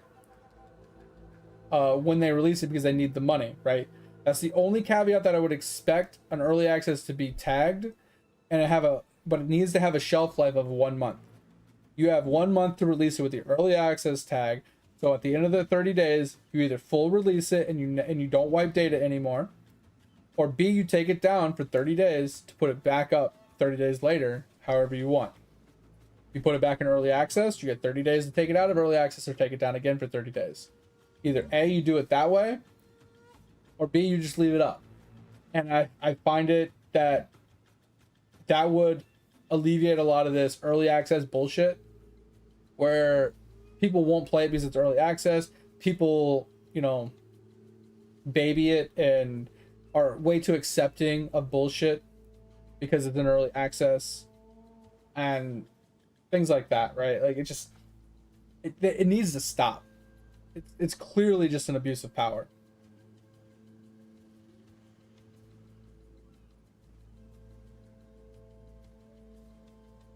Well, why wouldn't the game features be a thing? Like, once again, what's the difference between a game feature that gets introduced in early access versus not early access? For example, what is it called? Apex Legends, right? Apex Legends launched MMR. It was a BR, right? And it launched and it had revives, which none of the other BRs before it had. Right? The other games added revives, down the road because they realized how useful it was, and it carried on. It wasn't an early access thing. And yeah, Thor, like, once again, Raft, somewhat of a single player game with multiplayer options, kind of community driven, mod driven kind of things, similarly ish to like Stardew Valley, right? Like, once again, that's just one minor subset of all the games in the world that use this tag, right? They use it. And the thing is like, just because the game is fully released doesn't mean that they can't add features. Doesn't mean that they can't mod it. Doesn't mean that the community can't give feedback to change the build. The difference between early access and not early access means nothing in the code sector.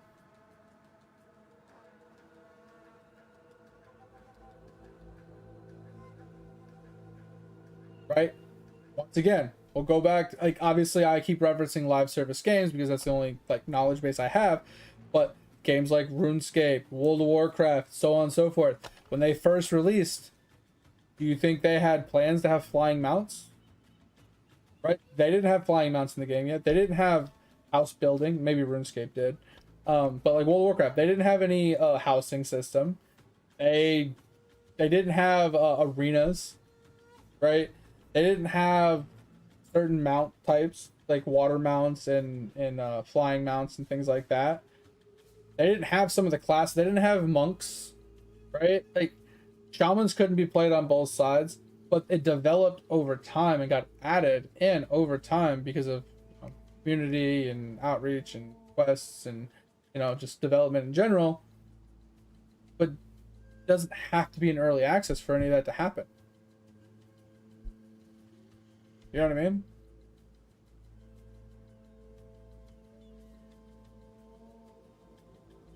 And that's the thing too, Thor. You don't know what your customer base wants until you ask them, or until they finally come up with it, or finally ask for it, or you take surveys and feedback and stuff like that.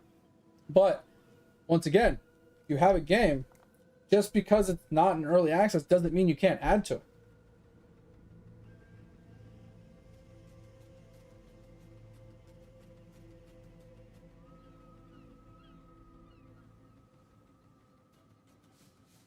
And I agree, live service games do operate differently. But we'll even take Raft once again. Right? Take Raft once again. Full released back in June 2022. They have hot fixes. They have hot fixes. They have hot fixes. They keep fixing things. They updated the network code. Cross-play fixes, right? Like, they can still fix the game. They can still add to the game. And then with the games like this, it's more adept to have a DLC download to add content to the game. But it's easy to do, right? Take The Sims, right?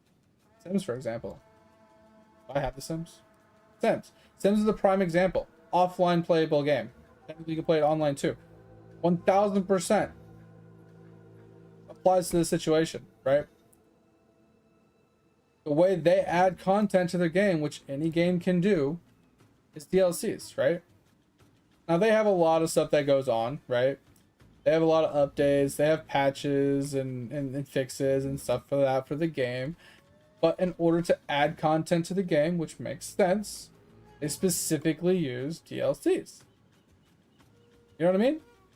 Like, so Raft is no different in that case, right? That all Raft has to do if they want to add something is just give them a DLC that doesn't cost money, or that costs like $1 or $2, right? Yeah, don't get me wrong, The Sims is a bad example because, like, holy fuck, money grab, right? But it shows the core of what I'm explaining, right? It shows the spirit of what I'm explaining. Yeah, I know, it's so many, bro. It's crazy. It shows the spirit, like $1,500 fucking dollars. It's fucking crazy. It shows the spirit of what I'm talking about, though, is a non-live service game, single player, playable offline. it doesn't have all the content they want in the beginning, or that they think that the people would want, but they add upon it, they build upon it, they add it to the game over time, and they do it in terms of DLCs, things that can be attached to the game at a later date when people ask for it and request for it and stuff like that. You don't need to leave your game in early access to accomplish this, right? Do they? That's nuts. I remember back in the day when we used to have the hard CDs for them, and bro, that shit was tedious. Anyway, I mean that like I said, that's just my little rabbit hole gripe conversation about it. To me, we just need to stop using the early access tag unless it's in reference to alphas and betas, because if it's not an alpha, it's not a beta, it's not a true early access anyway.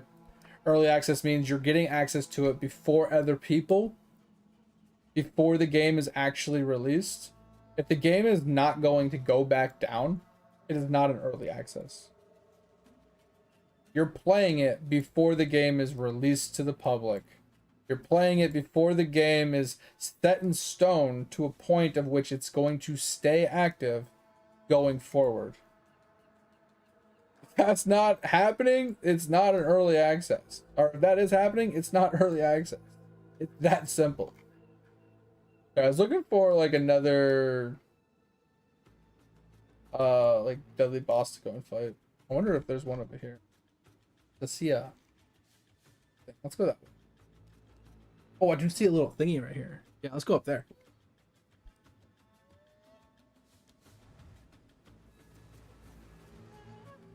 Exactly, Bandit too. Yeah, they do add things to try and bring more player base in or keep the player base and make people happy. And that's where I said like surveys and you know, player feedback and conversations and things like that hold a like key part in keeping a game revitalized and updated and relevant and the player base happy, right? You have all of them for Sims 1 and 2? That's crazy.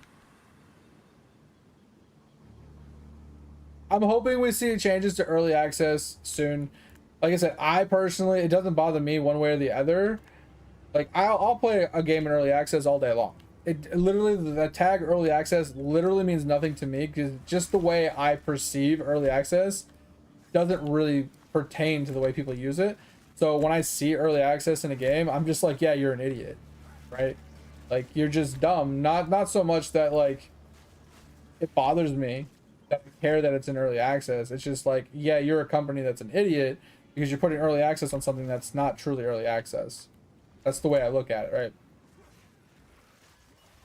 It just, like I said, the only time it bothers me is specifically in conjunction with talking with people where I'm like, man, this is stupid, this needs to be fixed, there's a problem, blah blah blah, and their reply is, but it's an early access. I just want to punch him in the face. Like, not that I want to punch you in the face, Thor. I'm not mad at you in any way, shape, or form. It's just, it's like nails on a chalkboard, right? It's like the argument of, hey, this 10-year-old child murdered somebody, but it's okay because he's a child and his brain isn't fully developed, right? It's that kind of mindset that I feel like when people say that it's acceptable for you to do bad things because you're young, because you didn't know better, right? I'm pretty sure, I'd have to pull it up, but I'm pretty sure definition in the law has a little caveat that says ignorance does not, like, basically being ignorant to something doesn't make you like immune to it, right? Just because you didn't know something was illegal doesn't mean that you can't be held responsible for doing the act, right? I'm 95% sure that's true. That just because you don't know something is a law doesn't mean that they can't charge you for it, right? So that's why it annoys me when someone sits there and says, hey, it's okay that there's bugs, it's okay that there's a problem, it's okay they haven't fixed it because it's early access. Like I said, to me, it's nails on a chalkboard because it's like, it's you giving them an out because they simply put a tag on it knowing that they were going to be bad.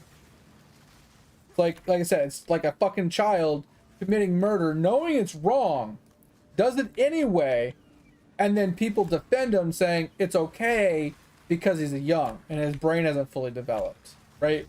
Doesn't make sense logically, right?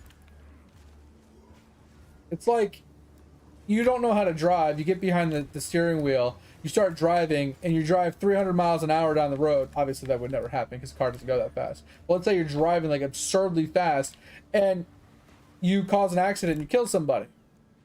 Well, you were recklessly driving really fast, so on and so forth. Cop goes to give you a ticket, put you in jail, whatever. And you're like, well, I didn't know that I couldn't speed. I didn't know that there was a speed limit. I didn't know that I, couldn't do this. Well, that doesn't make you, exempt from it. You still have to follow the road, like the road laws, the rules, just because you don't know you're not supposed to do something. Once again, you don't know what you don't know. But how is anybody supposed to know everything? I don't know. It's just one of those annoyances I have. And it always sparks a debate with me.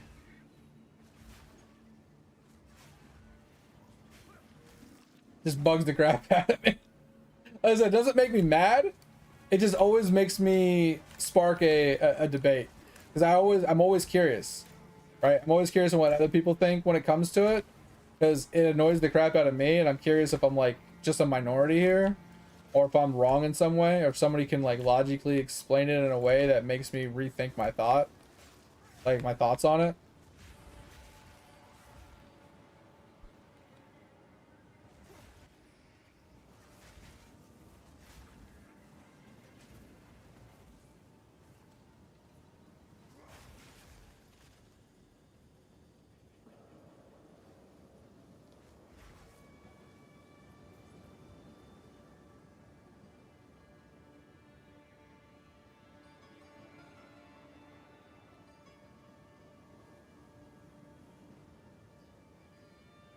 I don't know what you're talking about, Thor.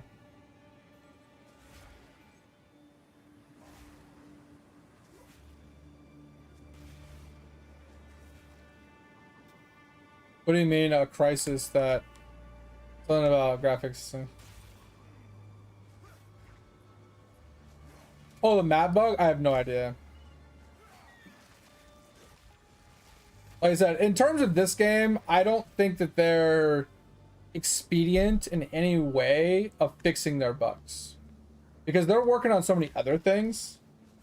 Like they're working on the new characters, they're working on the new weapons, they're working on the new abilities and stuff like that. But like, here's my problem. They're working on all of that while they're working on cosmetics. Like, their priority is making money with cosmetics and their microtransactions and giving the rest of the characters and the rest of the uniques and the rest of the weapons and ascendancies and stuff. But yeah, bugs and glitches and stuff like that are kind of taking a back seat. And it is actually a really annoying thing when it comes to PoE. Because PoE 1, they're really good about fixing this stuff. But that's what the caveat of nowadays.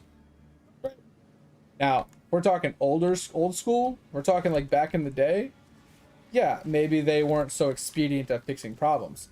Right? Nowadays, I feel like they're almost on maintenance mode because all they're doing is they have 3 months, now 4 months, to make new skills, new weapons, or like new gear, new weapons, nerfs, buffs, and a new league mechanic in 4 months. So they have to take previous assets, recolor them, reskin them, readjust them. They have to come up with ideas for new abilities and skins, or new abilities and skills, and then they have to figure out a way to implement new uniques and stuff, and then find a way to incorporate all of that into a themed kind of league system that somehow works. They have 4 months to do that, and then during that time they are hot fixing and patching and nerfing and buffing the current league, which is somewhat in maintenance mode in my opinion, because they don't do a whole lot. They only fix like true problems when it comes to PoE patches, right? and they don't do it every week. They do it, you know, when it's necessary. So at the end of the day, I don't really know like how expedient they are about fixing their stuff. I'm not saying PoE is the best game. I'm not saying they're the best company. I'm just saying that like if there's a real problem, like the one map I was in the other day that had a bug where I couldn't get to the other half of the map without a jump skill, it's kind of a bug that should get addressed, right? Because some people don't have jump skills. Now, don't get me wrong, you could teleport out of the map. You could literally use a low-level gem, grab a jump skill, throw it on your bar, jump up there, and fix the problem, right? It's not a problem with a game that can't be fixed. Now, the map problem we had earlier where I couldn't even zone into the map, that is more of a major problem because if you can't get into the game, you can't fix it. Or if you can't get into the map, you can't do anything about it, right? So that is more of a actual problem. There's no workaround or any way to fix the problem. You're just fucked. So that one's more major, and I don't know how long it's been around, but it needs to be addressed. That one specifically does need to be addressed because there is no way to fix it. Right? But the rest of it, like, it's so minor. The game plays. The game is fine. The game does what it wants. Right? Like, exactly how they wanted it to play, it plays. There's not that many bugs in this game.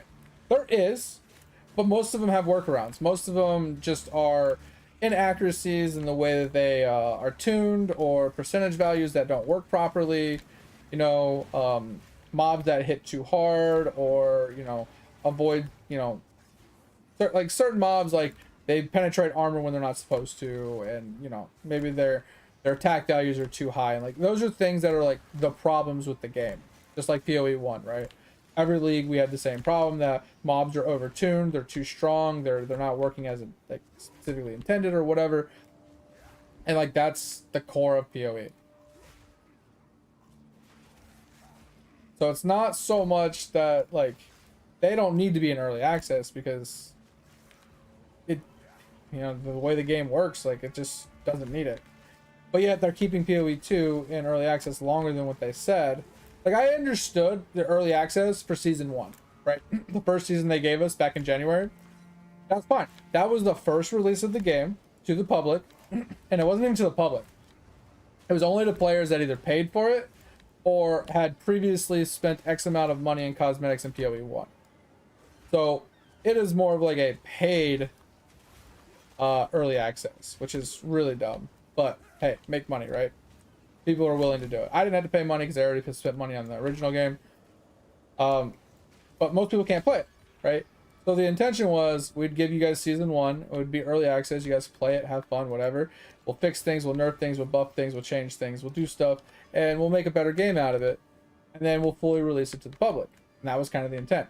Now we're on the second season. We're still in early access. I'm pretty sure it's in early access to a point where not everybody can access it still. And things are still a problem. Things are still not fixed. We still don't have all the weapons. We still don't have all the classes. And it's been 9 months. And I don't know, like I said, I don't know how long that map has been a problem. Or if they even know what's wrong with it, because it's probably not a problem for everybody. Right? Because as you can see, Ab was able to get into the map, and I wasn't. So it might be a hardware issue, it might be like a connection issue, it could be 100 things. We don't know what the actual cause of the issue is, and they probably can't replicate it enough to really figure out the problem. So once again, that's kind of one of those hard ones, like when do we draw the line of it being, hey, it's taking you too long to fix this? Game's been out 9 months. How long has this been a problem? When are you going to fix it? Kind of bullshit. When's it no longer acceptable? Right?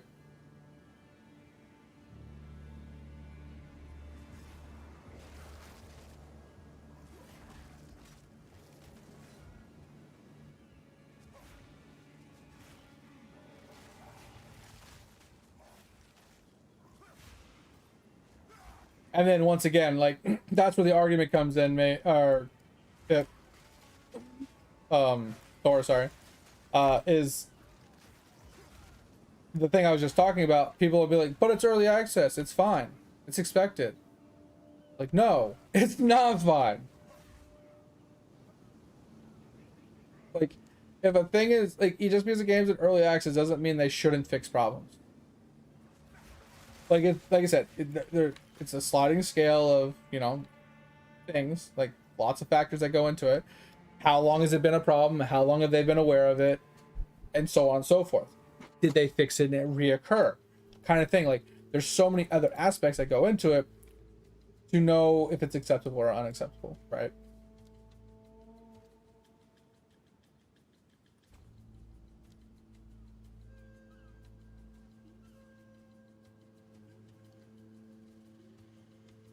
I'm gonna grab Dex because I don't know what I did.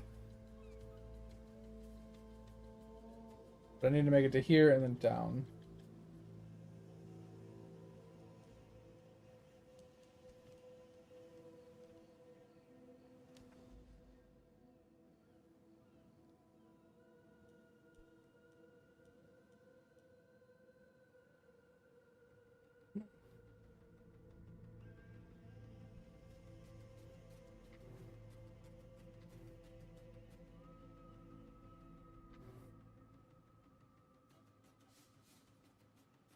Jeez, that's insane, Thor. That's a crazy GPU setting and CPU settings. That's crazy. Yeah, it's kind of crazy. And I mean, like, but there's nothing wrong with that, right? They were overzealous, overambitious. They made the game way too, like, resource intensive. And I feel like that's not really a problem. Like, that's not a problem with the game. There's nothing they can really do for that because that's just the way the game was designed and coded. And I'm assuming it was somewhat intentional. Not intentional in terms of, like, they wanted the resources to be that intense, but they wanted it to be that detailed and graphical, and you know what I mean? Like, they wanted to have that much details and realistically and, like, look that nice. Like, that was their intention, to make it look great and phenomenal. The byproduct, the unforeseen byproduct of that is the requirements required to do it are astronomical.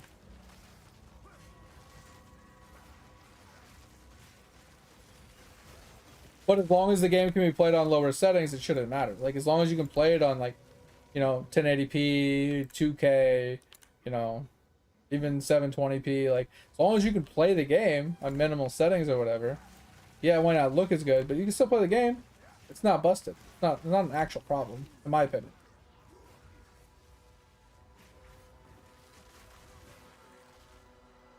I mean, I'm one of those enjoyers of playing things on, like, lower settings. I prefer consistency and FPS over how good the grass looks, right? I don't want lag spikes. I don't want stutters. I don't want, you know, desyncs and things like that. I want consistent, smooth, flowing, just, you know, I want it to be like butter. Smooth like butter.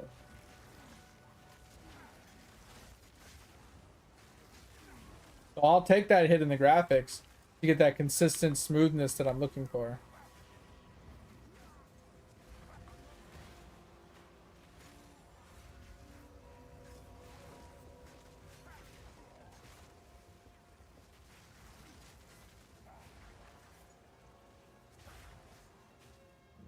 Okay, this guy just needs to fucking die. Yeah, driving me insane.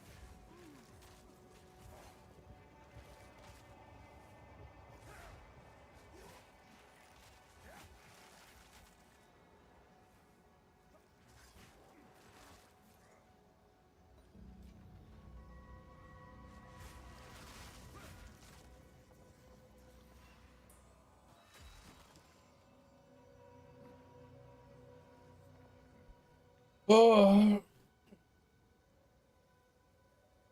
oh, is it a generational, like, benchmarker? That's pretty funny.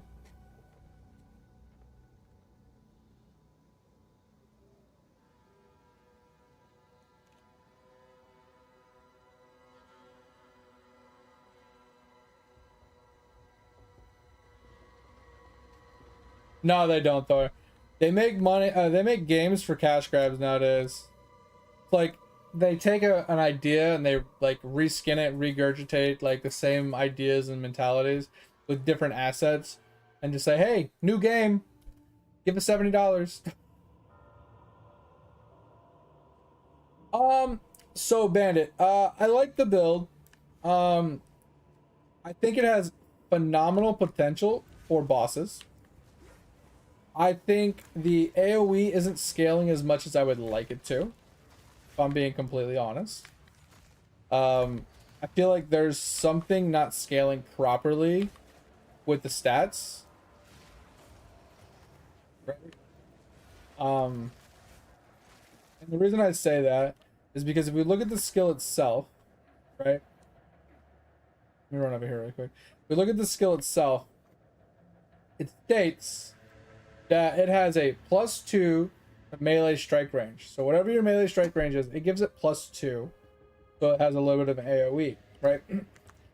And the fact that we grab another +4 on the tree, so +2 here and +2 here, that's giving us +6 to maximum strike range on top of whatever the base strike range of the skill is. And we're adding 9, 18, 27, 36, 45.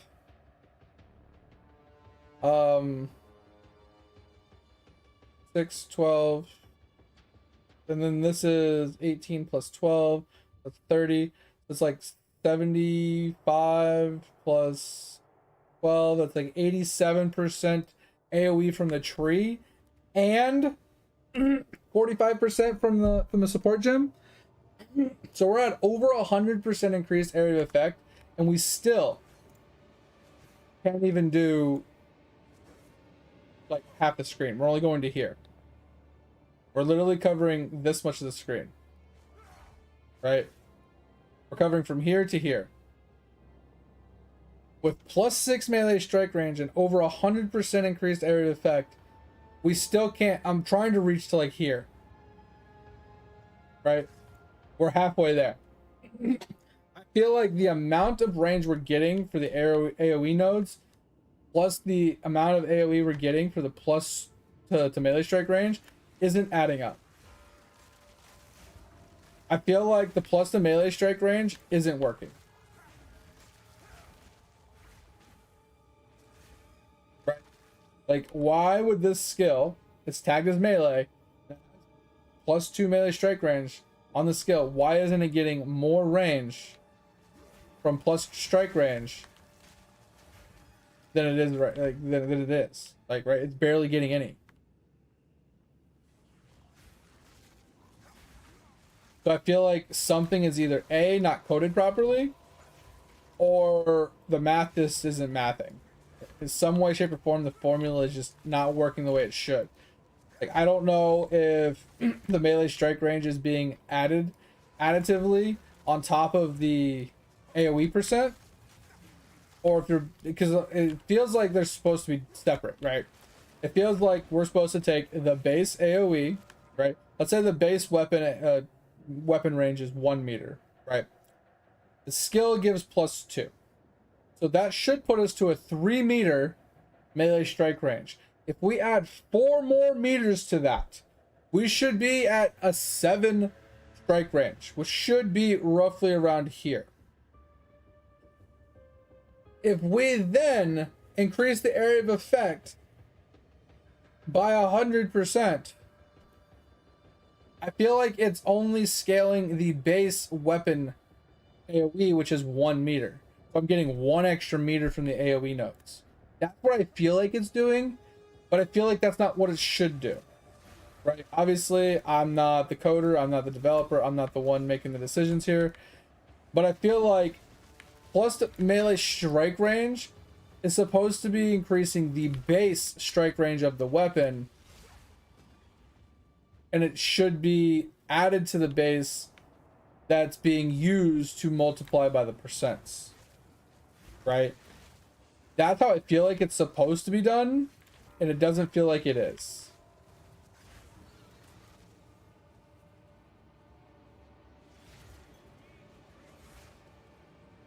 But the bossing potential so far is actually cracked.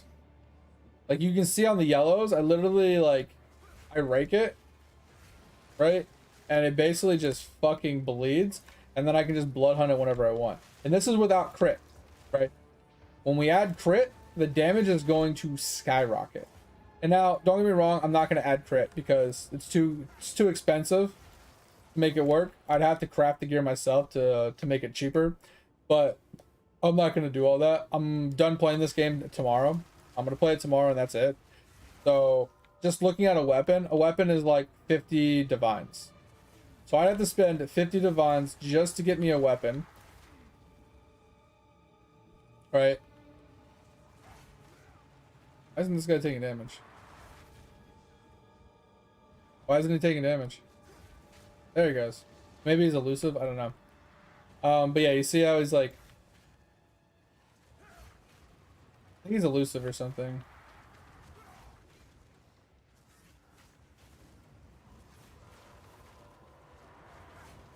There he goes. He finally...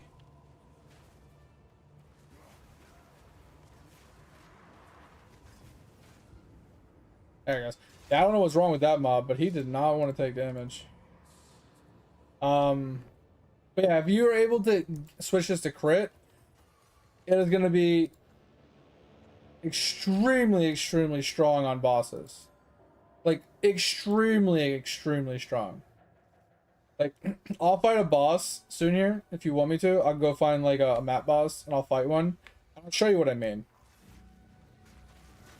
Like, I absolutely delete map bosses.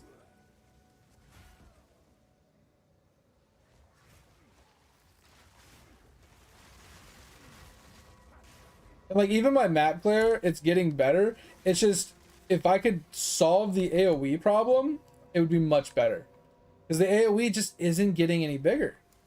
Like, it really isn't. Like, it is, but the percentagely increase that I'm getting isn't proportionate to the amount I'm picking up. Like I said, having 100% increased area of effect for my skill in like overall isn't really changing anything. Like, here, take a look. I'll show you an example, right? All right, so we'll go over here to this corner. We'll right click. Okay. Can't really see. So it's hitting to roughly right here. If I hit my weapon swap, weapon set 2, right? Weapon set 2 is crit. It's no longer taking effect of the AoE nodes, so we're not getting these. We're on weapon set 2, right? If I switch it again, yeah, the weapon, these are active, these are not active. So we switch it back. Maybe. Yeah, weapon set 2 now. So now we have this and we have the crit, right? Now we don't have the AoE nodes. We do the same thing. I lost almost 100% AoE. And like, it's attacking to right here. Right? We switch back to weapon set 1, which has the AoE. We attack. There's no difference.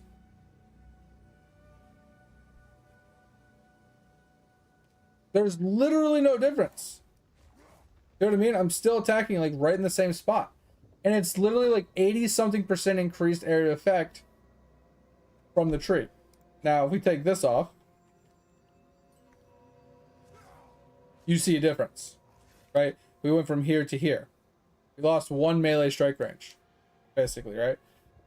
So then we switch back to weapon set 2. We attack. And now we're here, right? So we're all the way down here. We switch back to 1. But we were like, what, right here? We're still right here. So I feel like these nodes are literally doing nothing.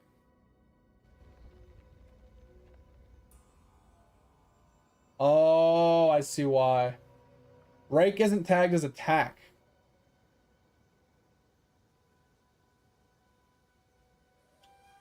Interesting. Didn't catch that. So yeah, these are literally doing nothing for us then. These are all 4 attacks, 4 attacks, 4 attacks, 4 attacks, 4 attacks. So we can actually refund all of these. Interesting. Okay. Didn't see that. So the only thing that's working is the gym and the melee strike ranges. Because like we can test the melee strike range right now, right? So we're currently like roughly right here, right? We take off this. That gives us the 2 melee strike range from the thing over here, right? And we went from here to here. But 2 melee strike range, that much of a difference, like that's nothing, bro. Perfect Exalt, let's go. So yeah, I don't know, man. I'm liking the build. It's just I'm not liking the scalability of the AoE. So once again, it basically boils down to I'm not enjoying the idea of the lack of AoE that it has specifically. Like for map clear specifically, that's what I'm upset about, right? It's the map clear I wish I could fix. If I could fix the map clear, I think this build would be absolutely insane. Because its boss potential is pretty goated. Yes, there's builds that are much stronger, much better, more meta. But I still think that it's actually insane. Because like, take this yellow for example. Boom, hit it once. One hit and it bled to death, right? And that was infested with a wisp. That had a yellow wisp in it, making it even stronger. And I literally hit it once and it bled to death. And that's without close combat. I didn't even put close combat on it. I still have the AoE node in it.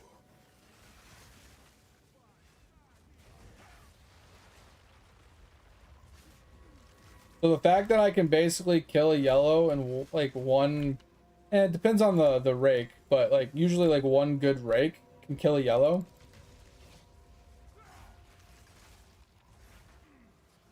Like, you see what I mean? Like, one good rake literally kills a yellow.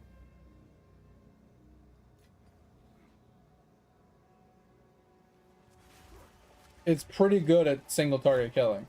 It's just the AoE of clearing out mobs is a little slow, right?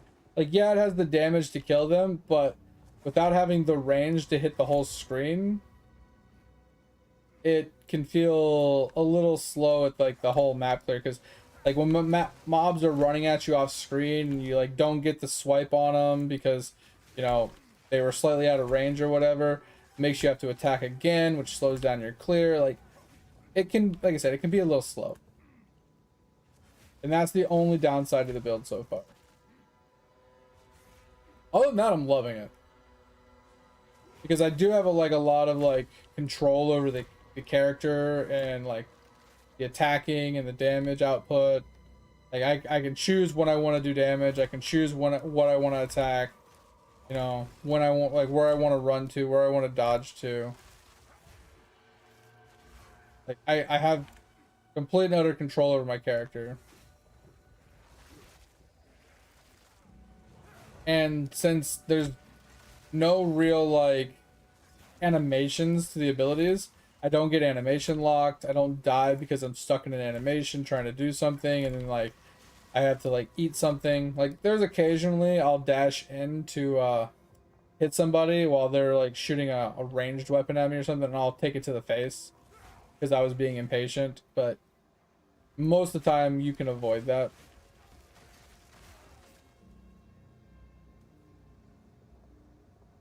Overall, solid build. I wouldn't say it's a top tier build, but I would say since this is on dog shit gear too. Keep that in mind. I am doing T15 maps with basically dog shit gear. Right? Super cheap dog shit gear. It's not the fastest, right? It's nothing to be desired. But if you can clear T15 maps with no gear, basically, I feel like it's a win for a league start. for map clear and league start. Really, Thor? Really, Thor? You hit me over there.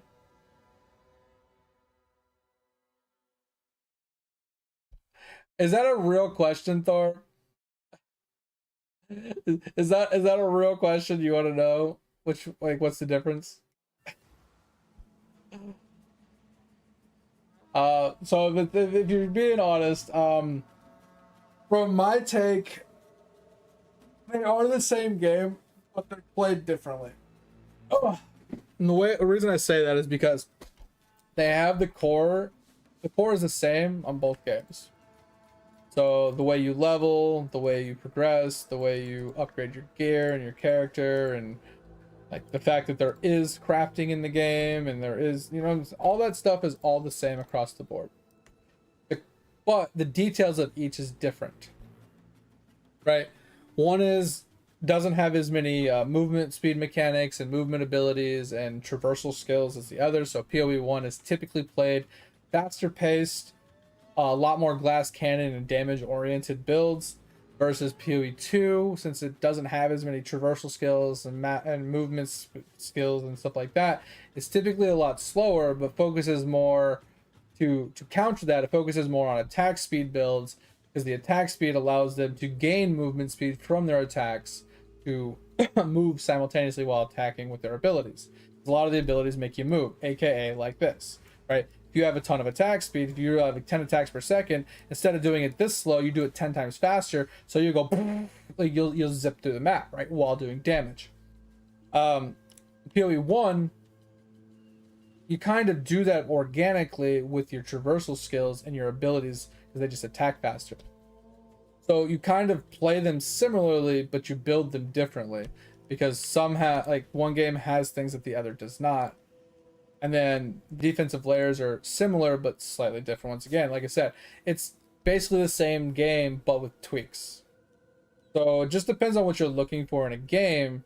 But if it was me, if you were trying to get an entry level to the game, and you're trying to understand PoE and you wanted to learn it and you wanted to experience it, PoE 2 is a better game to learn on, because there's not as much information, there's not as much different things. The crafting is a lot simpler, but also has its own kind of stuff that you have to learn and experience and get to used to. But overall, I think the difficulty level isn't quite as high at the end game as it is in PoE 1, and there's not as many complex mechanics meshed in with the game as there is in PoE 1.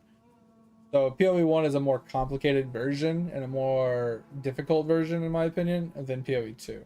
Basically, that's the basics of it, of the differences, but nothing particular that you'd have to ask me a particular question to compare one versus the other to really get an understanding of, like, the differences. Because, like, one of the main differences is in this one you can dodge roll and the other one you can't, right? You can sprint in this game and you can't in the other one. But like I said, the other one has more movement skills, so you go faster in the other game even if you're sprinting in this game. Like, the sprinting in this game with 100 and something percent movement speed isn't nearly as fast as how fast you can go in PoE 1.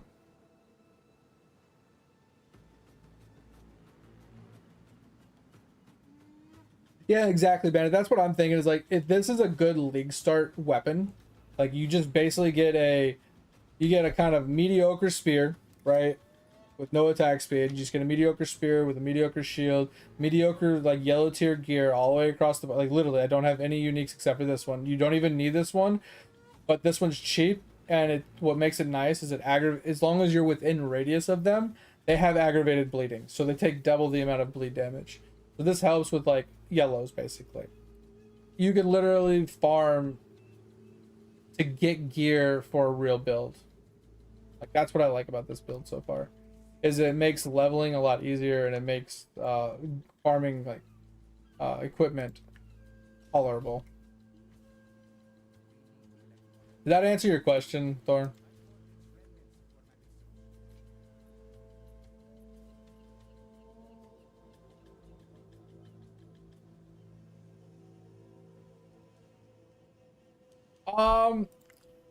I mean, graphically speaking, I think they're roughly the same. What I'm saying is it's like playing PoE 1 on, like, 75% difficulty, and at like 75% speed. Right, the quests and the campaign are completely different. The bosses are completely different. The map system is completely different. Like the way you do the mapping, the way you do like the bosses, the way you farm certain gear, everything is completely different in that aspect. But like I said, the core of it, the way you start in the center and you go out a certain direction based off of what character you have, what the ascendancies, that's the same. The passive tree is different, but the way it's laid out is relatively the same. The way you gear your character, relatively the same. Same slots, same ideas, same stats. The way you layer your damages and your defenses, all the same. So the core of it is pretty much the same. It's just the minor details for each like part of the game are slightly different. Like I said, the passive tree, the same, but laid out differently. The ascendancies and the classes, the same, but also the details of them are different, right? So in this one, they're called a warrior instead of marauder. And then the ascendancies for them, instead of being like a chieftain and a juggernaut, they have titan, and they have warbringer and stuff, right? So those are all different, and then the ascendancies within them are different compared to PoE 1. So the builds are different because the ascendancies are different, the characters are different. But most of the abilities are also the same, but also different, right? So they have like lightning arrow shots, but they don't have crossbows in the other game. So they have crossbow skills in this game that they don't have in the other game. So like I said, it's same game, kind of reskinned with minor detail tweaks to the little things. Because the core fundamental formulas on how to scale damage and defense are kind of still the same. From game to game.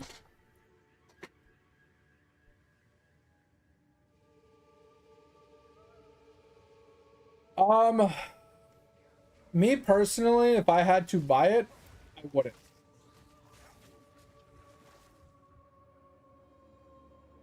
I don't think it's good enough of a game as an early like quote unquote, it being an early access, forcing you to pay to play it before they make it free to the public. I do not think it's in a good enough state to warrant it. It's fun. You'd get your money's worth out of it. 100% would get your money's worth out of it. There's no discrediting that. But like, I am a cheapskate, and in me, my personal opinion is I'm not going to spend $20, $30 to play a game that I could get the same fun and enjoyment from another game for less money. That's the way I look at it, right? So I'm having fun with this game, but I only have fun for a couple 100 hours at a time. So we'll look at, like, I think last league I played for 100 hours.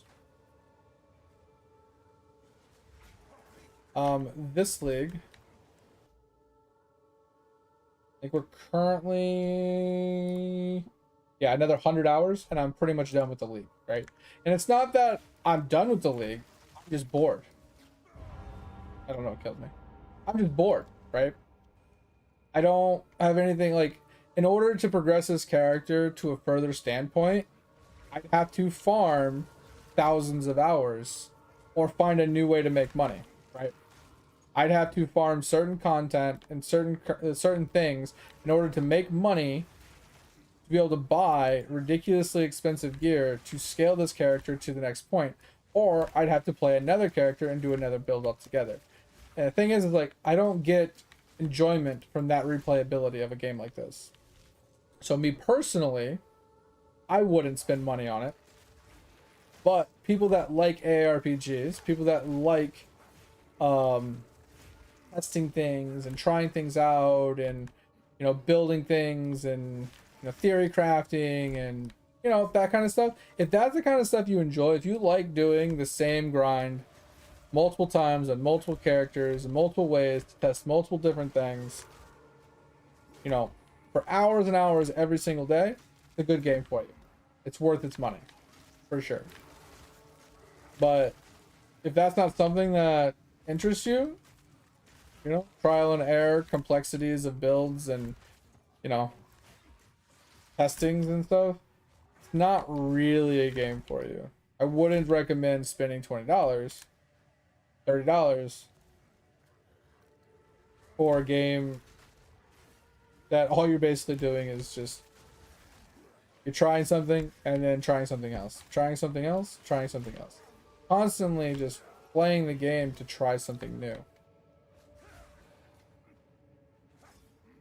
Don't get me wrong, that's the beauty of the game, is being able to play it in different ways, being able to test things and try things that you never tried before, but with the caveat that usually that trial and error comes with new leagues, new items being introduced, new skills being introduced, new ascendancies and characters and weapons. Like, that's usually where most of the trial and error comes in. It's like, hey, I played this build before, I really liked it, it was fun, but this new item, maybe I could play it in a different way, and you want to try playing the same build in a different way.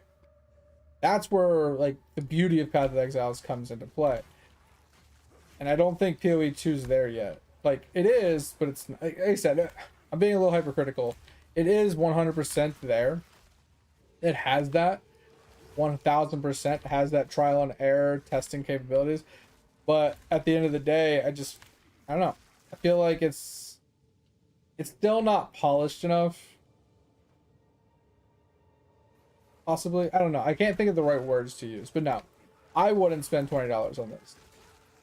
I would rather spend $20 on something else that had more replayability for me. For me, it doesn't have enough replayability to spend $20 on. Like I said, I'm getting 100 hours on average per season, and 100 hours for $20 is a good price for entertainment, right? It is 1000% good price.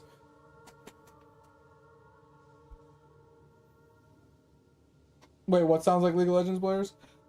Ugh. You know what I'm saying? Like, that's kind of what I'm thinking, is like, price per hour spent of enjoyment is there, right? You're definitely getting your enjoyment value out of the money you're spending on it. Without a shadow of a doubt, you are. But would you rather spend $20 for 100 hours of entertainment, or would you rather spend $20 for 1,000 hours of entertainment? Right?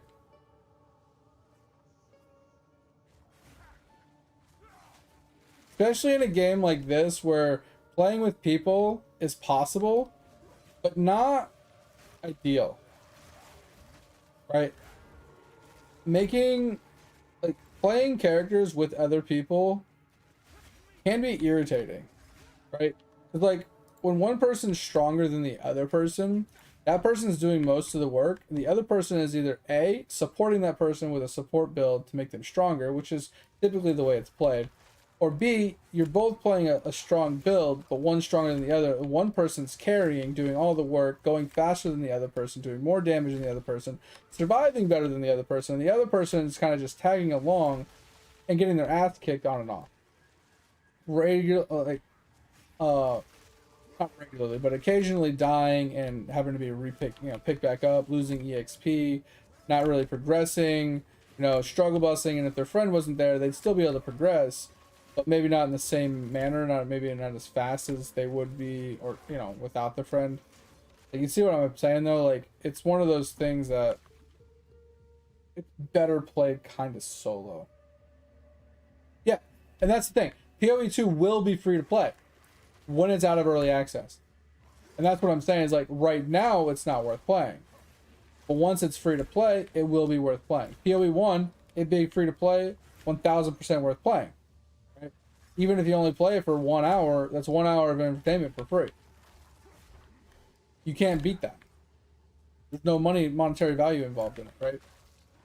But since PoE 2 is $20, I suggest people wait until it's released. I do. Like, I know that's not good because, you know, it hurts the company. The company doesn't make money. The company can't stay afloat. The company needs to make money to keep giving us content and stuff. I get that. But the reality is like, if you're going to have your game free to play at the end of it all, don't be surprised when people don't want to play it until it's free, right? Don't bank on people wanting to play the early access of it and pay for it up front so they can play it sooner than, you know, that,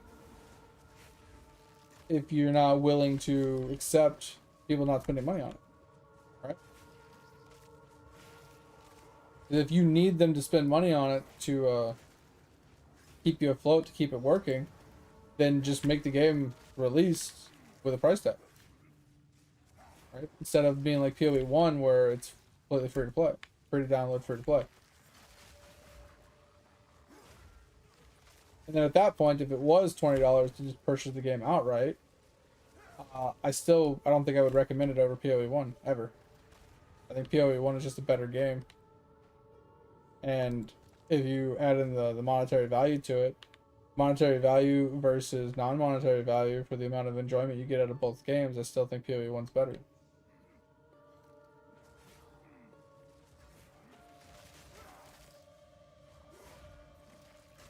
I don't know. I said I'm a little biased because I don't enjoy PoE 2 as much. So take it with a grain of salt, obviously. But with the differences to the mapping, the differences to the crafting and the gearing system, the differences to like the currency farm and things like that, I just feel like PoE 1 just, since it's had more time to cook, it's been alive longer, it's, you know, got more progression to it. Not progression per se, but like I said, more time to add positives and negatives to the game. It just has more to offer.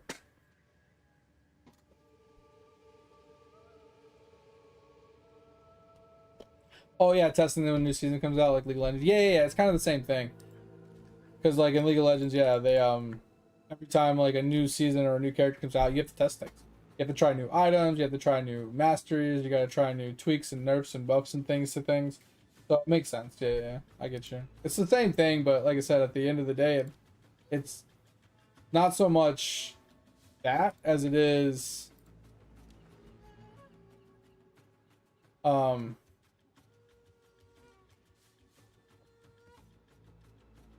keep this up.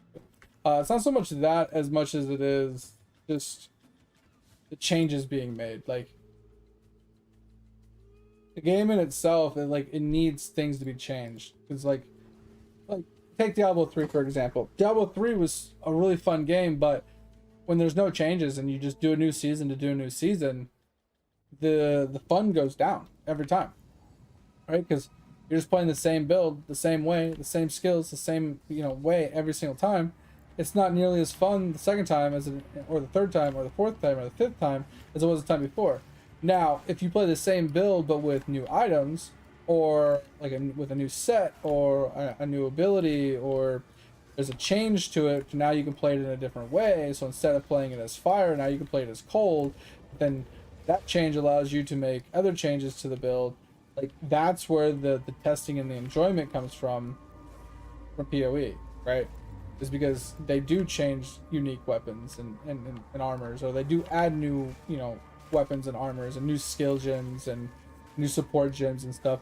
So it gives you that freedom to play the exact same thing you did the time before, but in a different way.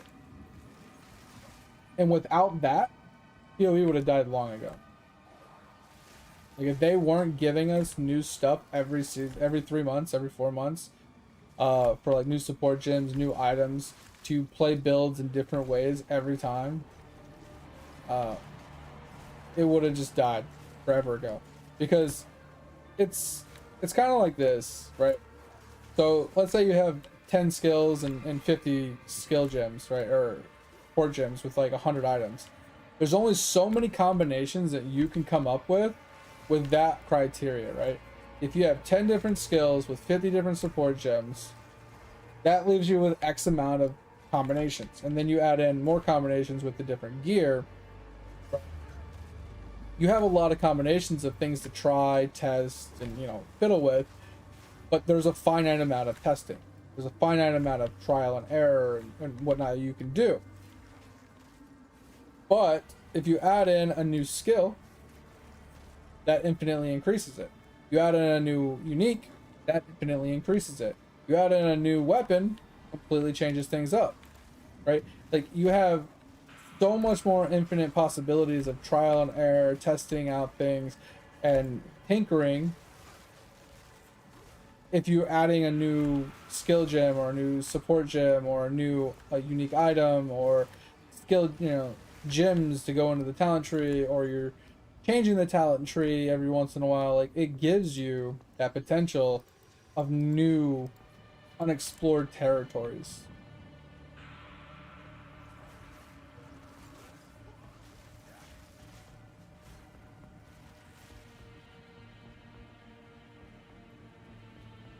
All right, Bandit. Sorry if I didn't catch you before you actually left. I appreciate you, man. Take it easy. Talk to you later. Have a good rest of your day. Thanks for being here. I'm gonna be getting off soon myself.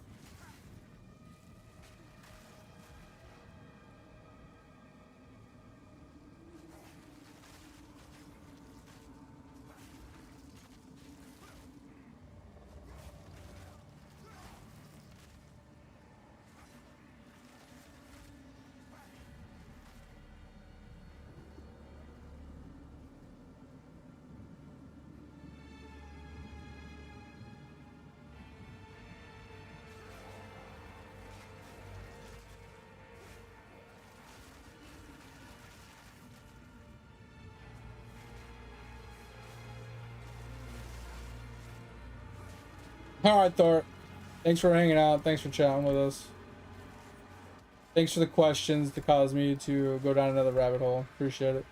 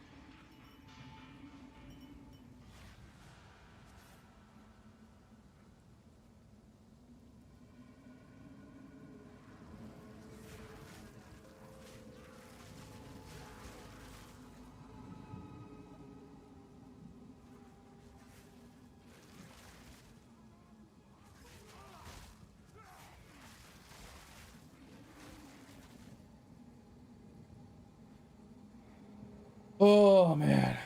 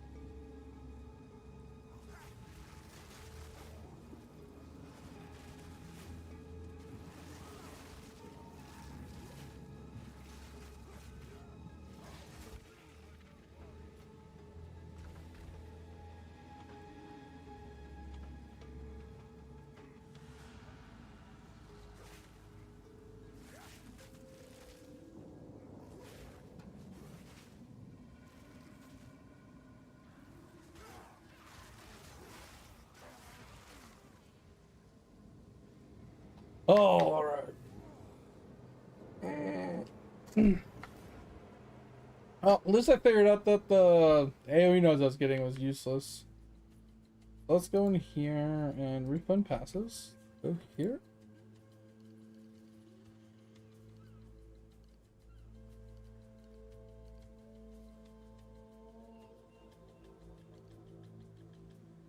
These ones aren't bad, but it's just area damage, so I'm okay with losing some area damage.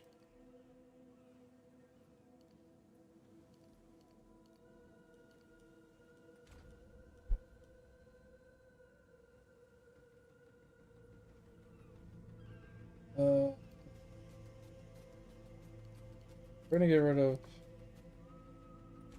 all of those. Okay, so now we have 11 points to work with. We can now just pick up the crit.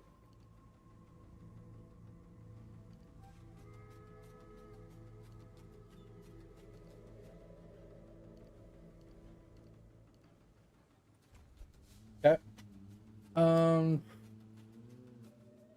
to figure out what to do damage-wise though.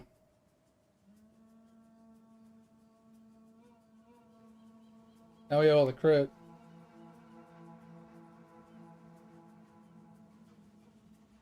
Oh, so what are we gonna do? Oh, so melee.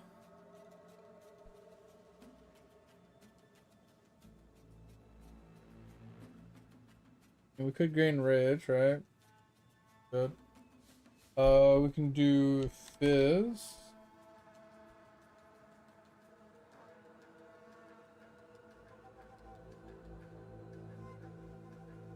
Oh, we can do the armor break, right?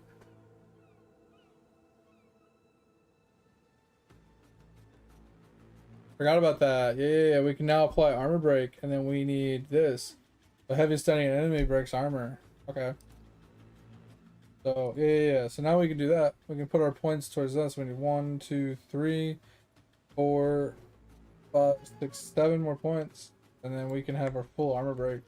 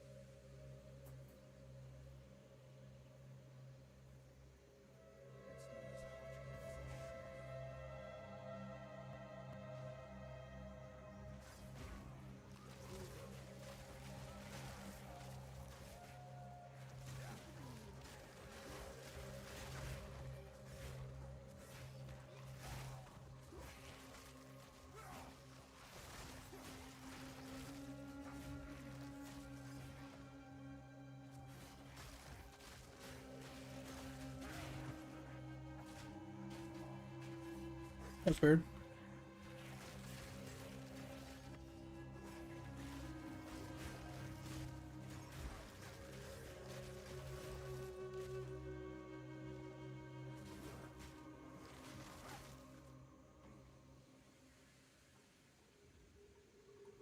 Hmm. Yeah, he's got the extra Fizzor that I wanted, but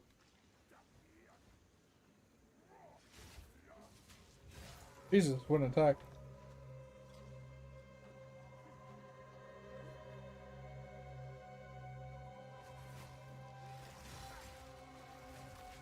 Bro. Getting mini stunned like hella hard right now.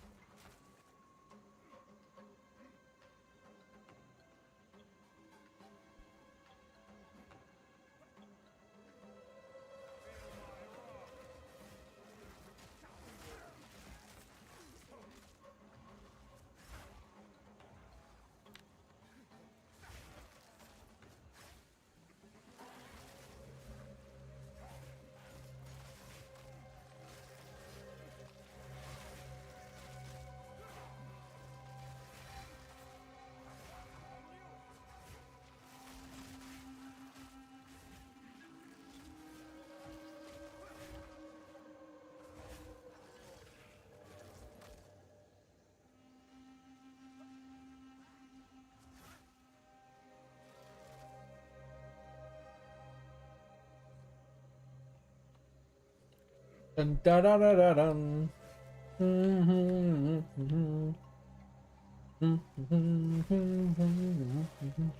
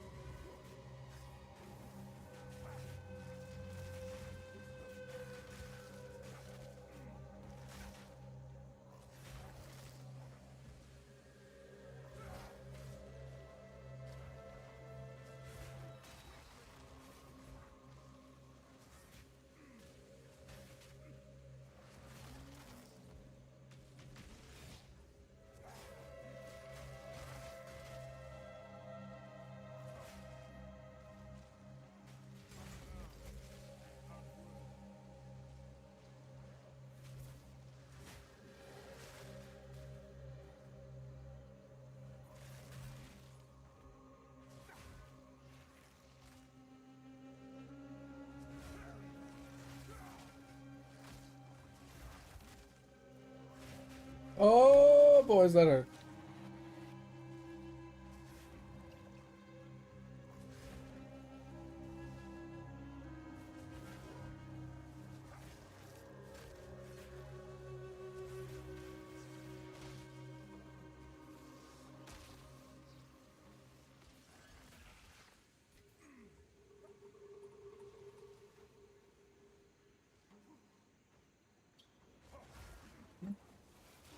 Oh, God, I got shotgunned.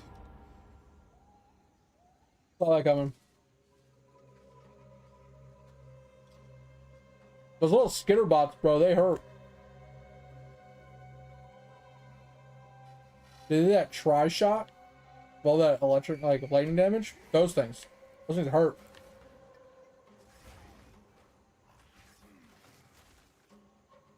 I roll that with like the poison on the ground.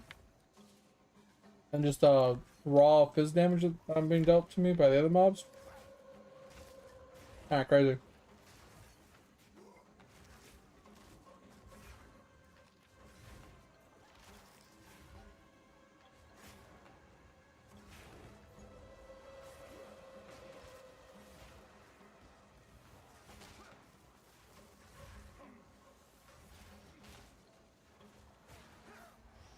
Once again, just too much blanketing shit all over the ground.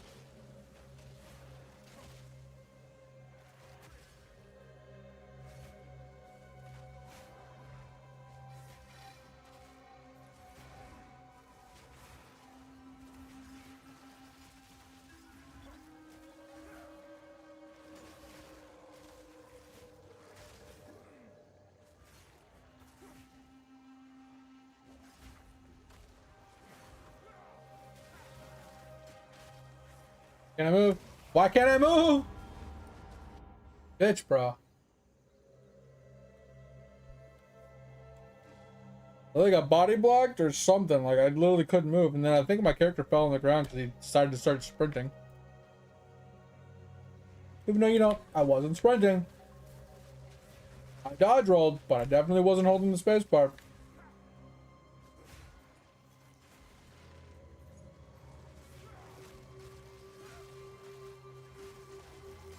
Whoa, whoa, why did I just desync all the way over there? That was fucking weird.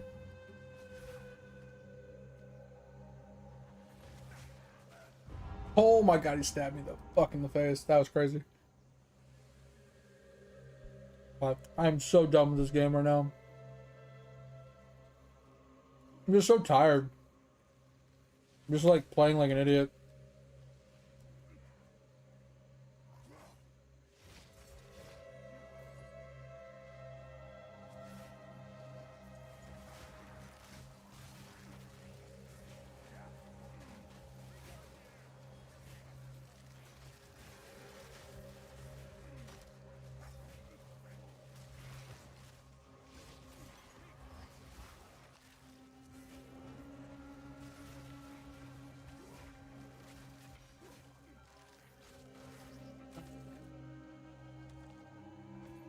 Yeah, I'm just playing like an idiot. I'm just overly tired.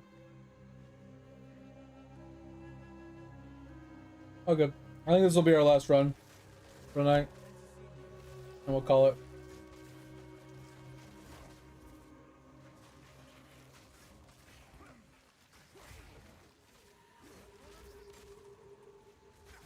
Bro, for the love of God! They can attack through that, but I can't. It's so stupid. I got hit like 3 times through that thing.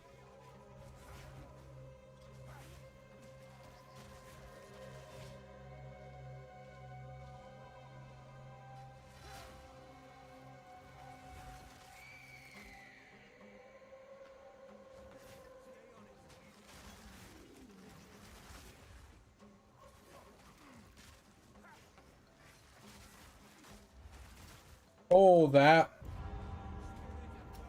I didn't see the poison on the ground. That hurt. That I did not see that coming. I didn't see the big explosions above my head about to fall on my face, and I did not see the poison on the ground. Oh, I would have leveled tonight.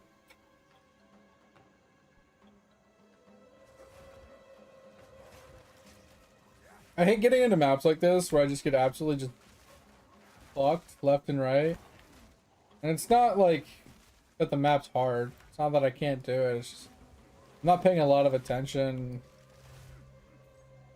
Just getting unlucky with a lot of situations. Pisses me off. Like right here, like, why am I not attacking? Once again, mini stun. Once again, just not fucking moving. Like, what the fuck is going on? So weird. Mobs are just like straight up mini stunning me like crazy.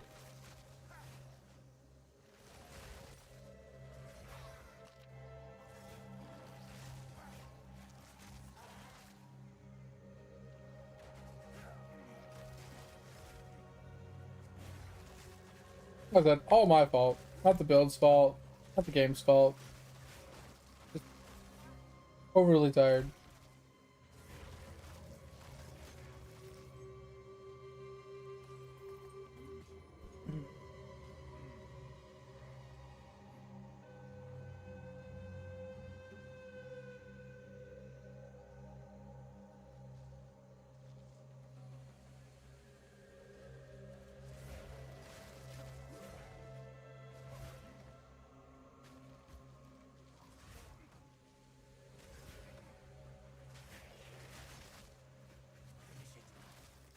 All that fucking poison on the ground, dude.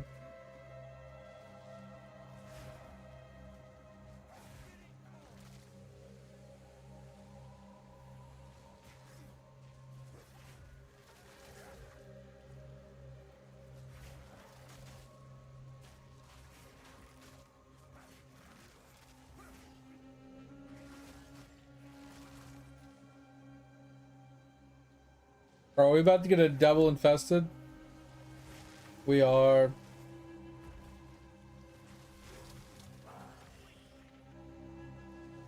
Yeah, let's go. Alright, I think this is gonna open up that map that we were trying to shoot for. If that is the case, we'll do the map, and then we'll call it a night.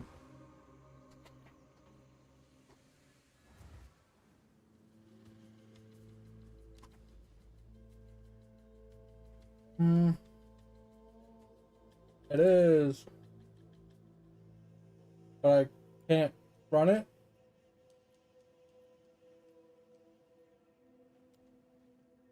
Why can't I run it? Cool.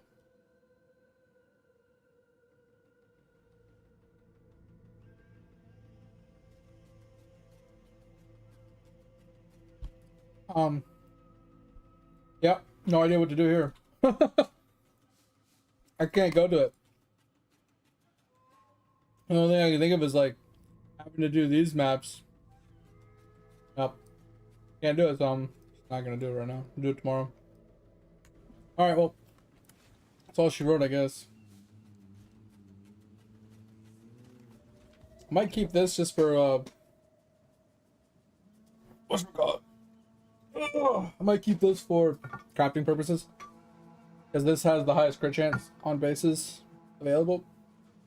Leech does mana is unnecessary, but maybe we can craft into it.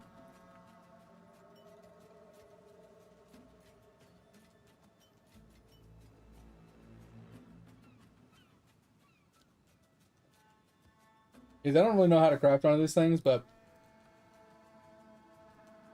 maybe someone can help. Anyway, I'm gonna call it a night, guys. That was fun. I hope you guys had a good time. If you guys haven't joined the Discord and want to join the Discord, feel free. The only thing I ask, don't be a dick. If you ever have any gaming questions, ever need any help, ever want to share something, show something off, or help somebody out, feel free to chime in at any time. And yeah, if you haven't checked out the VODs channel, go ahead and do that. If you ever miss a stream and you ever want to see you know, past streams or catch up on something you missed or go back and rewatch something, feel free to check out the VODs channel. But I appreciate you guys. Hope you had a good day. Hope you have a good time in the stream. Hope you have a good rest of your day. Hopefully see you tonight. Back on tonight, grinding again. It'll be our last night on this league, playing PoE 2 before we switch games. But yeah, I'm tired, man. I'm tired. I'm bored. I don't really have much to do. If you're gonna be on for a little while, October, and you're gonna be playing something, you can message me in Discord. I'll be on, just watching anime, just maybe playing some Lotra or something. I don't know. Maybe I'll just find some Eidolon stuff or something. But yeah, we're getting off now. I'm gonna go soak the dog food and whatnot. But I appreciate you guys. Have a good time. Talk to you guys tonight. See you. If you need me in the meantime, hit me in the Discord. Bye.